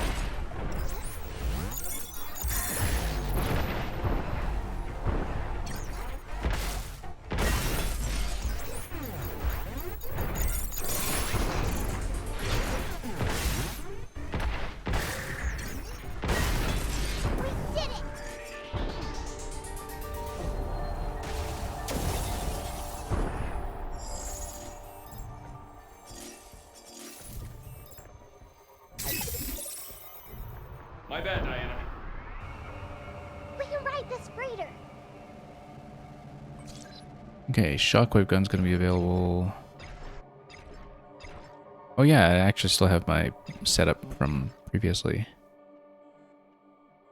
Given that this is going to be a bit of a close quarters area, if a set of enemies jumps onto the transport, as I expect, we'll actually change in shockwave gun or piercer first.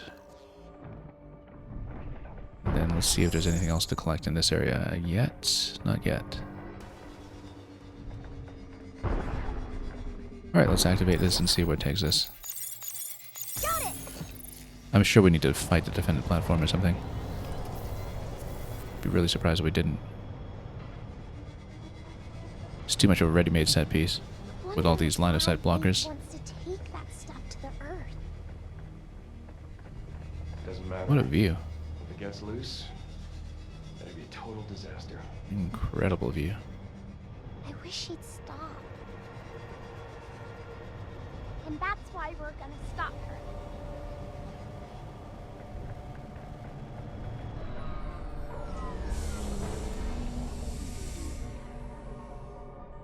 Okay, no, just a transport for this section. Then now it shuts off and then surely we have to fight.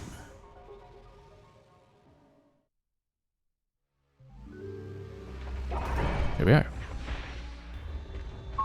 The whole set coming. As expected, it's somewhat close quarters. Let's get some stuff going here.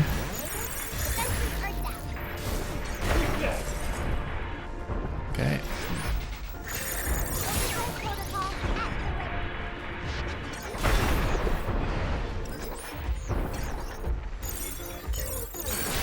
And we'll get an explosion going on this one in a moment. It's on now. Take this.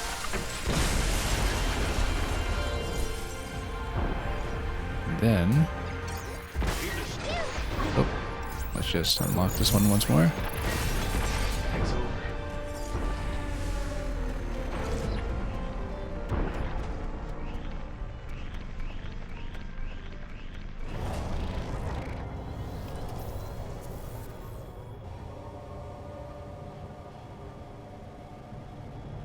Hey, Diana. Don't count on 8 hearing you out anymore.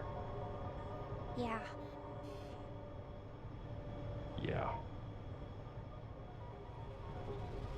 Well, whatever happens, don't hold back. Got it.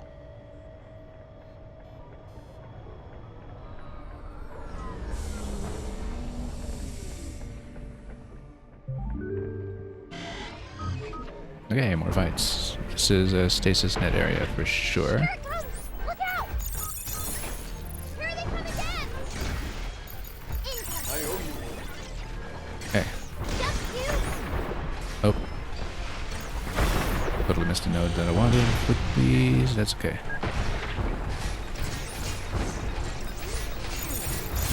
Okay. Gotta watch out for that missile if we can. Oops, here it is. Stood right in front of it.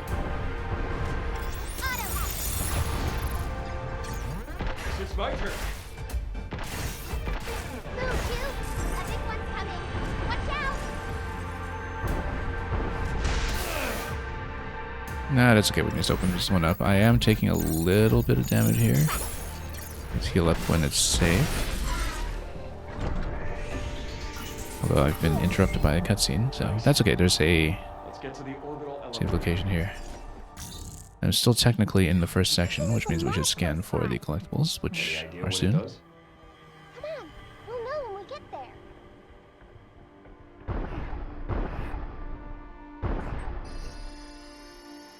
Can't forget you!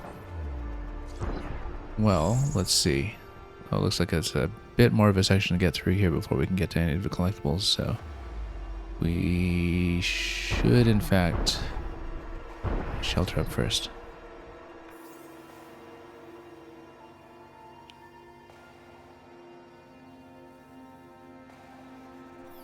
I don't think anybody is here to enforce those regulations right now. Send dead filament to Earth as shuttle cargo.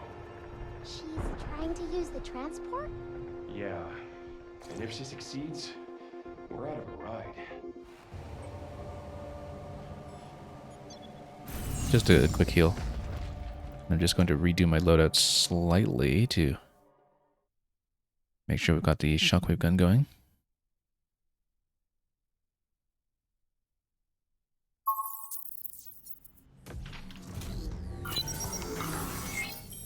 And indeed we do. I don't think we particularly need to spend right now if I'm saving up. There it is. Unless, of course, there's something not requiring Lunum that I want to build into right away. More ammo capacity on a stasis net is not a bad idea, actually, given that I am using it heavily.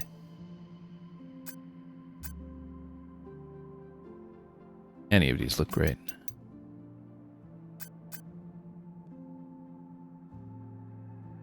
Let's go for that.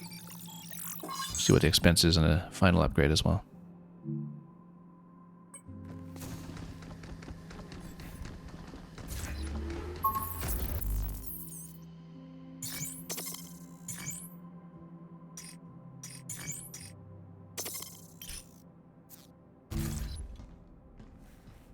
Actually, let's go Piercer instead of Photon for this bit here, since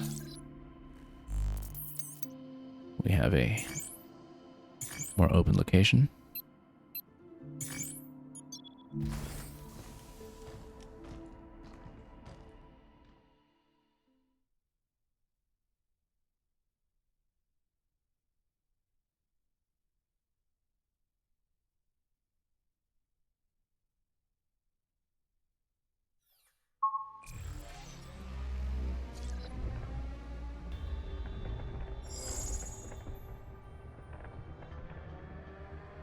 At this point, I thought I had scanned the mod earlier. It's down below, right below.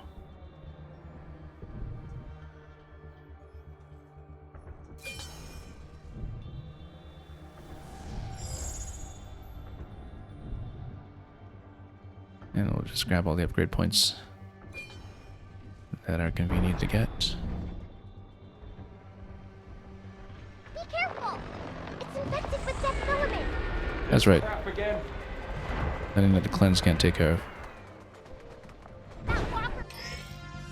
Exactly. is acting weird. Be careful! Back to normal! Okay, there we go. She's down!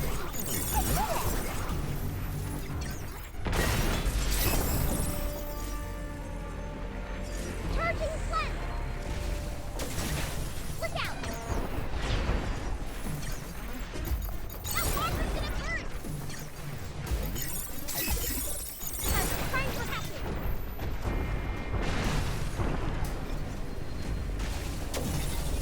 you! Oops. Missed it. That's okay. Let's get rid of this thing first. Protocol activated. I'll cleanse it!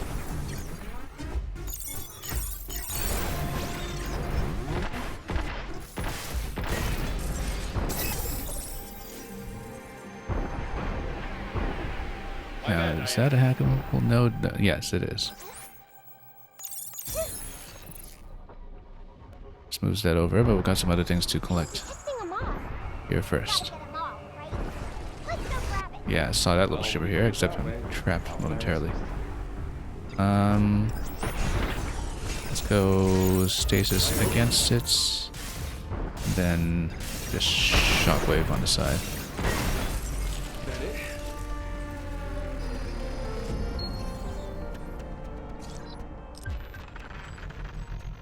Hacking node usage increases attack power by 10 and damage taken is reduced by 10. I quite like that. We might try that one Use that with hacking nodes. relatively soon. Works with the natural workflow that we have. Also, looks like somewhere in this area there's this collectible. Let's see if we can scan which door we might want to go through to get there. Another one? I can't wait to see what it is. Yeah, so we'll have to go through entrance somewhere. Oh, yeah, right here. That's got to be an invisible wall, actually. Let's go back up to that.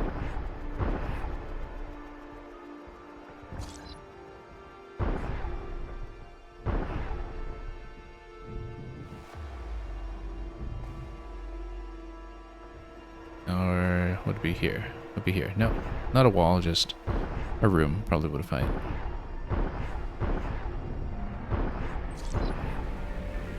Okay, so...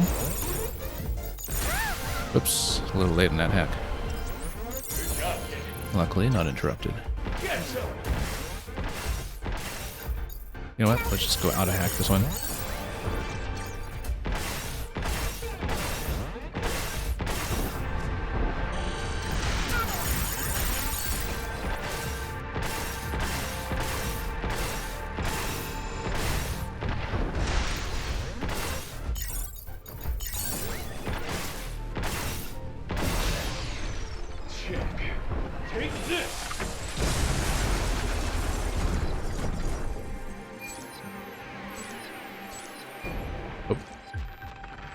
We don't need to trade into everything here, but anyway, we got the REM, and yeah, we'll leave the expos. We've got one charge on it left, so we'll just keep what we have. That is it for those. Now it's just the upgrade points remaining in this section. The one upgrade point that I see there.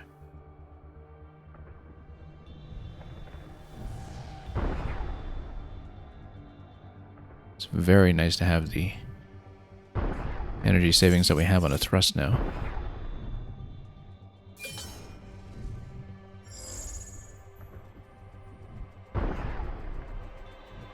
Do we need to print anything? Wing missiles and riot blaster. No, I think we'll just keep what we have for the moment. Although riot blaster might be a little better than sticky bomb for current setup. Anyway, this is gonna be a fight.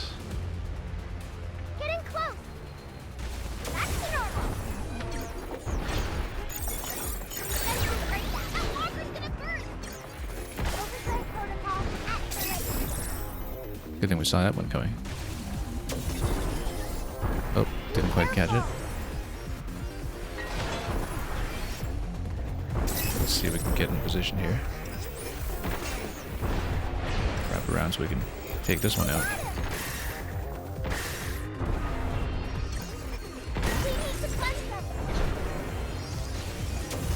Missed it. It is a frontal cone on it.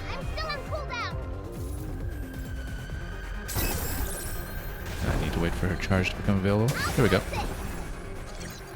Got the cone. You're going down.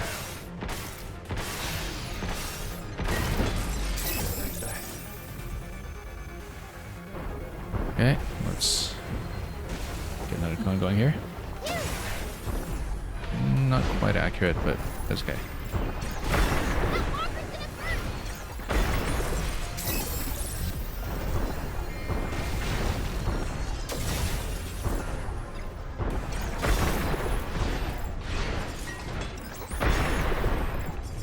Okay, shockwave gun is starting to get depleted here. Let's be careful.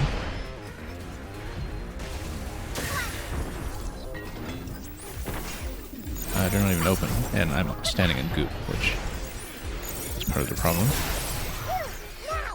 Take this!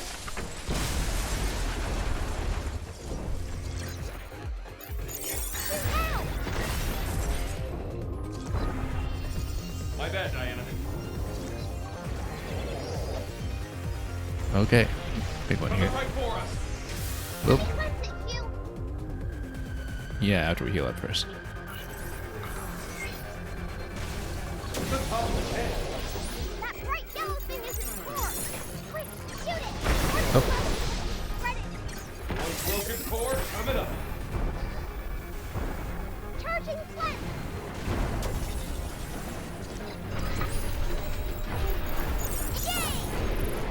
Oh, whoa! Didn't expect it to hit that hard.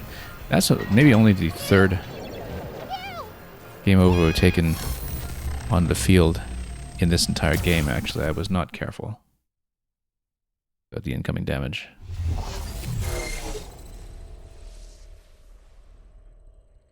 Yeah, that's actually only the third time so far in this run that we've taken an outright loss, not counting the challenge rooms. Is everything okay? But I was just not watching what was happening there. That's okay, we'll do it again. There it is. It's a very easygoing game when it comes to failure conditions. It just lets you get back right in the fight, and Oh no. there's no special penalty for it.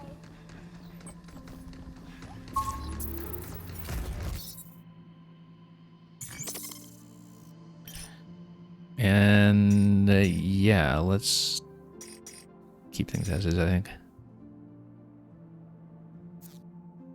Except, let's try untapped potential. Let's try to figure out what we will replace with it. Maybe the hacking node duration. Or maybe just a gauge buildup. We haven't been chaining the gauge buildup into the auto hack as much as I thought it would. Although it was synergized very well.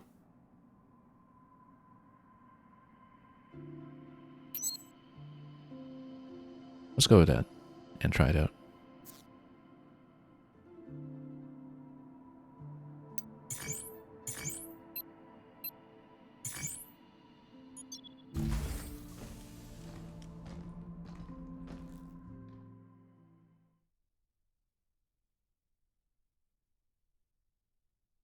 Well, we'll remember to keep the health topped up a little bit better when fighting in that section.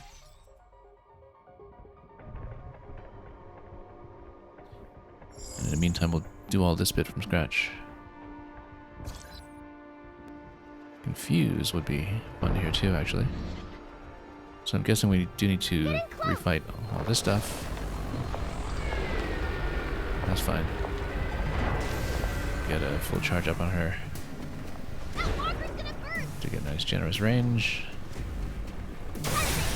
So we can get a stun going as well. Actually, we just get an immediate stun on this. I didn't realize that. I guess that's when you have the full charge.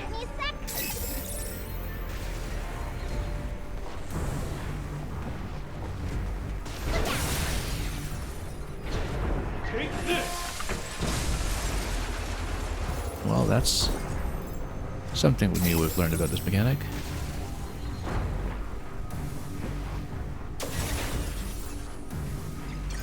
Overdrive protocol at the ready.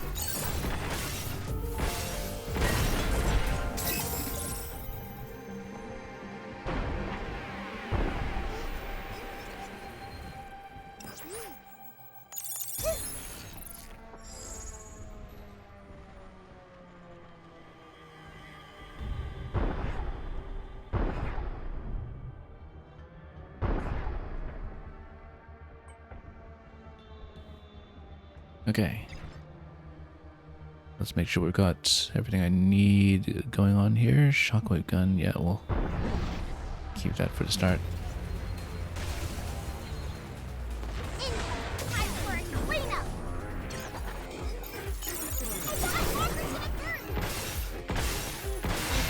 It's on now, Kingpin.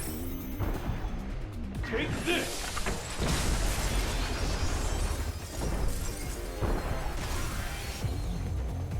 I should be careful not to step in too much goop.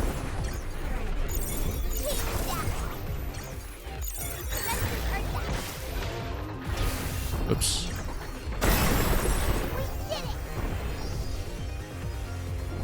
Gotta catch these in the cone.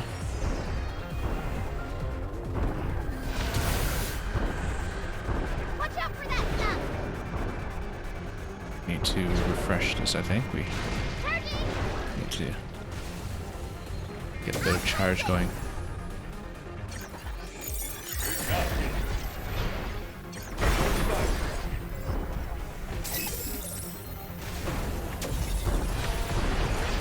Nope, released that a bit early. Still on cooldown.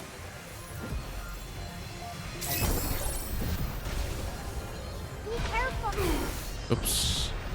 Didn't let that go properly. We'll need to heal up when I can.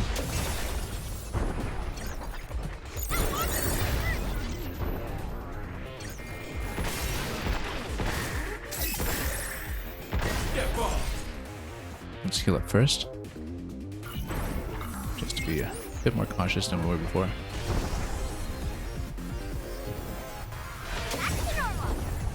Okay.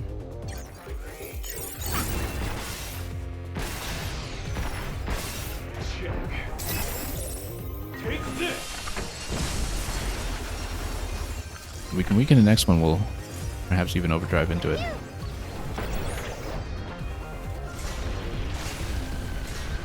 Oh, let's not get hit by the projectile. That was maybe part of the problem.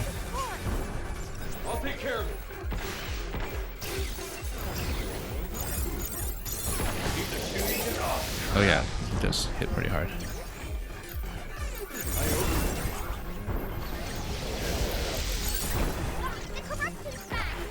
Plant it for me, will ya?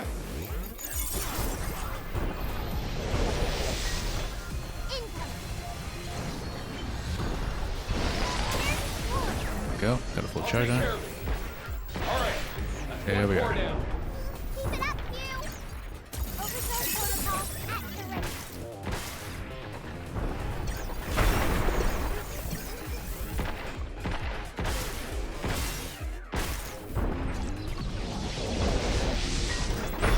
Oh, a little bit late on the opening there. It's my turn. Disable it. Take this!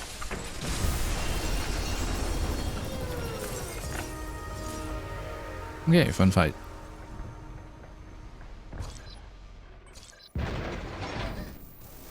This will fix your suit up a bit.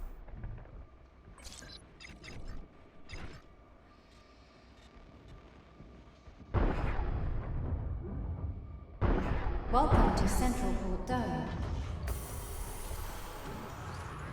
Under the right conditions, that filament will coact with its subject. This won't be nearly enough. I'll need more. Much more. If we are to cause a global chain reaction. Global chain reaction?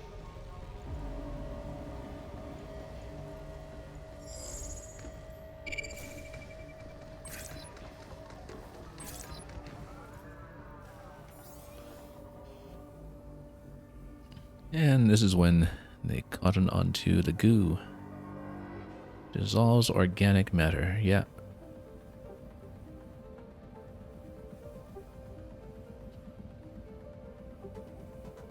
Bad enough to melt the entire US. Maybe I've just been playing too many survival horror games.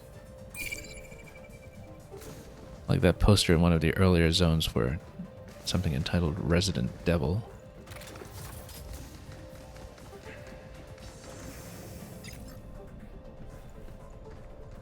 She's using dead filament to destroy the Earth.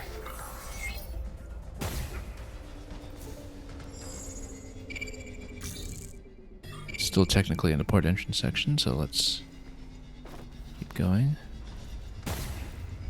Transferring dead filament. Designated payload is at 70%.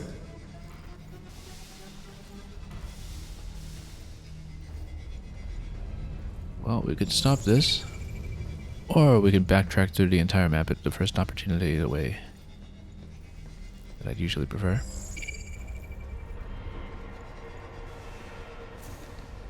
Looks like we'll probably need to approach this though, so let's see.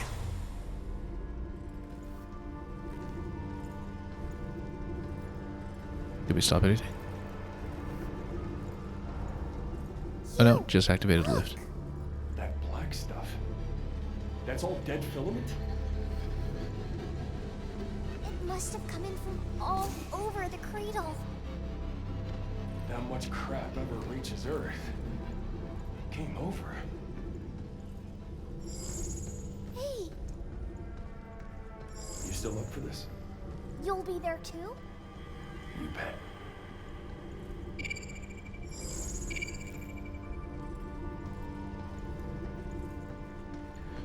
Well, generous helping of upgrade points along the way. So we made it. But it's not a straight shot to the orbital elevator, is it? Looks like we'll have to go through that building.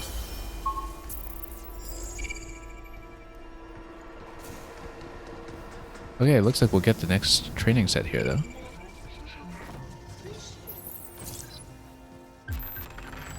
And looks like we have the red key. What training sims did we get? At long last. So I think what we'll do is we'll actually take it back to the red zone in Sector 3 that we're still missing.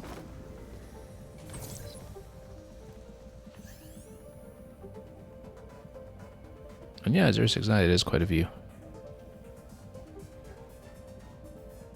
Considering that we're looking at what may potentially be the instrument of the end of all humanity. It is rather pretty. Anyway, despite the urgency of the situation, we are of course going to backtrack through the map. You want to go back to the center and regroup?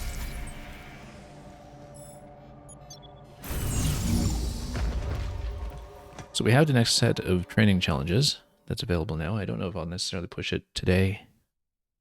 I've had a tendency to run streams of this game hours longer than intended because it has been that absorbing. Want to check if we can upgrade it? Do you think 8's okay? Must be hard controlling that much dead filament.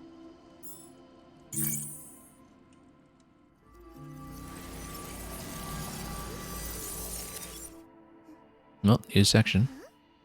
What a big umbrella! No way I can hold this with one hand. Okay, next thing is... Well, let's take a look at the training challenges first to see what we're dealing with. New training sim data has arrived. Be sure to give it a try. Expert Red Flash. Defeat all enemies in 100 or rather 90. That's using heat buildup. Reach target area in 60 seconds. This is pure movement.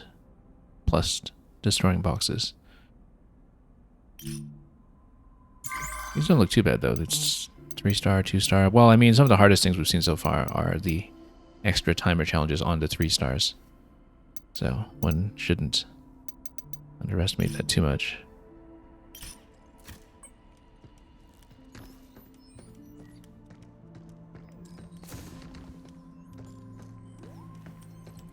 I think perhaps what we'll do then is prioritize that red key first. Because that's a long-running bit of unfinished business that we have. Back at the Terra Dome, and then we can finally get 100% on all of these in order.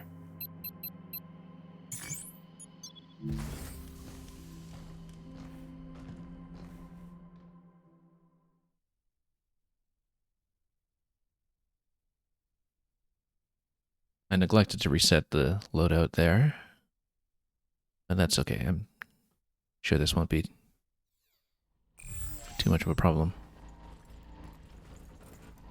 Now, where was that door anyway? It was somewhere close by. It's not this area. This is the exit. Oh yeah, no, it's right by the left side, I think. When we go down. Or... no, it's an upper entrance, I think. I don't remember. Let's backtrack a little bit and see if we can find where that was. Might have been above here.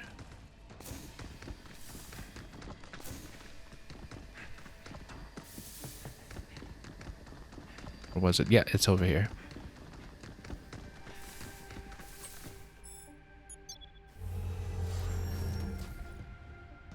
And let's see what we're dealing with. What am I even holding right now? Shockwave, charge piercer, okay.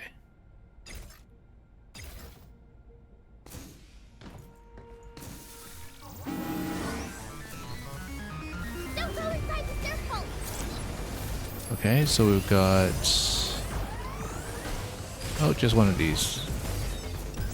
Oh, okay, yeah, we want to get rid of this guy for sure. Before we have it go invisible on us. And then... yeah, just take it down quickly if we can. Get ready!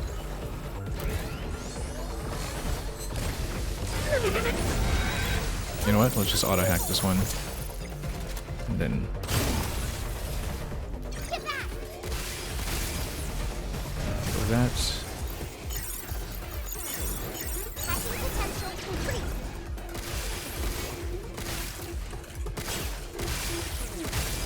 Hit the top nodes as much as we can. Let's not overuse our tools just yet because I'm sure a lot more is going to spawn in this section.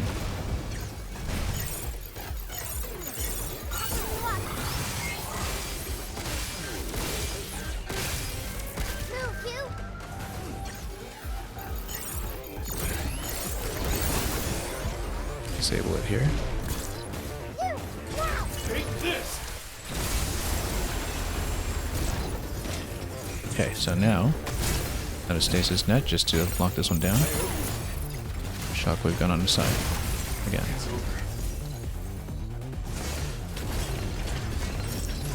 Right. Oh, here's another one. Oh. Okay. Stay with her. I owe you one, Diana. Okay. Again. Let's just see if we can shockwave quickly against these. But these ones are rather numerous here, and multi-hack would be quite nice right now, but look like we're getting one. You know what? We can overdrive these ones. I haven't used overdrive in quite a long time, actually. But that simplifies things quite a bit, and then the explosion on this one is going to chain quite nicely. And then something's still stopping around here. Let's figure out what.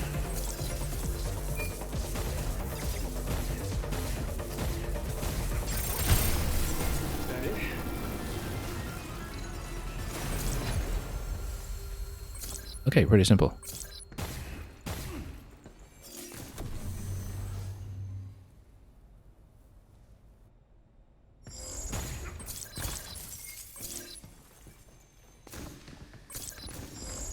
And then to the loot room. Let's let her munch in more chips. Here.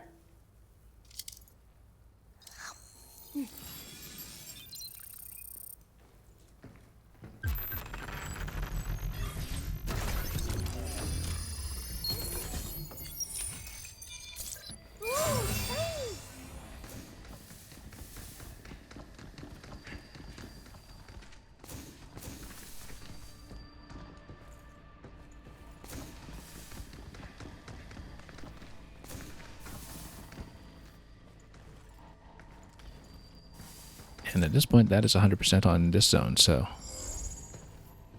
Unless we miss some upgrade points along the way, of course.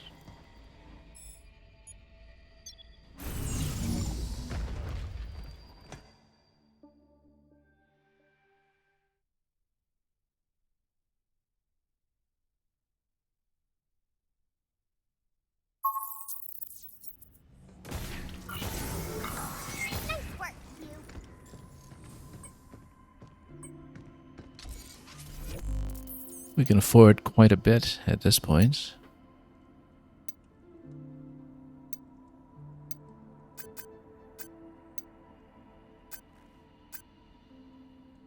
I think we'll go for the ammo capacity on Photon first. And then it will still require more Lunum for even more upgrades.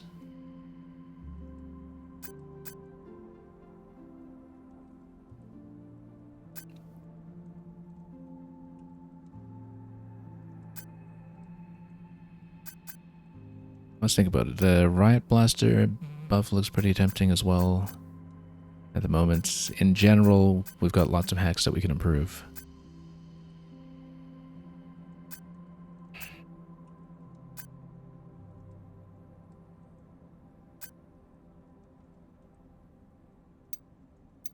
Lots to spend on that we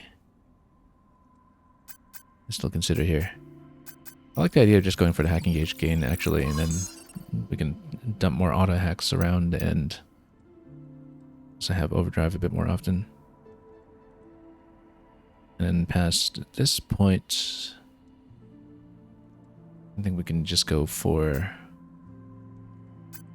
buffing up one of the other hacks. But rather than spending on that right away, let's see if we can do some of the challenges at least. How bad could a laser one be? We'll find out.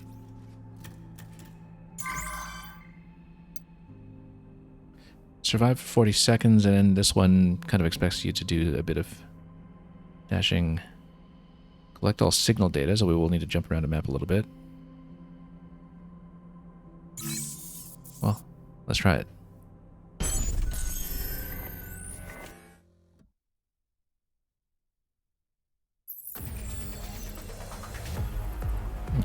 So where are the lasers coming in here? Oh, oops, nope. You know what? Let's just see the pattern first. Nope, just not hitting anything correctly here. And you don't ever want to fall down below, but then you just need to find a pattern that will take us to blocks that are free. Now the thing is, we've got lots of time to hit the different node locations. We don't need to rush them, we just need to watch the pattern and then find ample opportunities. A lot of it is just going to be camera control and understanding how long we have before lasers dissipate from certain locations.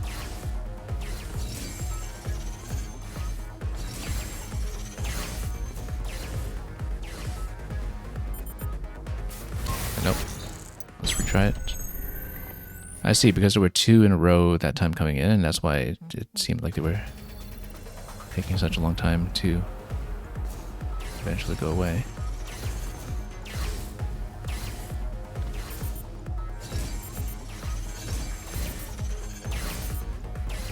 Nope, hang on, that was just a little bit misaimed.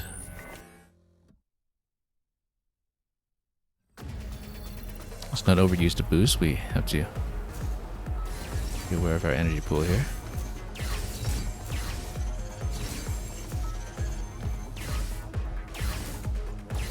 Nope. That's fine, at least we can see. Yeah, so we just need to watch the horizontal pattern sometimes to find out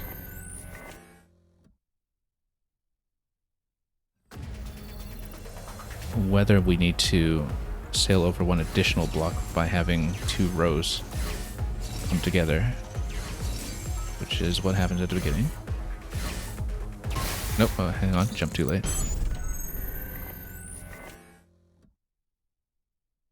It's manageable if we can find a decent route for it. I like the idea of just grabbing the first 3 nodes right away, because now this is the tricky bit here, and then we just follow it back like this, except, oh, whoops, didn't watch this accurately, or that.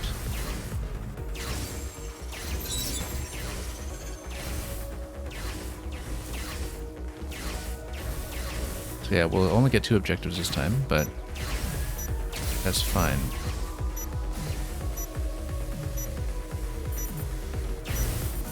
Yeah, and then we just stand at the right place to jump that final one in the center block. This looks like it should be pretty manageable for the perfect, as long as we don't flub too many jumps along the way.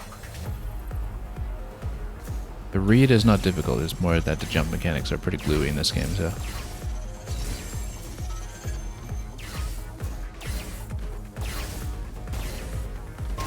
Nope. Okay. Over anticipated that.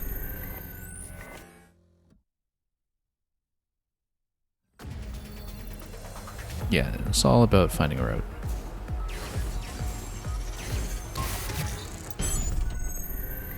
But the momentum control in this game is not designed like a platformer, it's designed like a spacesuit. So occasionally we will need to do some little corrections like that.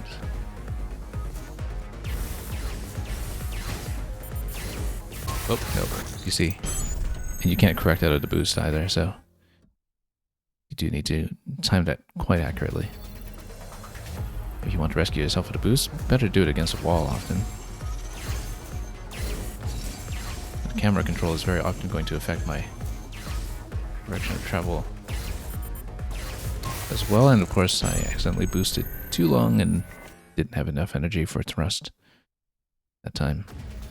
Sometimes it is a matter of turning my camera quickly enough so I can actually point the right way.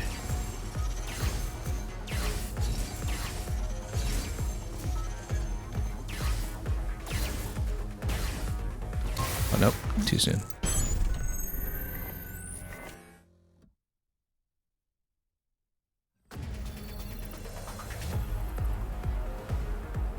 It'd even be better to just not point the camera at all so we can maintain orientation.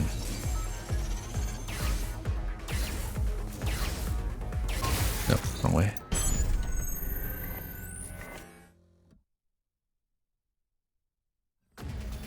Yeah, it's maybe beneficial to try with minimal camera adjustments.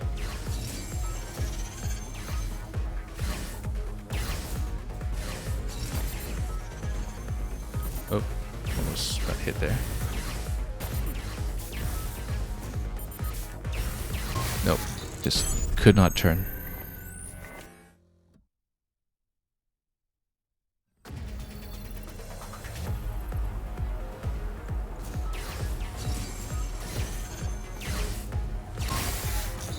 Too slow.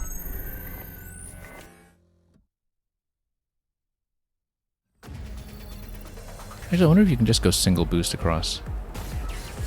Oh, that's a lot better. Instead of going jump unless it's absolutely necessary. Of course, you need to make sure you orient yourself the right way if you're going to do that.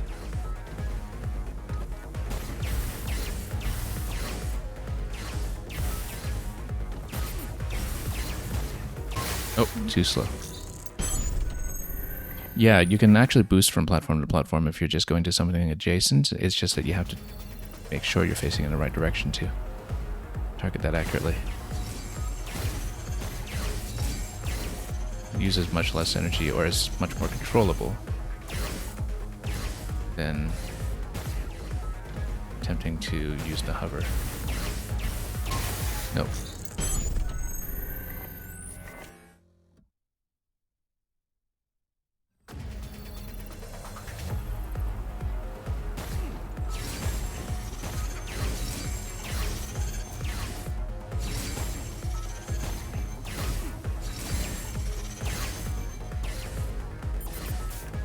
No, you have to travel for that one. But that one you do want to hover, but you want to hover with moving one block. I think one block might suffice if you jump just late enough.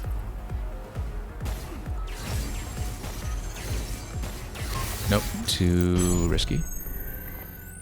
That one should be jumped.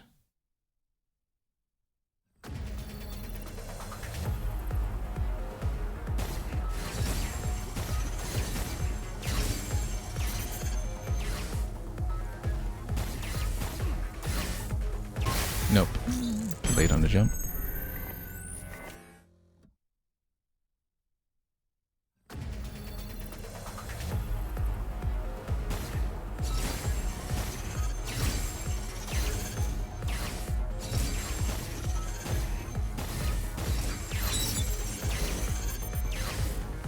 Going the wrong way on this.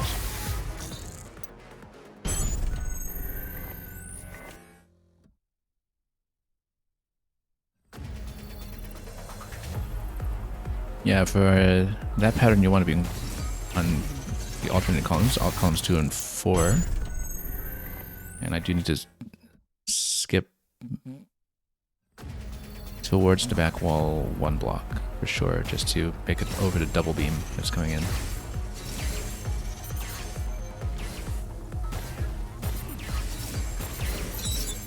Nope, need a lot more energy there. Might be a bit risky to go for all points that quickly. Although it does afterwards free me up to do the rest of the challenge without having to fuss too much about the energy bank.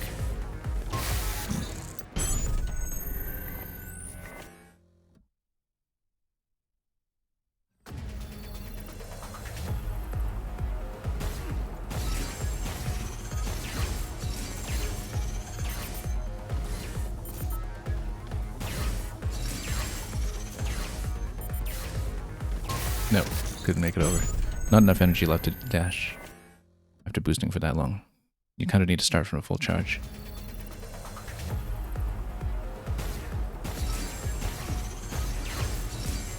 Nope, couldn't jump early enough.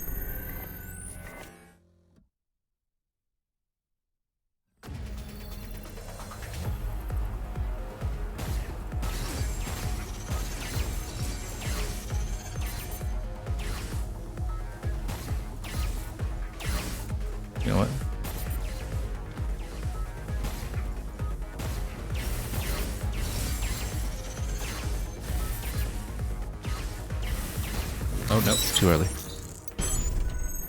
Needed to wait that one out slightly, and we would have made it.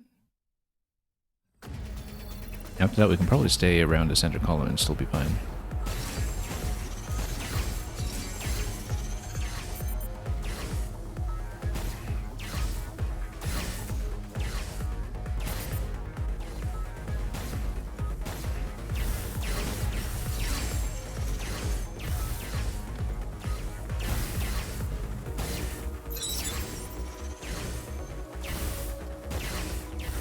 Nope.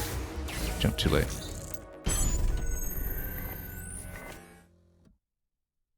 But yeah, near the end we want to get into the middle block of the grid. We saw what the ending pattern looks like before, and we made it through that safely, so shouldn't be too much of an issue.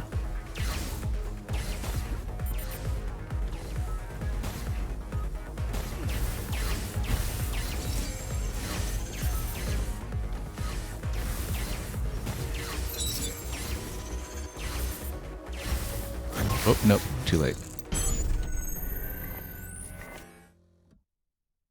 A lot to read here. I think it's pretty easily doable, it's just that we need to pick the route and execute it.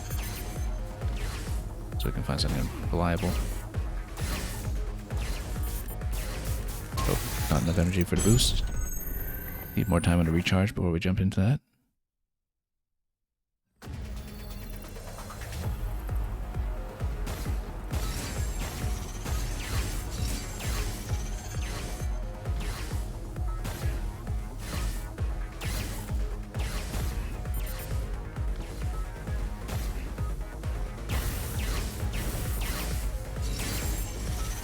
Nope, no, was trying to jump in position there, and we just kept swinging off of it. Trying to jump in place, rather.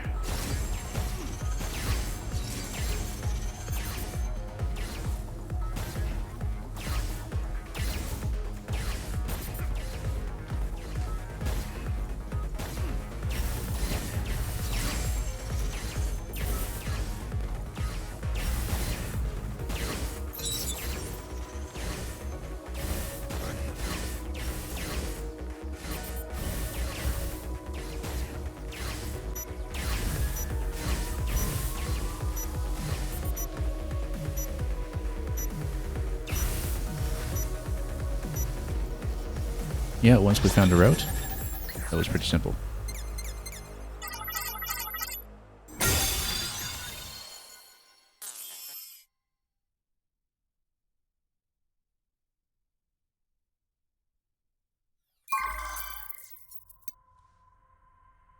So this one's going to be a lot of heat management. Not surprisingly, it's going to be using the carbine. And we'll want to use expose for sure. Making the next hack deal critical damage more easily stagger the target, yeah. I mean, we just need a lot of really clean hacking, as usual.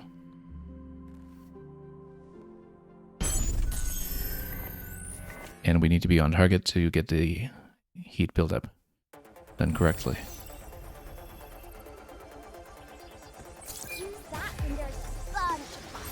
Code generator. Okay.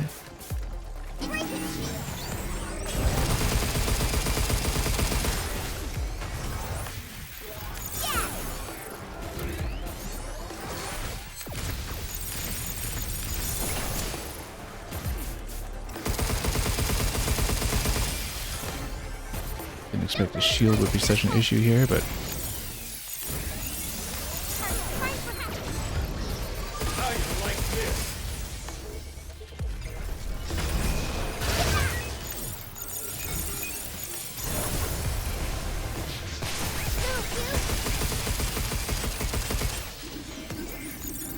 nope, not watching out carefully enough.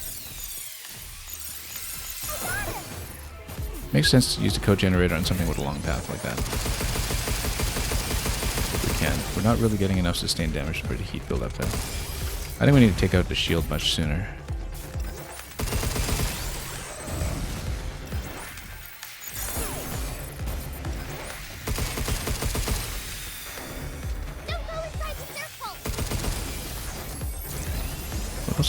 pick up on the feel here. Yeah, so this is actually a test to see if we know how to use the code generator properly. Right on. You're going down. Because if we use it well in conjunction with expose, then we're able to set up the critical, probably just with consecutive hacks. Let's use the code generator more aggressively. Okay. Shield needs to go down now.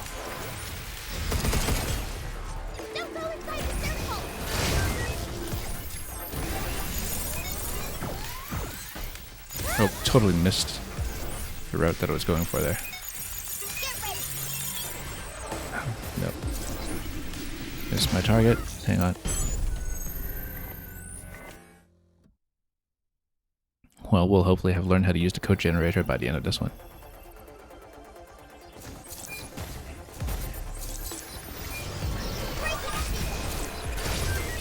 Oh, you know what? The code generator breaks the shield, so we should obviously be using that. Except we need to get around. Yeah, because it does break all of the hazards. So we should be using it aggressively against the shield.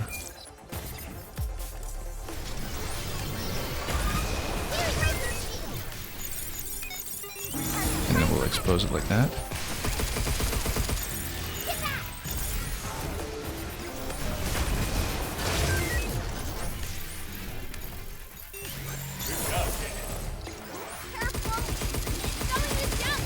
Nope, was trying to dodge out of that.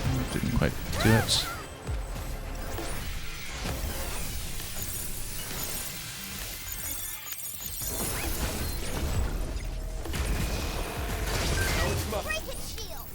Shield won't break. Shoot the floating ground thing! That's the generator! Yeah, the weak point is on the chest for this one. Shouldn't be too hard to hit.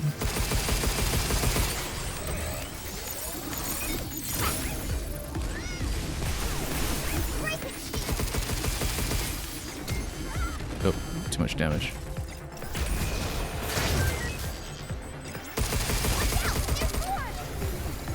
Okay. Now the enemies are only 1 out of 2. If we can actually land the critical using expose, then we might still be able to do this properly. Not getting anywhere near the timing we need though.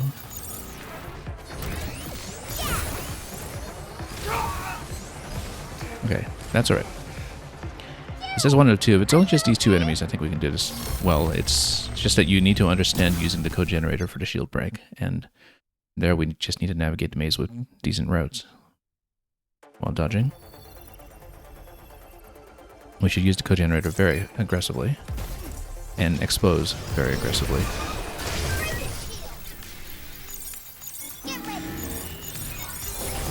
There we go. And then start building up heat. The carbine as much as we can on the weak point. If we can remember to do so. Nope, cannot. No. Yeah, you get hit and you lose the whole chain, unfortunately, because we don't have the buff that allows me to preserve it.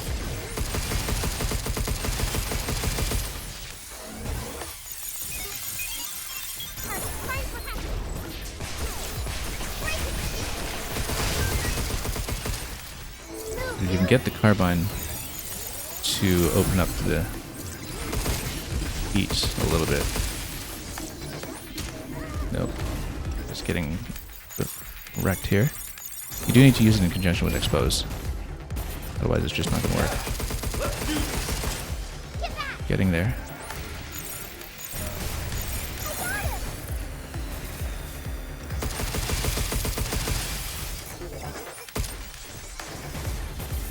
No, I need much more sustained damage. This has actually been worse than the other attempts earlier. just not able to get the heat on enough. I think you need to continue to change it with expose while you're trying to tap with the carbine. Let's try to go for the shield guy first and just try to get him down. Because you can hit the chest weak point with this one at least, it's a little bit easier to reach potentially. Okay.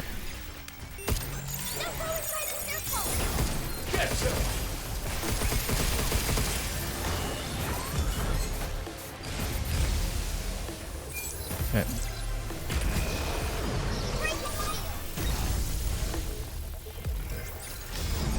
Come on, code generator, it has a long cooldown sometimes.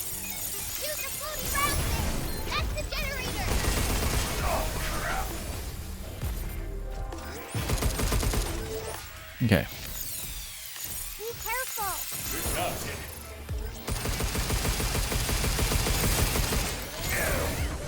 No, need to get out of damage so we don't get interrupted. If you get interrupted, then of course, well, first of all, you could die. Second, you can't build up heat quickly enough or consistently enough to get the KO on it.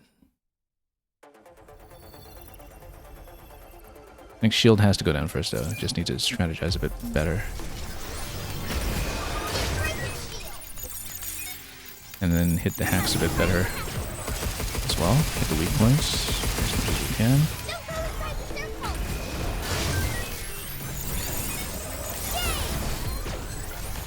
Yeah, sometimes just a bit of an accuracy issue.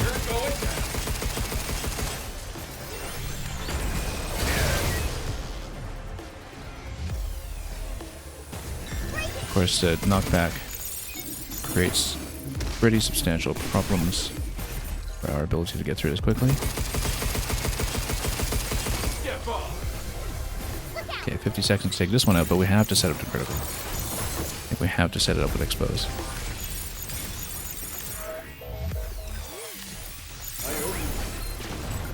Okay.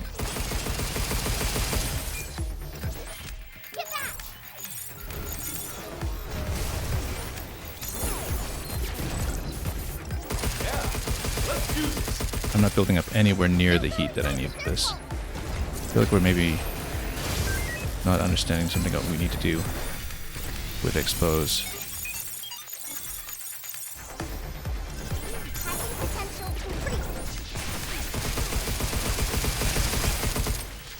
Yeah, okay, the heat's building up a little bit more nicely here, but still not enough. Have to hit expose pretty much every time, I think.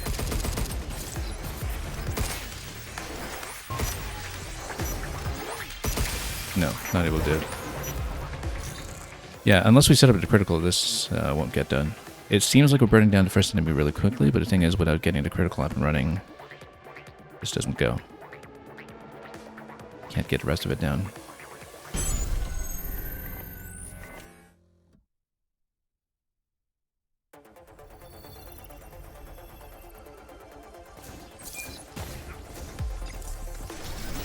I think you just need to hit expose on every hacking round, essentially.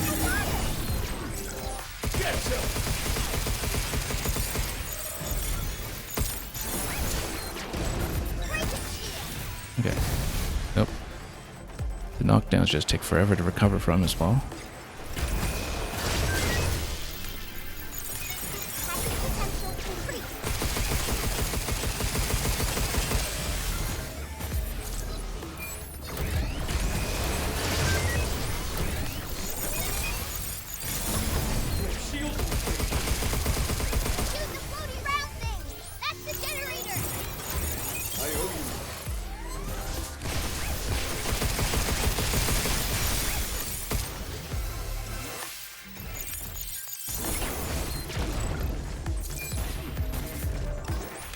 Okay. Maybe I'm not understanding completely how to use expose in conjunction with heat build-up. The heat build-up's getting a little bit nicer now, though. Be careful. But not quite where I need it to be.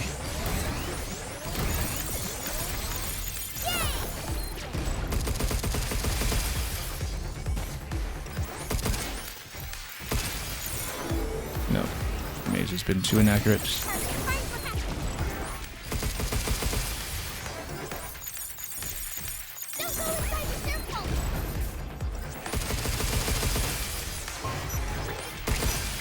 Nah, not nearly enough.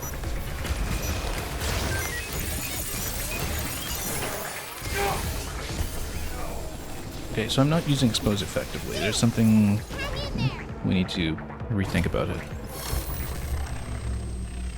Because it can take down a shield quickly, but the other one's taking much too long, and we're missing the trick. Making the next hack deal critical damage and more easily stagger the target.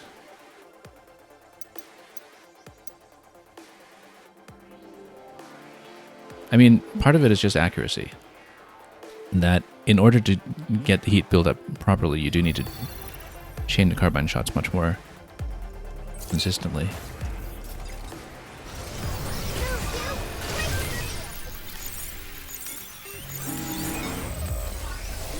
Nope, missed it. Lost my target, rather.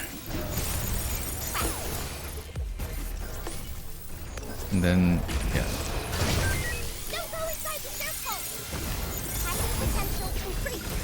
Okay.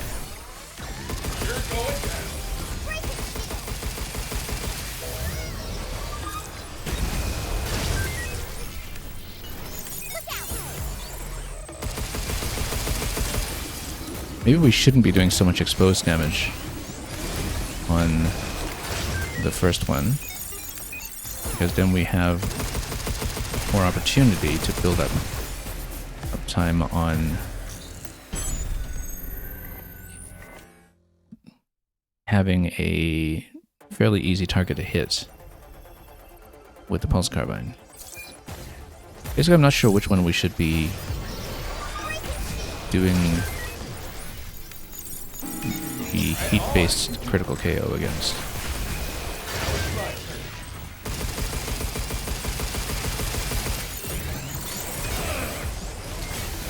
No, that's too much damage. Trying to watch too many things at once. Sometimes I'm watching the hacking grid and losing my aim and then forgetting to dodge. Easy to fixate a little bit too much on the hacking grid. This the kind of multitasking that is the central challenge of this game, just being able to pay attention to all this stuff together. Okay.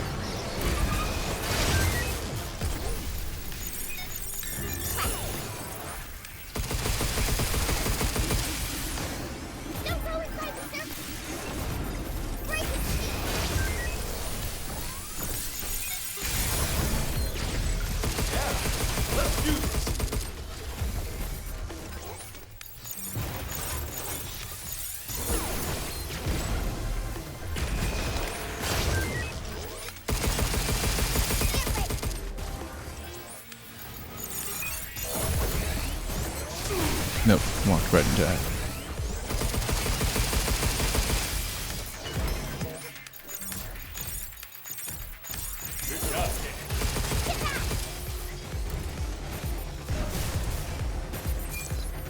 Now we need a longer open time on these, because then I can actually build up sufficient heat before the pulse carbine just completely runs out of ammo.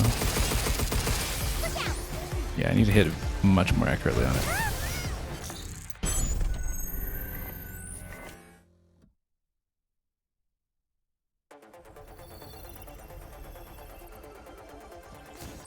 The accuracy is a big problem right now.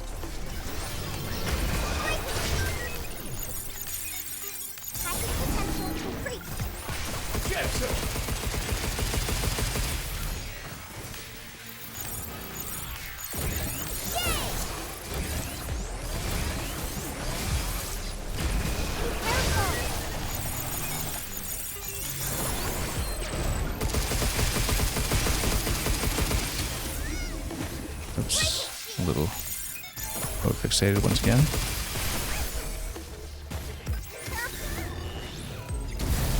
Nope.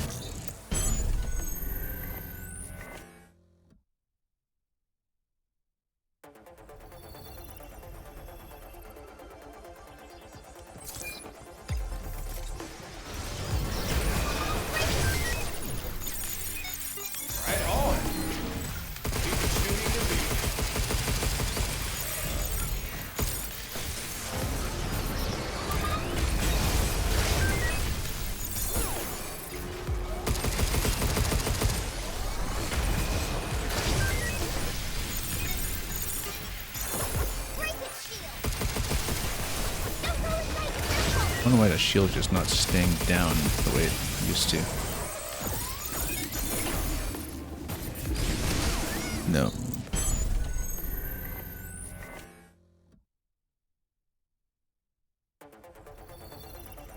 Yeah, right now we just can't get the critical heat buildup on anybody. And it's hard for me to see how we're going to set that up.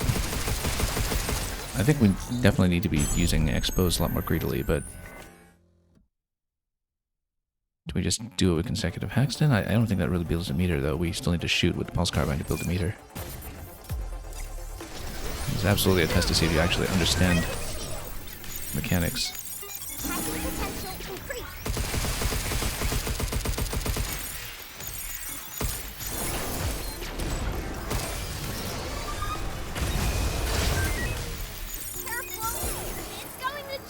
Oh, come on. I don't know why it keeps reloading. We were previously able to disable this, but then now the shields are just coming back up instantly, and I'm not sure what's changed in terms of why we were able to disable them longer term before, but can't seem to do so now. Could be the expose.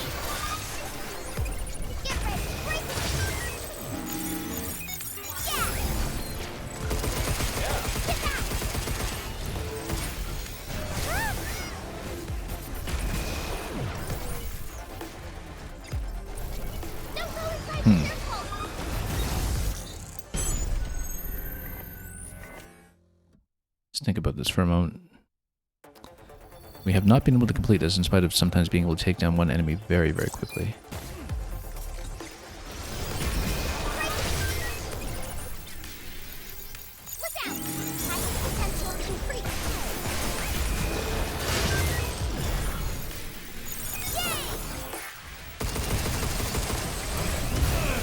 No.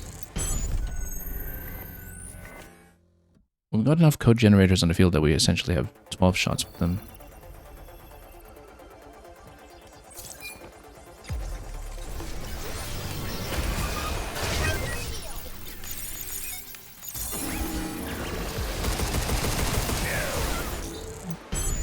I don't see how it's coming up again so quickly now. It didn't do that before.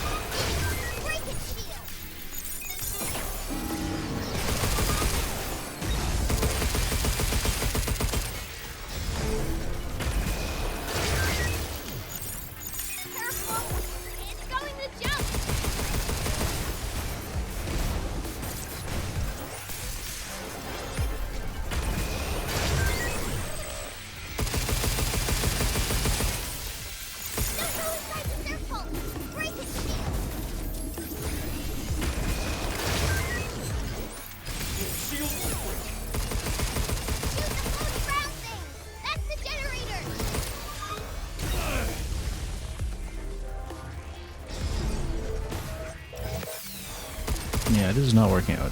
This is strategically missing something.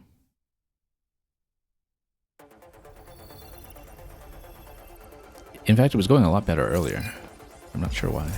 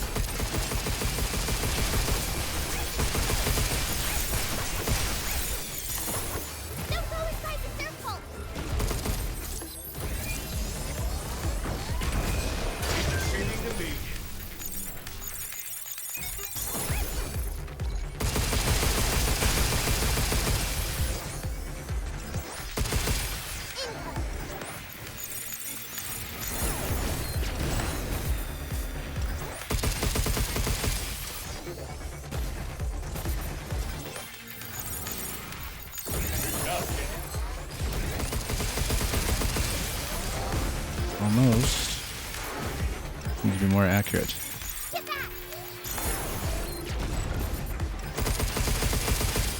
Because we can consistently hit the node on the top, and we got it, but I've been missing. So close, as long as it's at the full meter. And yet, it's purely an accuracy, I think. The approach might be right as long as we take down the shield guy quickly. It's just that we need to hit the weak point very, very regularly on the second enemy.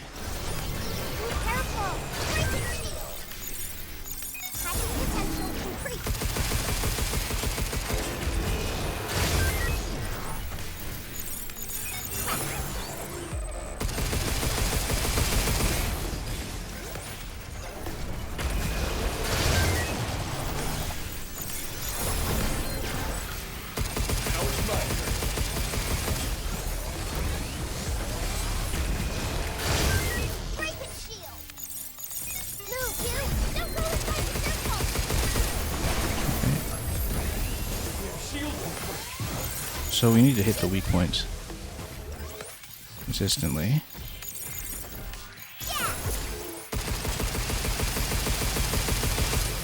Sustain it for as long as we can whenever the carbine is available. Nope. No, taking too long between attacks. Taking much too long between attacks.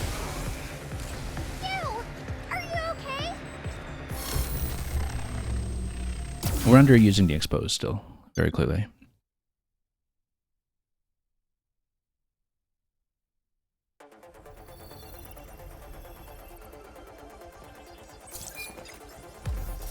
Expose might be more of a consideration for the shield enemy, so we can get enough damage done quickly to really burn it down fast.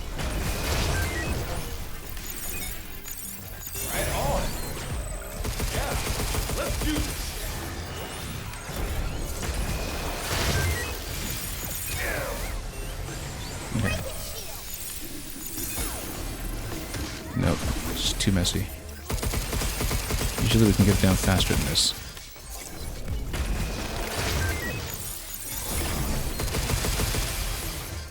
But we need to damage off of expose. That's the thing that needs to get done much, much faster.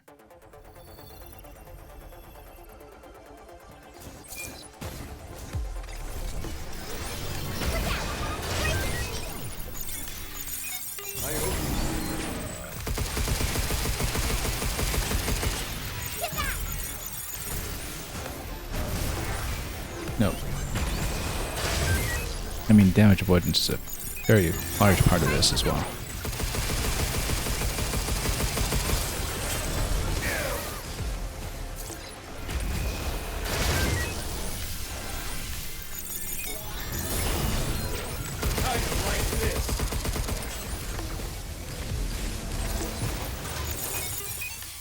No.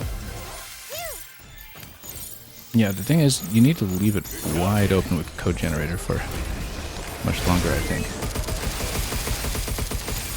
And then if you have a really long maze, then you can have consistent damage so long as the pulse rifle is able to reload.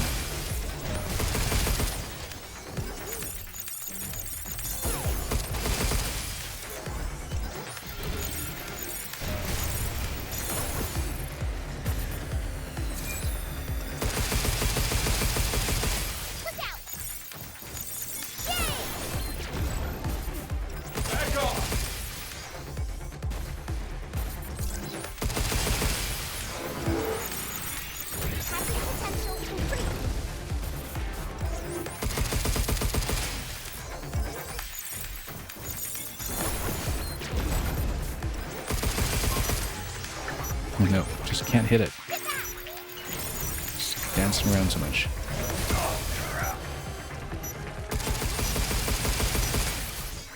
Yeah, you need tons of heat on it. And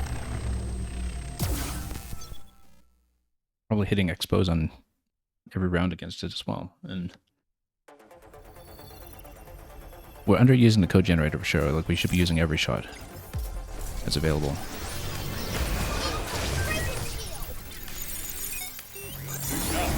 A little bit inaccurate.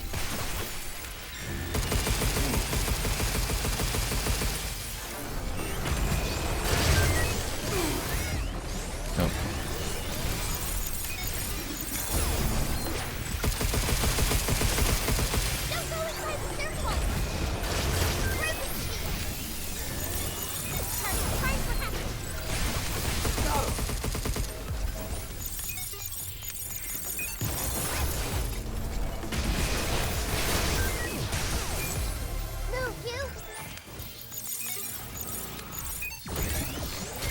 Nope. A little bit too fixated on mistakes in a maze sometimes.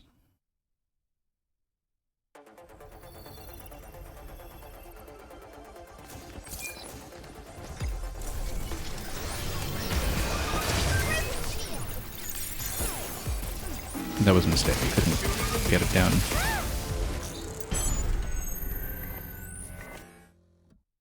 Yeah, the first one needs to blown up rather quickly. And then it's a shot accuracy problem from there.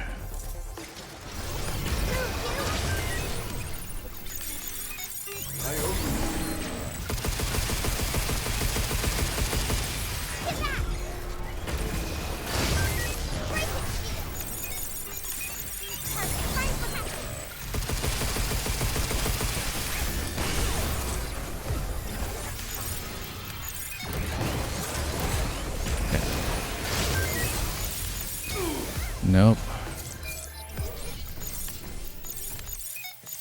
Missed the expose.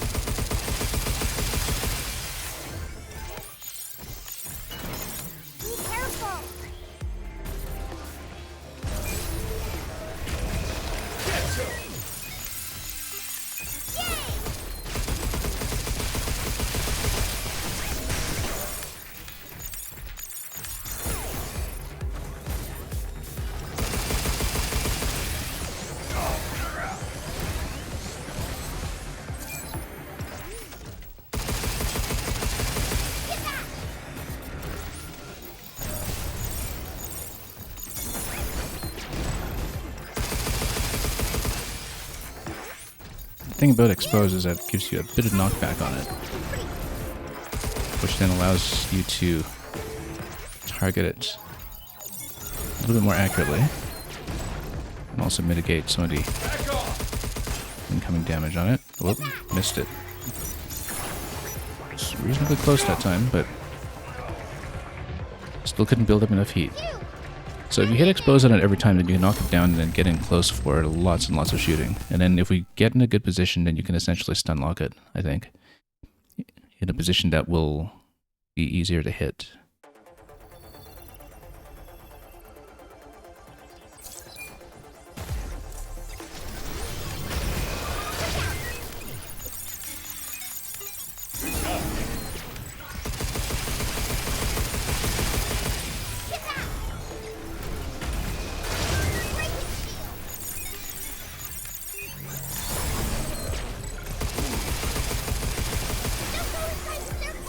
Okay. Couldn't get it. Couldn't get it.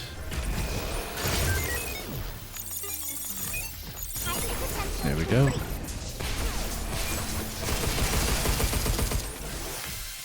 Have to hit the expose. Nope, just lost my target.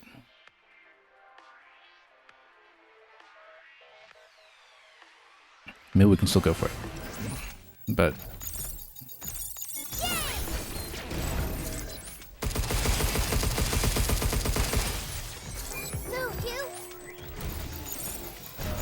no, just missing the dodge when we're fixating a little bit too much on the hack. At least we're able to get the shield one down very quickly, usually. We need to keep an eye on how many exposed charges we have for the second one. so we're not wasting too many when we're trying to replenish.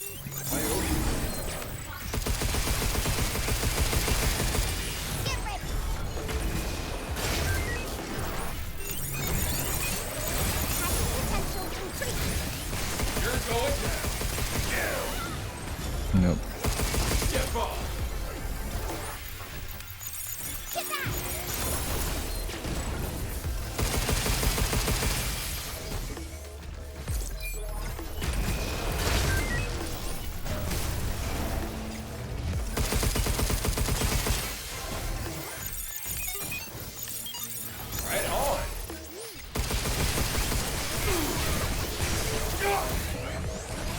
No, just getting caught in too much. I mean, the damage output is rather significant from it.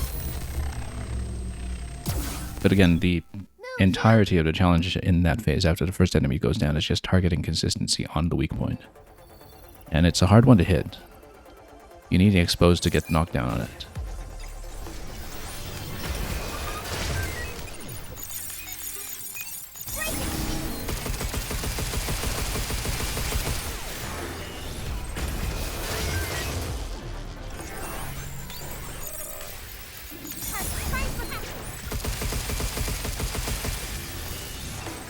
And you need to hit a lot more nodes there, so you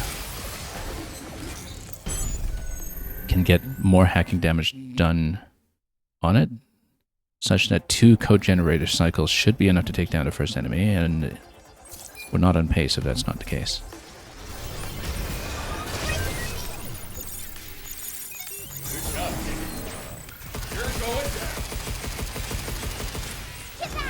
Didn't hit the weak point very well that time.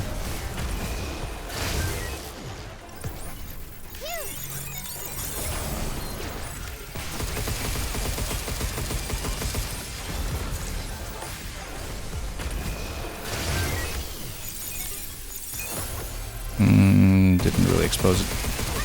It was okay. Get out. Nope, lost it.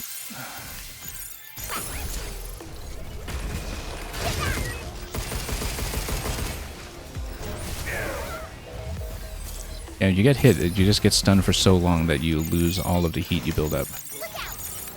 And that's been a major problem. Also just maintaining position on the target while we're trying to hack, because I'm occasionally going off target and losing our acquisition of it.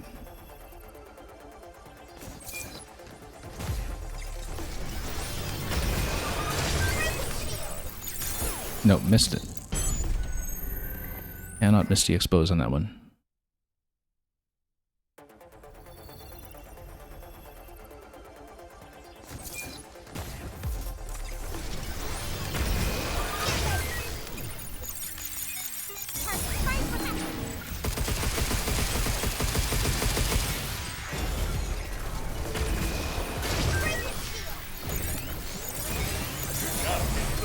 Nope, trying to get out of there, and we just couldn't. And it hits so hard, too. I mean, 2 hits from that already takes the HP down to about 150.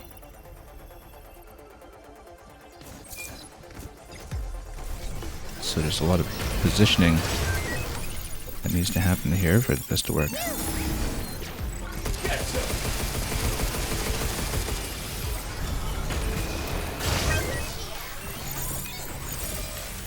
No, and the thing is, if I'm missing the hack, then I'm sometimes hesitating on the dodge, and then that's how we're getting caught. That you have to be accurate about each of these steps.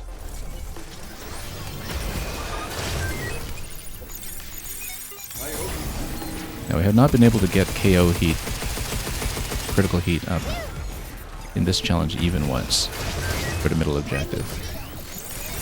And so that's been a huge issue right now. That's been precluding our success in this quite a bit.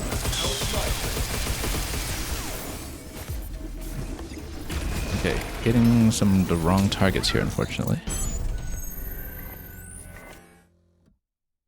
They do bunch up against each other quite tightly.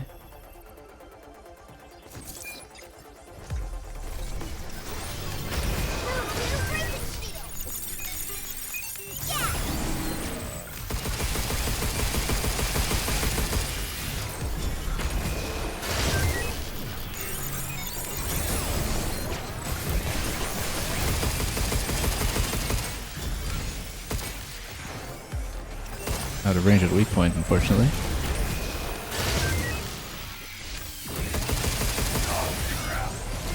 No, just couldn't catch it. Yeah, if you can catch it with 2 code generators and nothing else, that's usually when it feels on pace. But there's a lot of chaos that can happen once the second one comes out.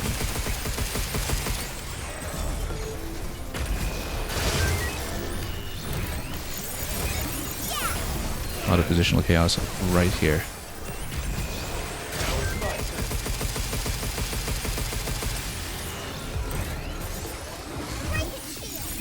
Nope, just couldn't hack it quickly enough.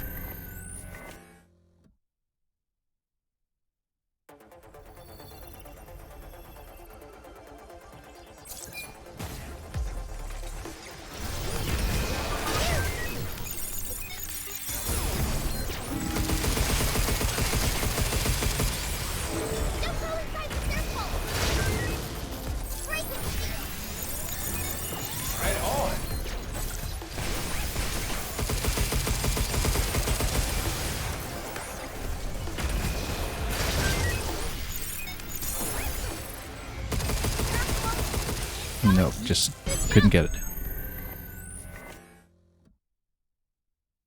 Yeah, this has felt a little unreliable in our part so far in terms of the positioning and the targeting, so.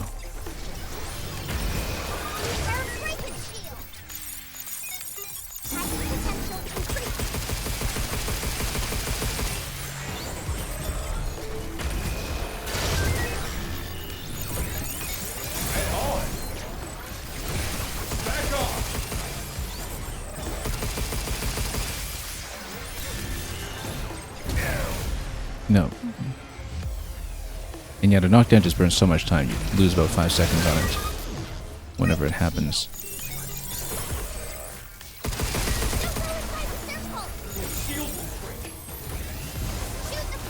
Okay, really need to know when to leave it and then continue to hack, but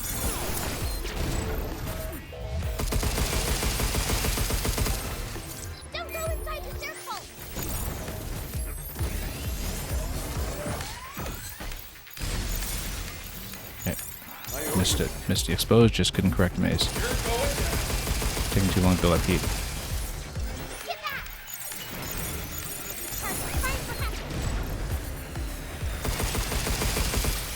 Yeah, we need more exposes. Well, we need to hit the expose in the first place.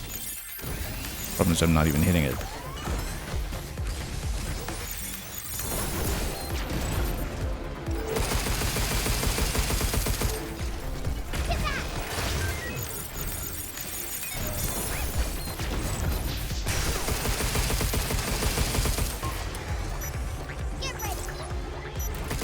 Yeah, not even close.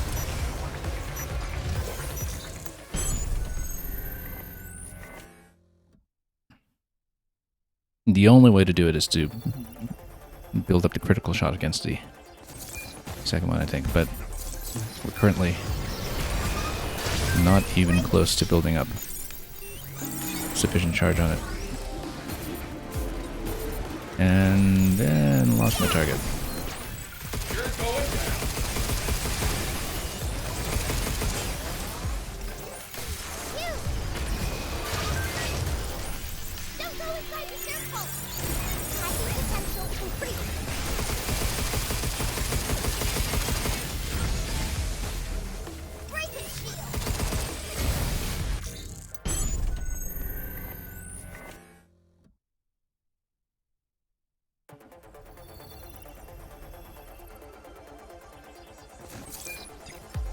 Yeah, this one's a little more challenging than we gave it credit for at first.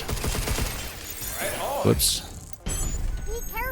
I didn't realize, even after taking down the first one quickly, just how long it takes to whittle down the second one unless you have access to the critical. And of course we're on a very low spec right now, on an unupgraded pulse carbine, which is not really there for damage, but is purely there to get heat buildup, which is only going to happen if your shot accuracy can sustain it. So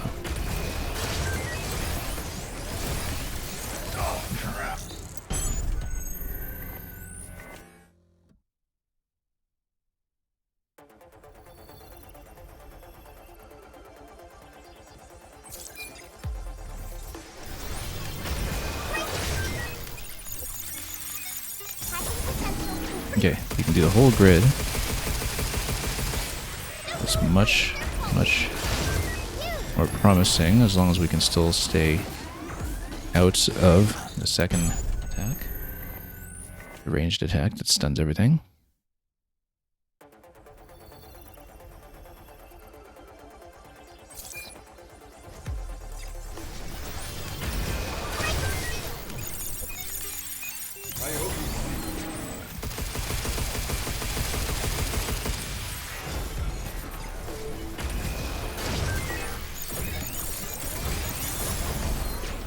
Nope, just couldn't dodge into safety.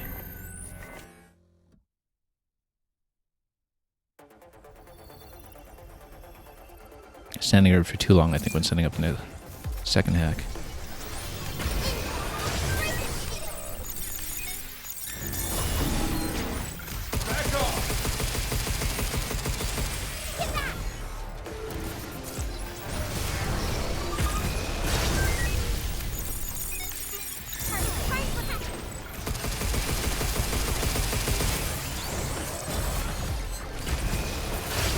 Couldn't quite get enough damage on it, but hacking damage should just kill it outright. That's good. Okay. Nope, couldn't catch it in time.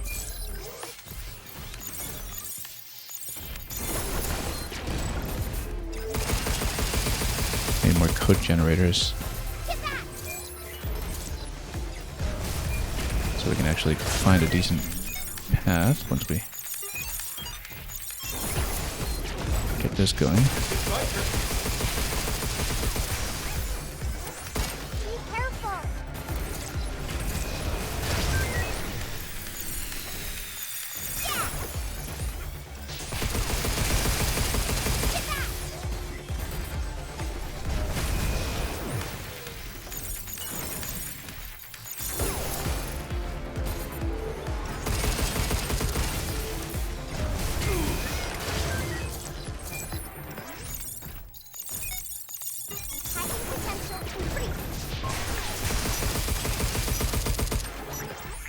Oh, very close to getting the heat. Very close, but not quite. We got into red for once, but still a tiny bit too slow. Again, an accuracy issue, just too many knockdowns happening. And of course, there's still the 10-second objective after that that we need to take care of. That's the first time we got into the heat in the red, though, on that one. Which tells you how far off we've been from succeeding at this challenge.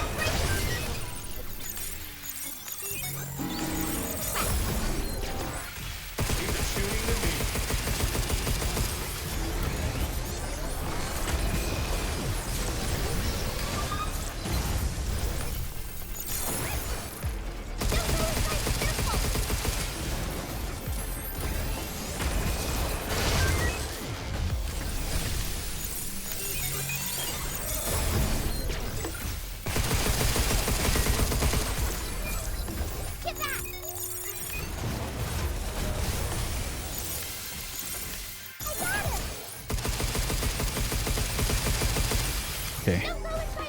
Expose me just to go down this one.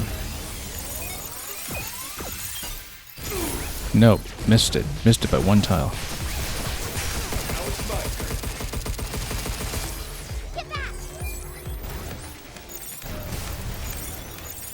Probably just spoiled the attempt by itself right there.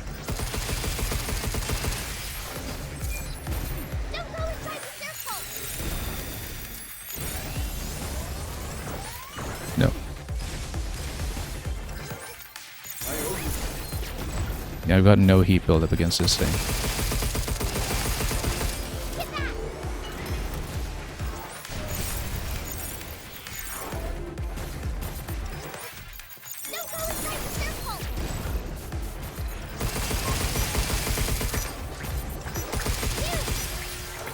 Not even close. Not even remotely close.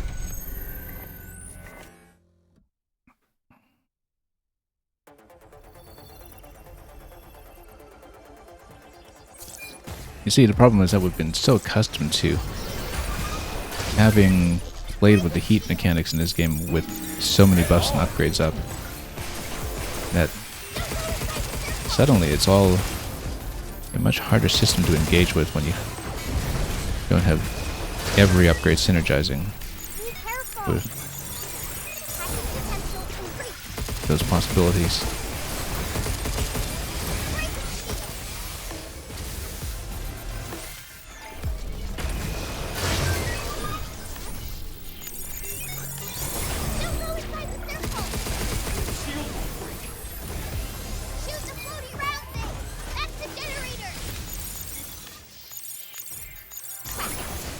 Okay. It's my turn.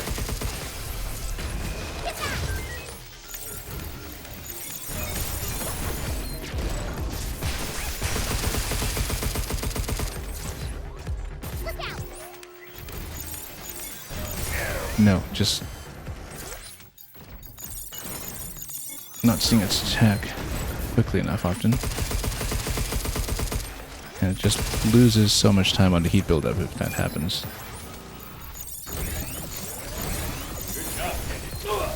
Nope.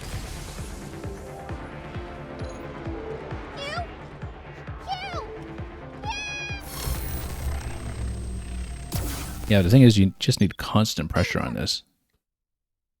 And if you lapse from taking damage, then the pressure's off and you can't build it.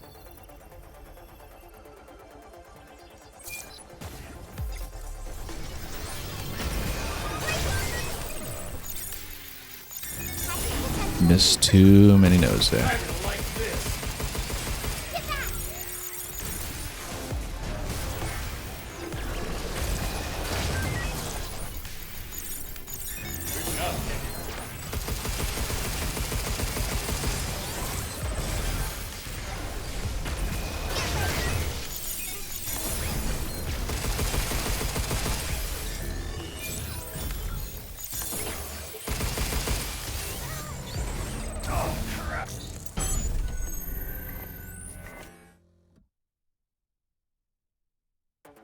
Yeah, we haven't passed a single objective on this one yet.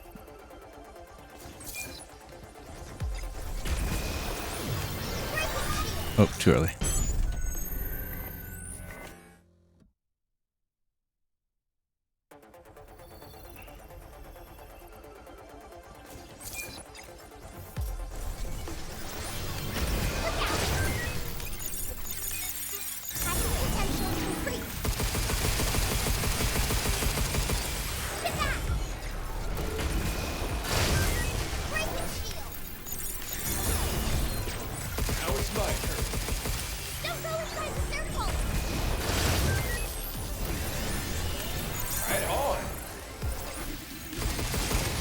No, just couldn't reach the weak point. The hacking accuracy needs work. And the synergy between the different tasks that you need to do, the hacking, the shooting, the dodging, in general needs work.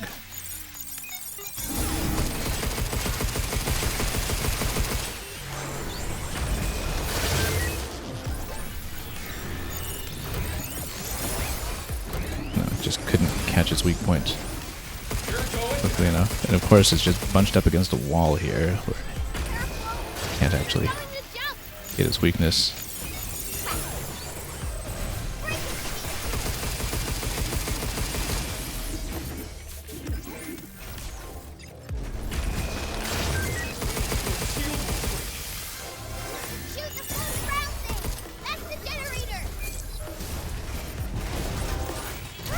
No, just got kicked in the face.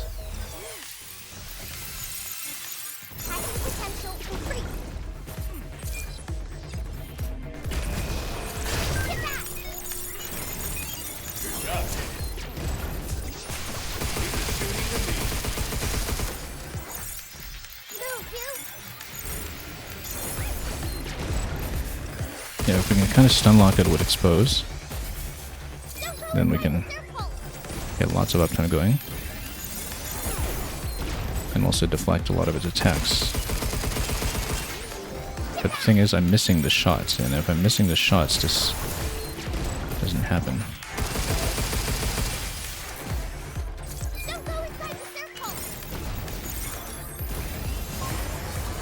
No, too slow. Much too slow. can't get anywhere near the red bar, actually.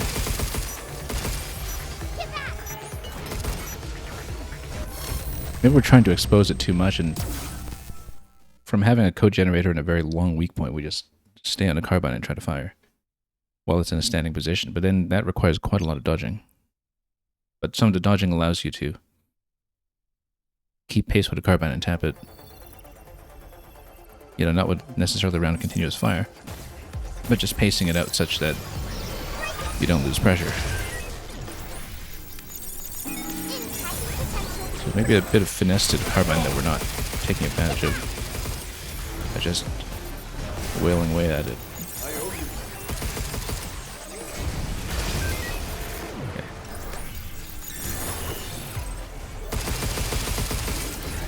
Not hitting nearly enough open points here.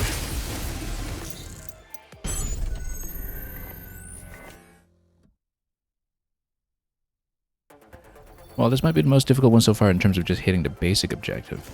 We've had more difficult ones when it comes to hitting the advanced timer, and this might also be one of them, as it turns out, but the fact that we can't even pass it because I can't build up the critical tells me that we're probably misunderstanding something about the system. Although I think it's just lack of shot accuracy that by itself is killing these runs.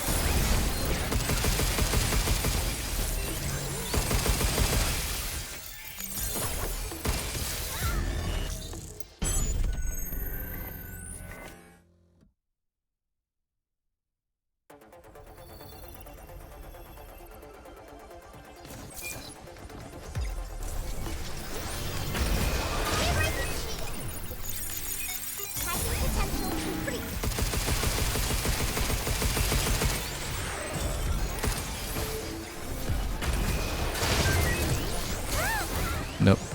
Stood directly in that and could not get out.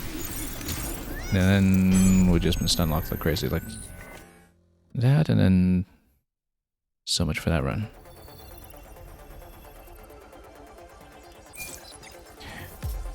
Maybe I'm taking the wrong approach in terms of order.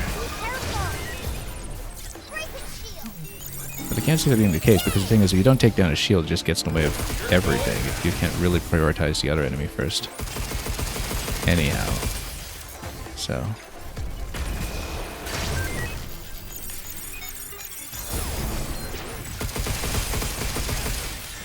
Maybe, though, that if you stay out of line of sight, then notice that we don't have to deal with the other enemy quite so much. If you stay out of line of sight, and you just get a clear advantage against this first one.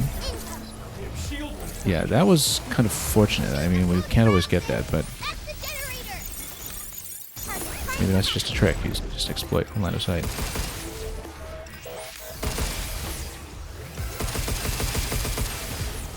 Then dodge and try to tap consistently. Oh, I don't think that's building up anything at all, though. I don't think it's working.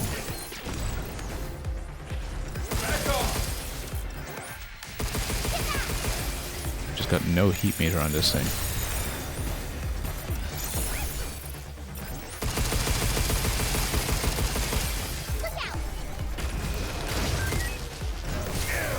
How do we build up its vulnerability more heat, though?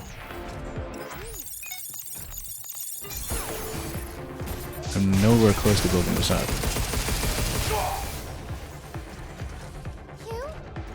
Yeah, that meter's barely going up. We have gotten up to the red ones, but not within sufficient time.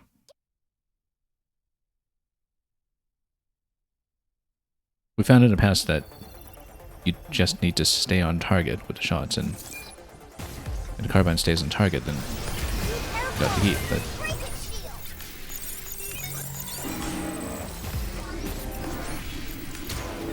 nope, just missed completely.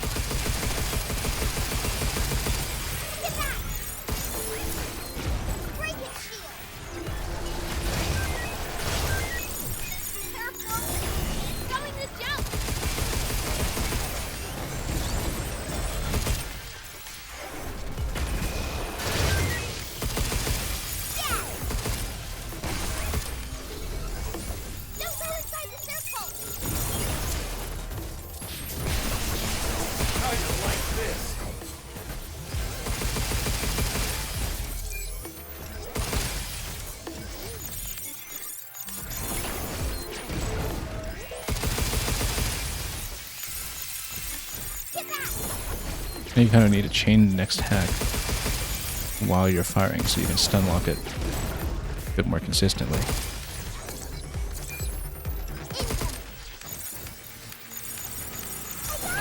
No, Misty exposed.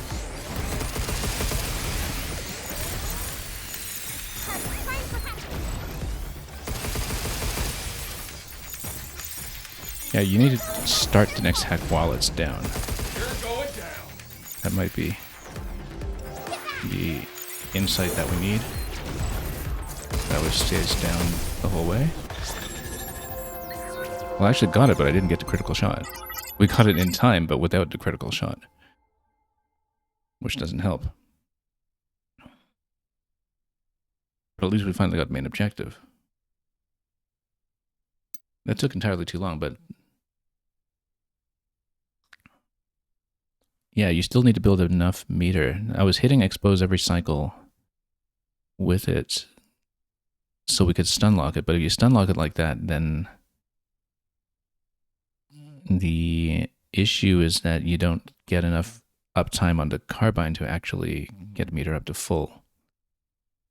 And so that might not actually help completely. However, there is a bit of a breakthrough here, which is that if I'm able to stun lock it with exposed, then I start the next hack while it's down, and then that way... yeah, that seems to be the way to deal with it.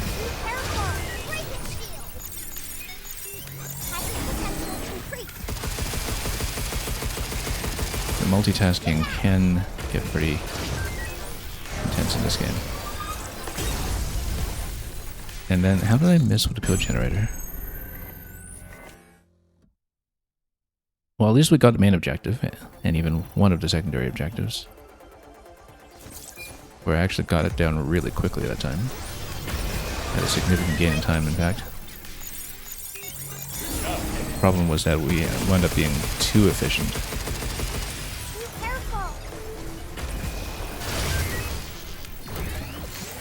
No.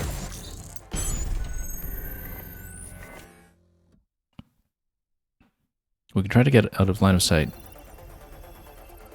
of the bombarding enemy, but the problem is that we can't always be within reach of the weak point then with the shield enemy that we're trying to take down.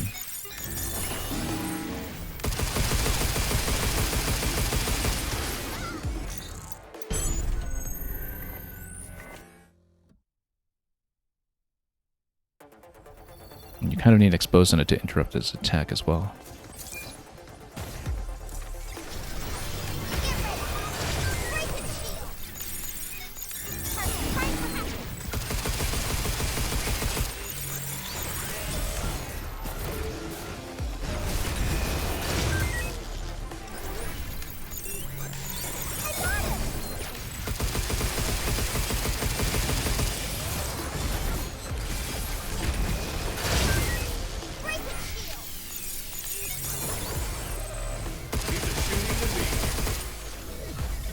Okay.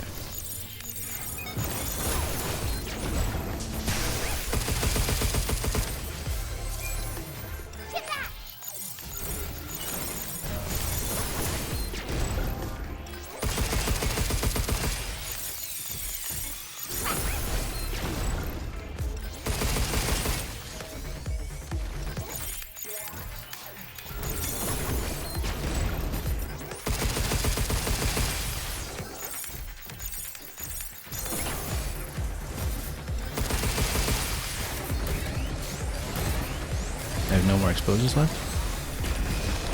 Hang on. Oh, I can't stun lock it. No, I missed one set over here. No wonder. Okay, so we... I lost track of it this time.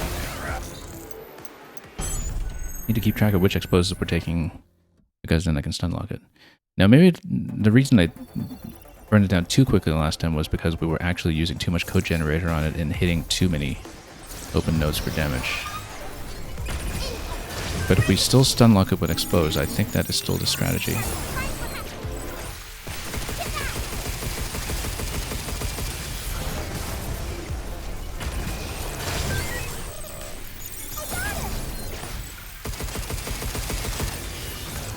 Missed too much here. No, missed too much.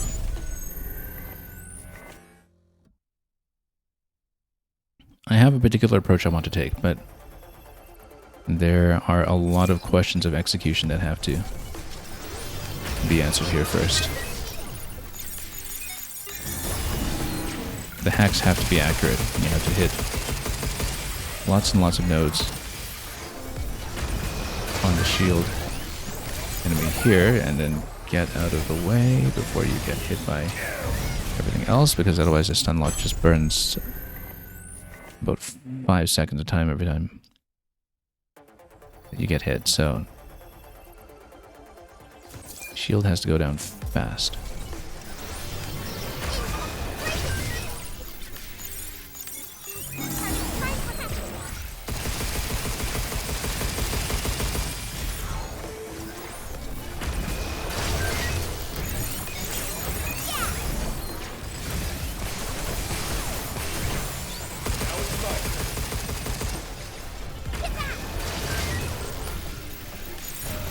No, wrong target. You can tell by shape which target you have, but if you acquire the wrong target because one enemy is including the other, occluding your vision, then there's not much you can do about it.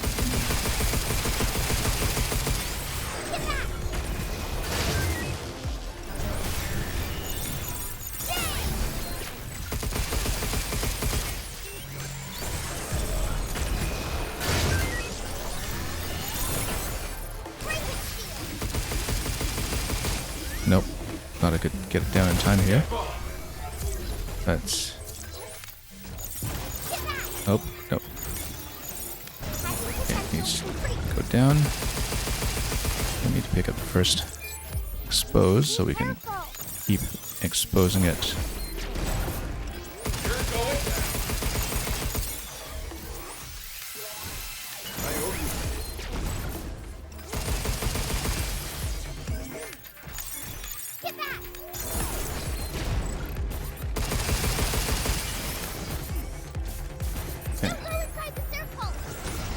Whoa. Yeah. Now the problem is, no, we lost too much time there because I didn't manage to chain the exposes. They have to be chained. And we know it works. But I need to be extremely cautious about when I pick up the next expose after expending 3. So we can chain them together accurately. So you need to kind of move around the map to reload the hacks as you go.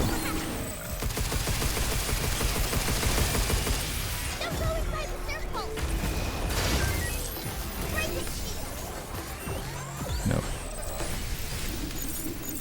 Nope, just too much running around to dodge. I had no uptime on the hack. The first one was good, we took it down under half. The second code generator I just couldn't take advantage of whatsoever. It's my turn.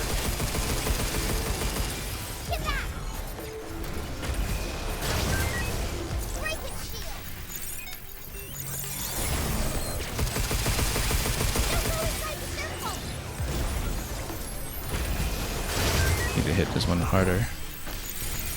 Wrong target. Wrong target. It's not letting me hit.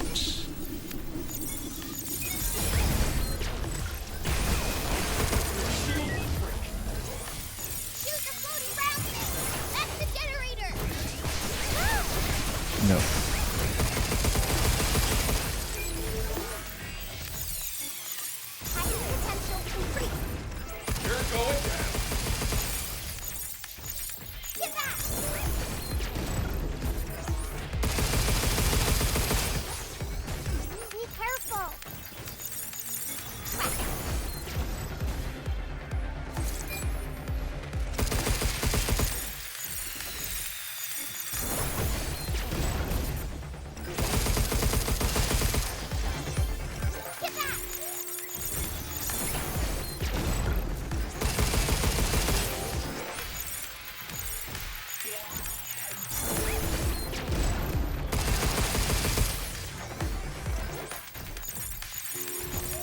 not getting enough heat on this. Well, we took it out, but... Yeah, I shouldn't have gone for the hack for the last bit there. I needed to just stay on target to build up the critical. Otherwise, we can't get that objective. As the second time, we've beaten it under time, but without the critical. Slightly slower than the last time I did it, but...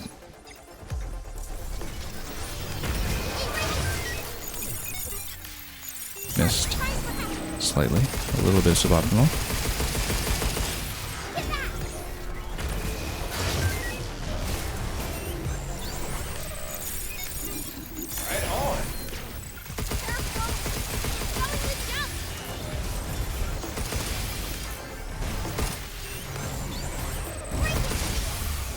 Okay.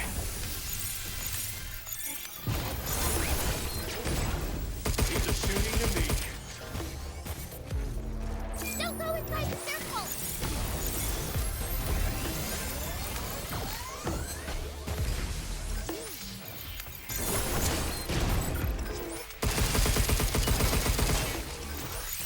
Get ready! I got him!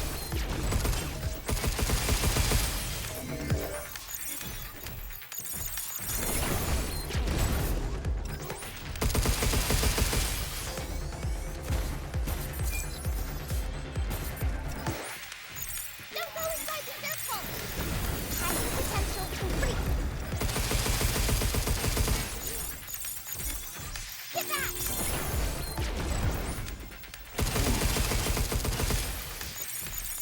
Be careful!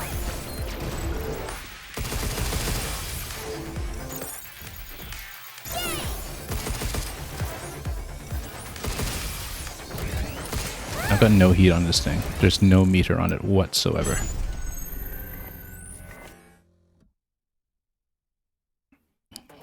We were completely unable to build it up that time. I mean, part of it was because it was clipping outside the wall, and so I couldn't hit the weak point anyway.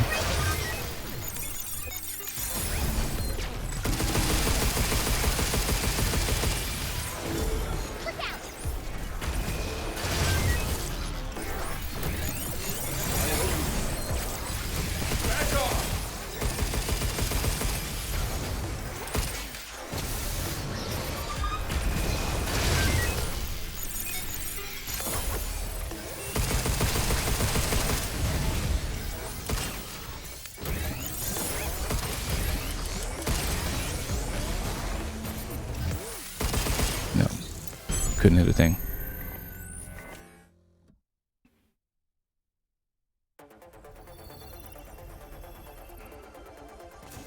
Absolutely missing something mechanically here, I think, about how to effectively build up that heat.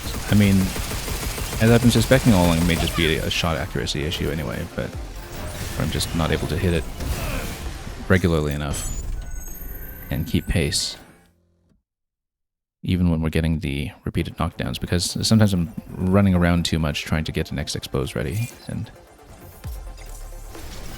there might be some parts of the sequence where we just need to dodge instead of expose so we can get sufficient uptime on the shots.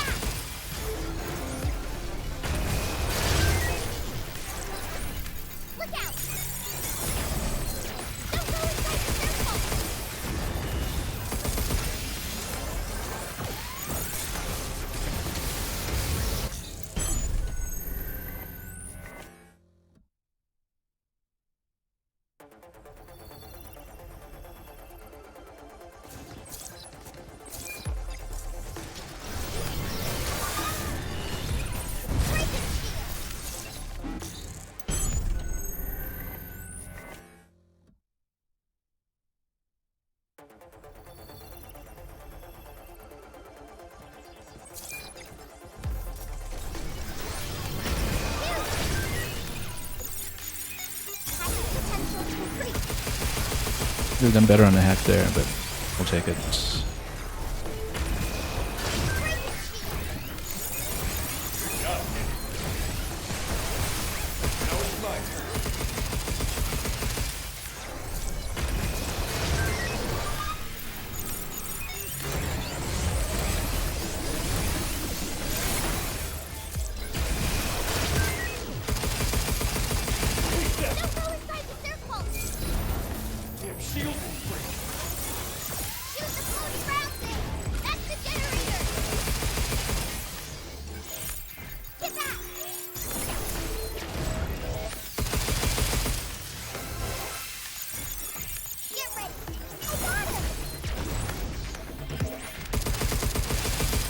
course, if the knockdown takes it that far, got some issues.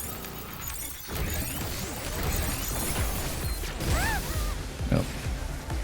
Yeah, just unable to build up the heat at all. It's just not accumulating. It's just not going. There's no meter on this. I can't hit this thing at all. This... And you can see that meter on the bottom inch forward and get me nothing. And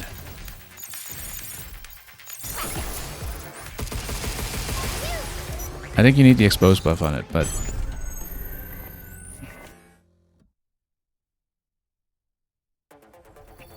even so, we're accumulating no heat on this.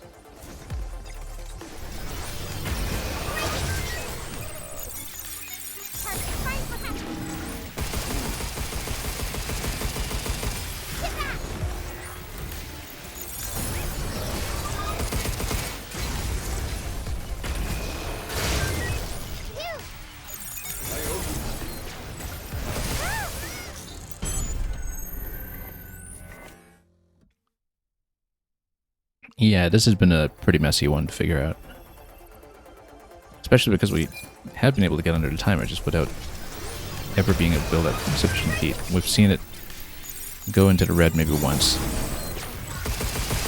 And on the most successful attempt it was pretty close, except we killed it with a hack too quickly.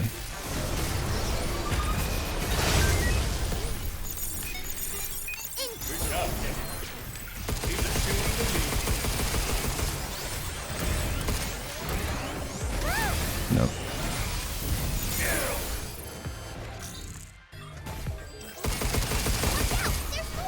Okay, can't really afford to take any more damage.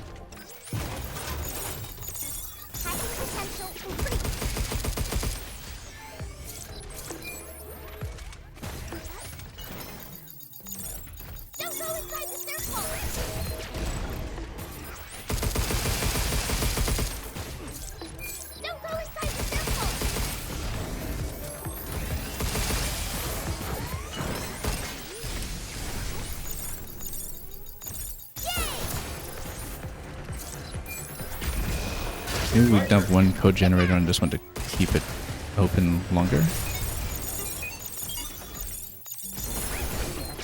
Keep it open longer than... Yeah. I think you actually do need the code generator on it then, maybe.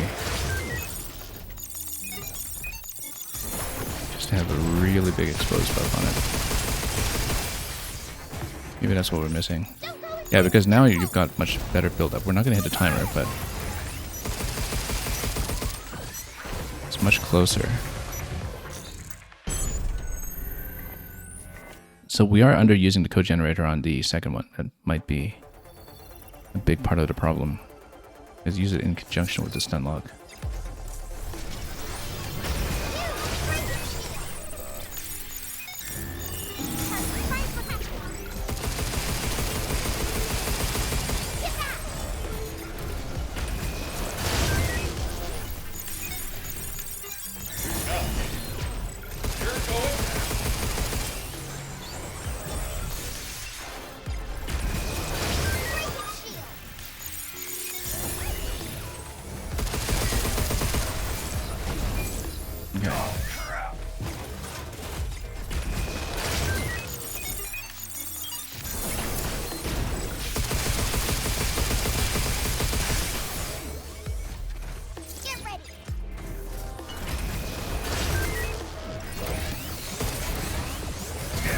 No, just couldn't get into position.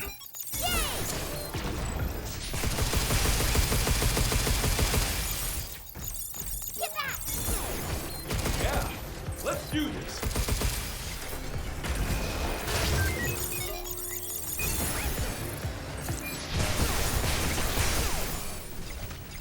Getting close. For once.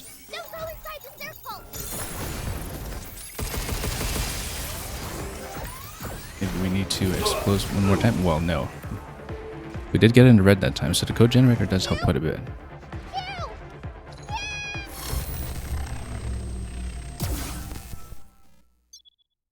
but we ran out of exposes to stun it and mitigate incoming damage.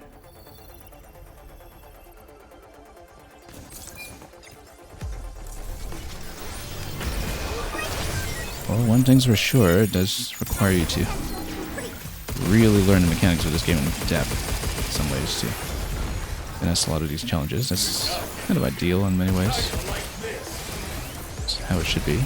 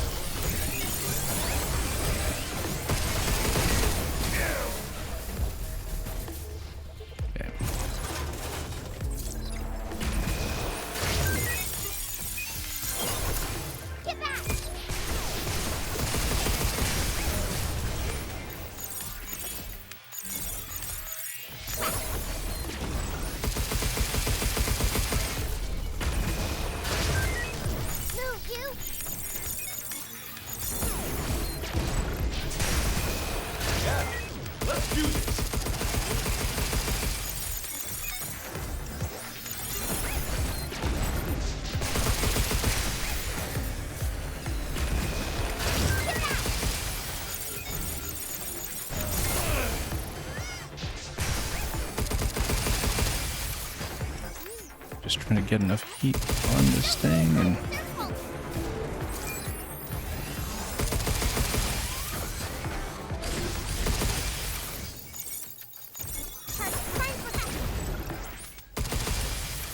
just will not go into the red. No matter what, it just will not do it.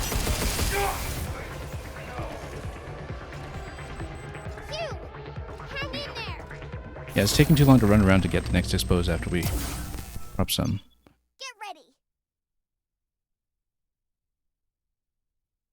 Too much running around side to side in order to keep some uptime on everything we need.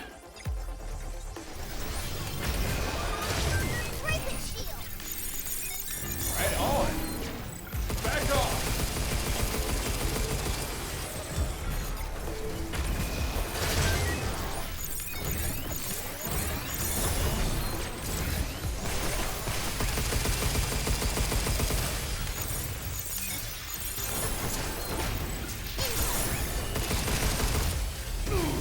Nope, just got punched by that shield. That loses so much time.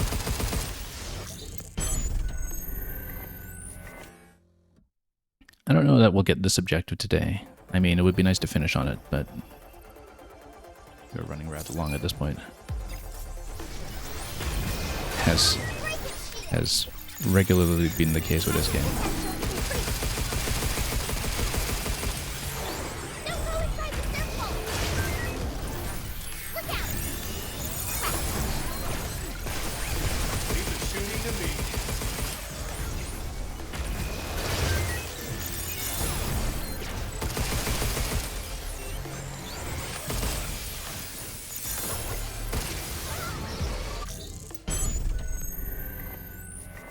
Maybe just a few more attempts on it. And I think we'll probably have to save this one. It's better to keep at it when there's some muscle memory, of course, but this has gone on much longer than expected just to try to get that one objective. Never even mind the perfect, it's just that we haven't been able to build up the red heat at all under any circumstances. And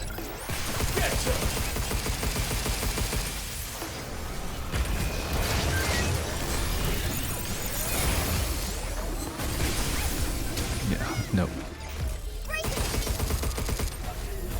Okay. Nope. And of course, lost the code generator bug and then had to reset that one completely. Nope, missed. Ugh. It was an accidental stick click, I think, that reset the whole camera.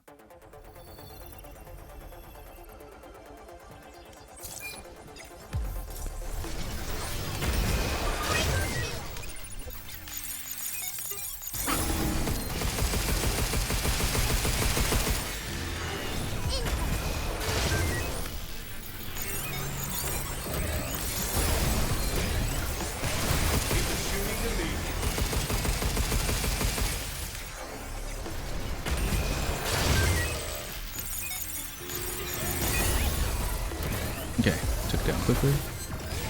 For once.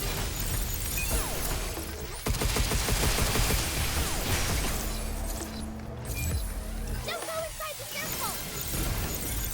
Try and protect it.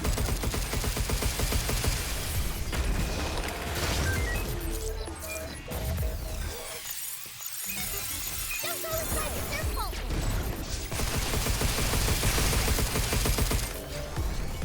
Get back!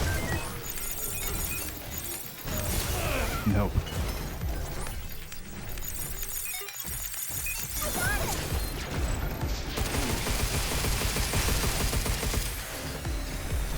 Be careful! Almost. Almost. I see it in the red. Did we get it? Did we finally get it?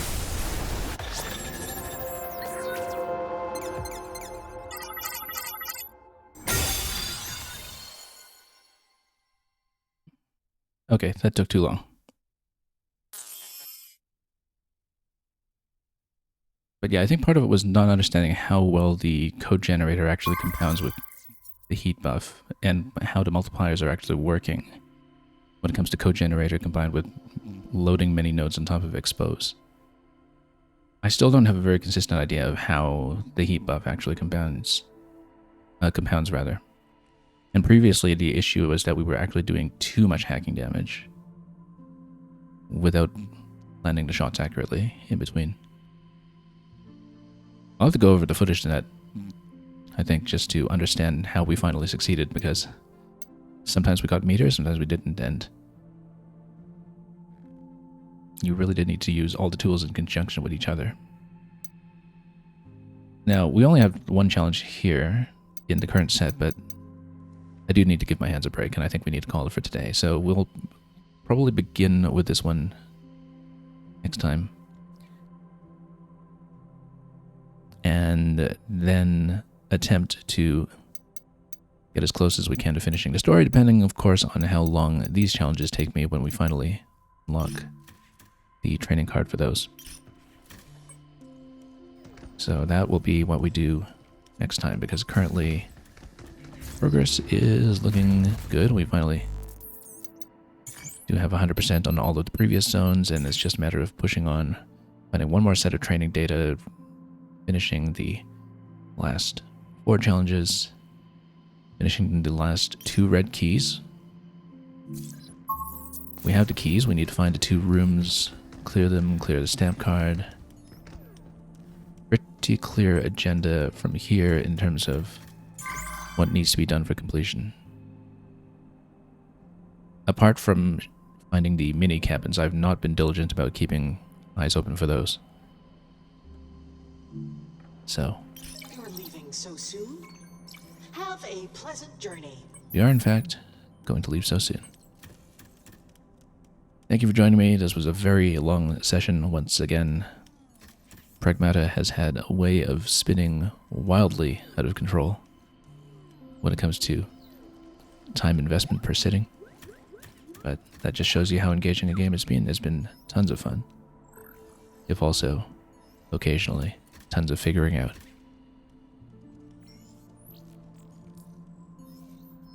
Thank you so much for watching. And until we meet again, for even more Pragmata at whatever pace I can take it over the course of this week. Have a wonderful time ahead of you with everything you may be playing or making or watching as usual, and as always, fare thee well.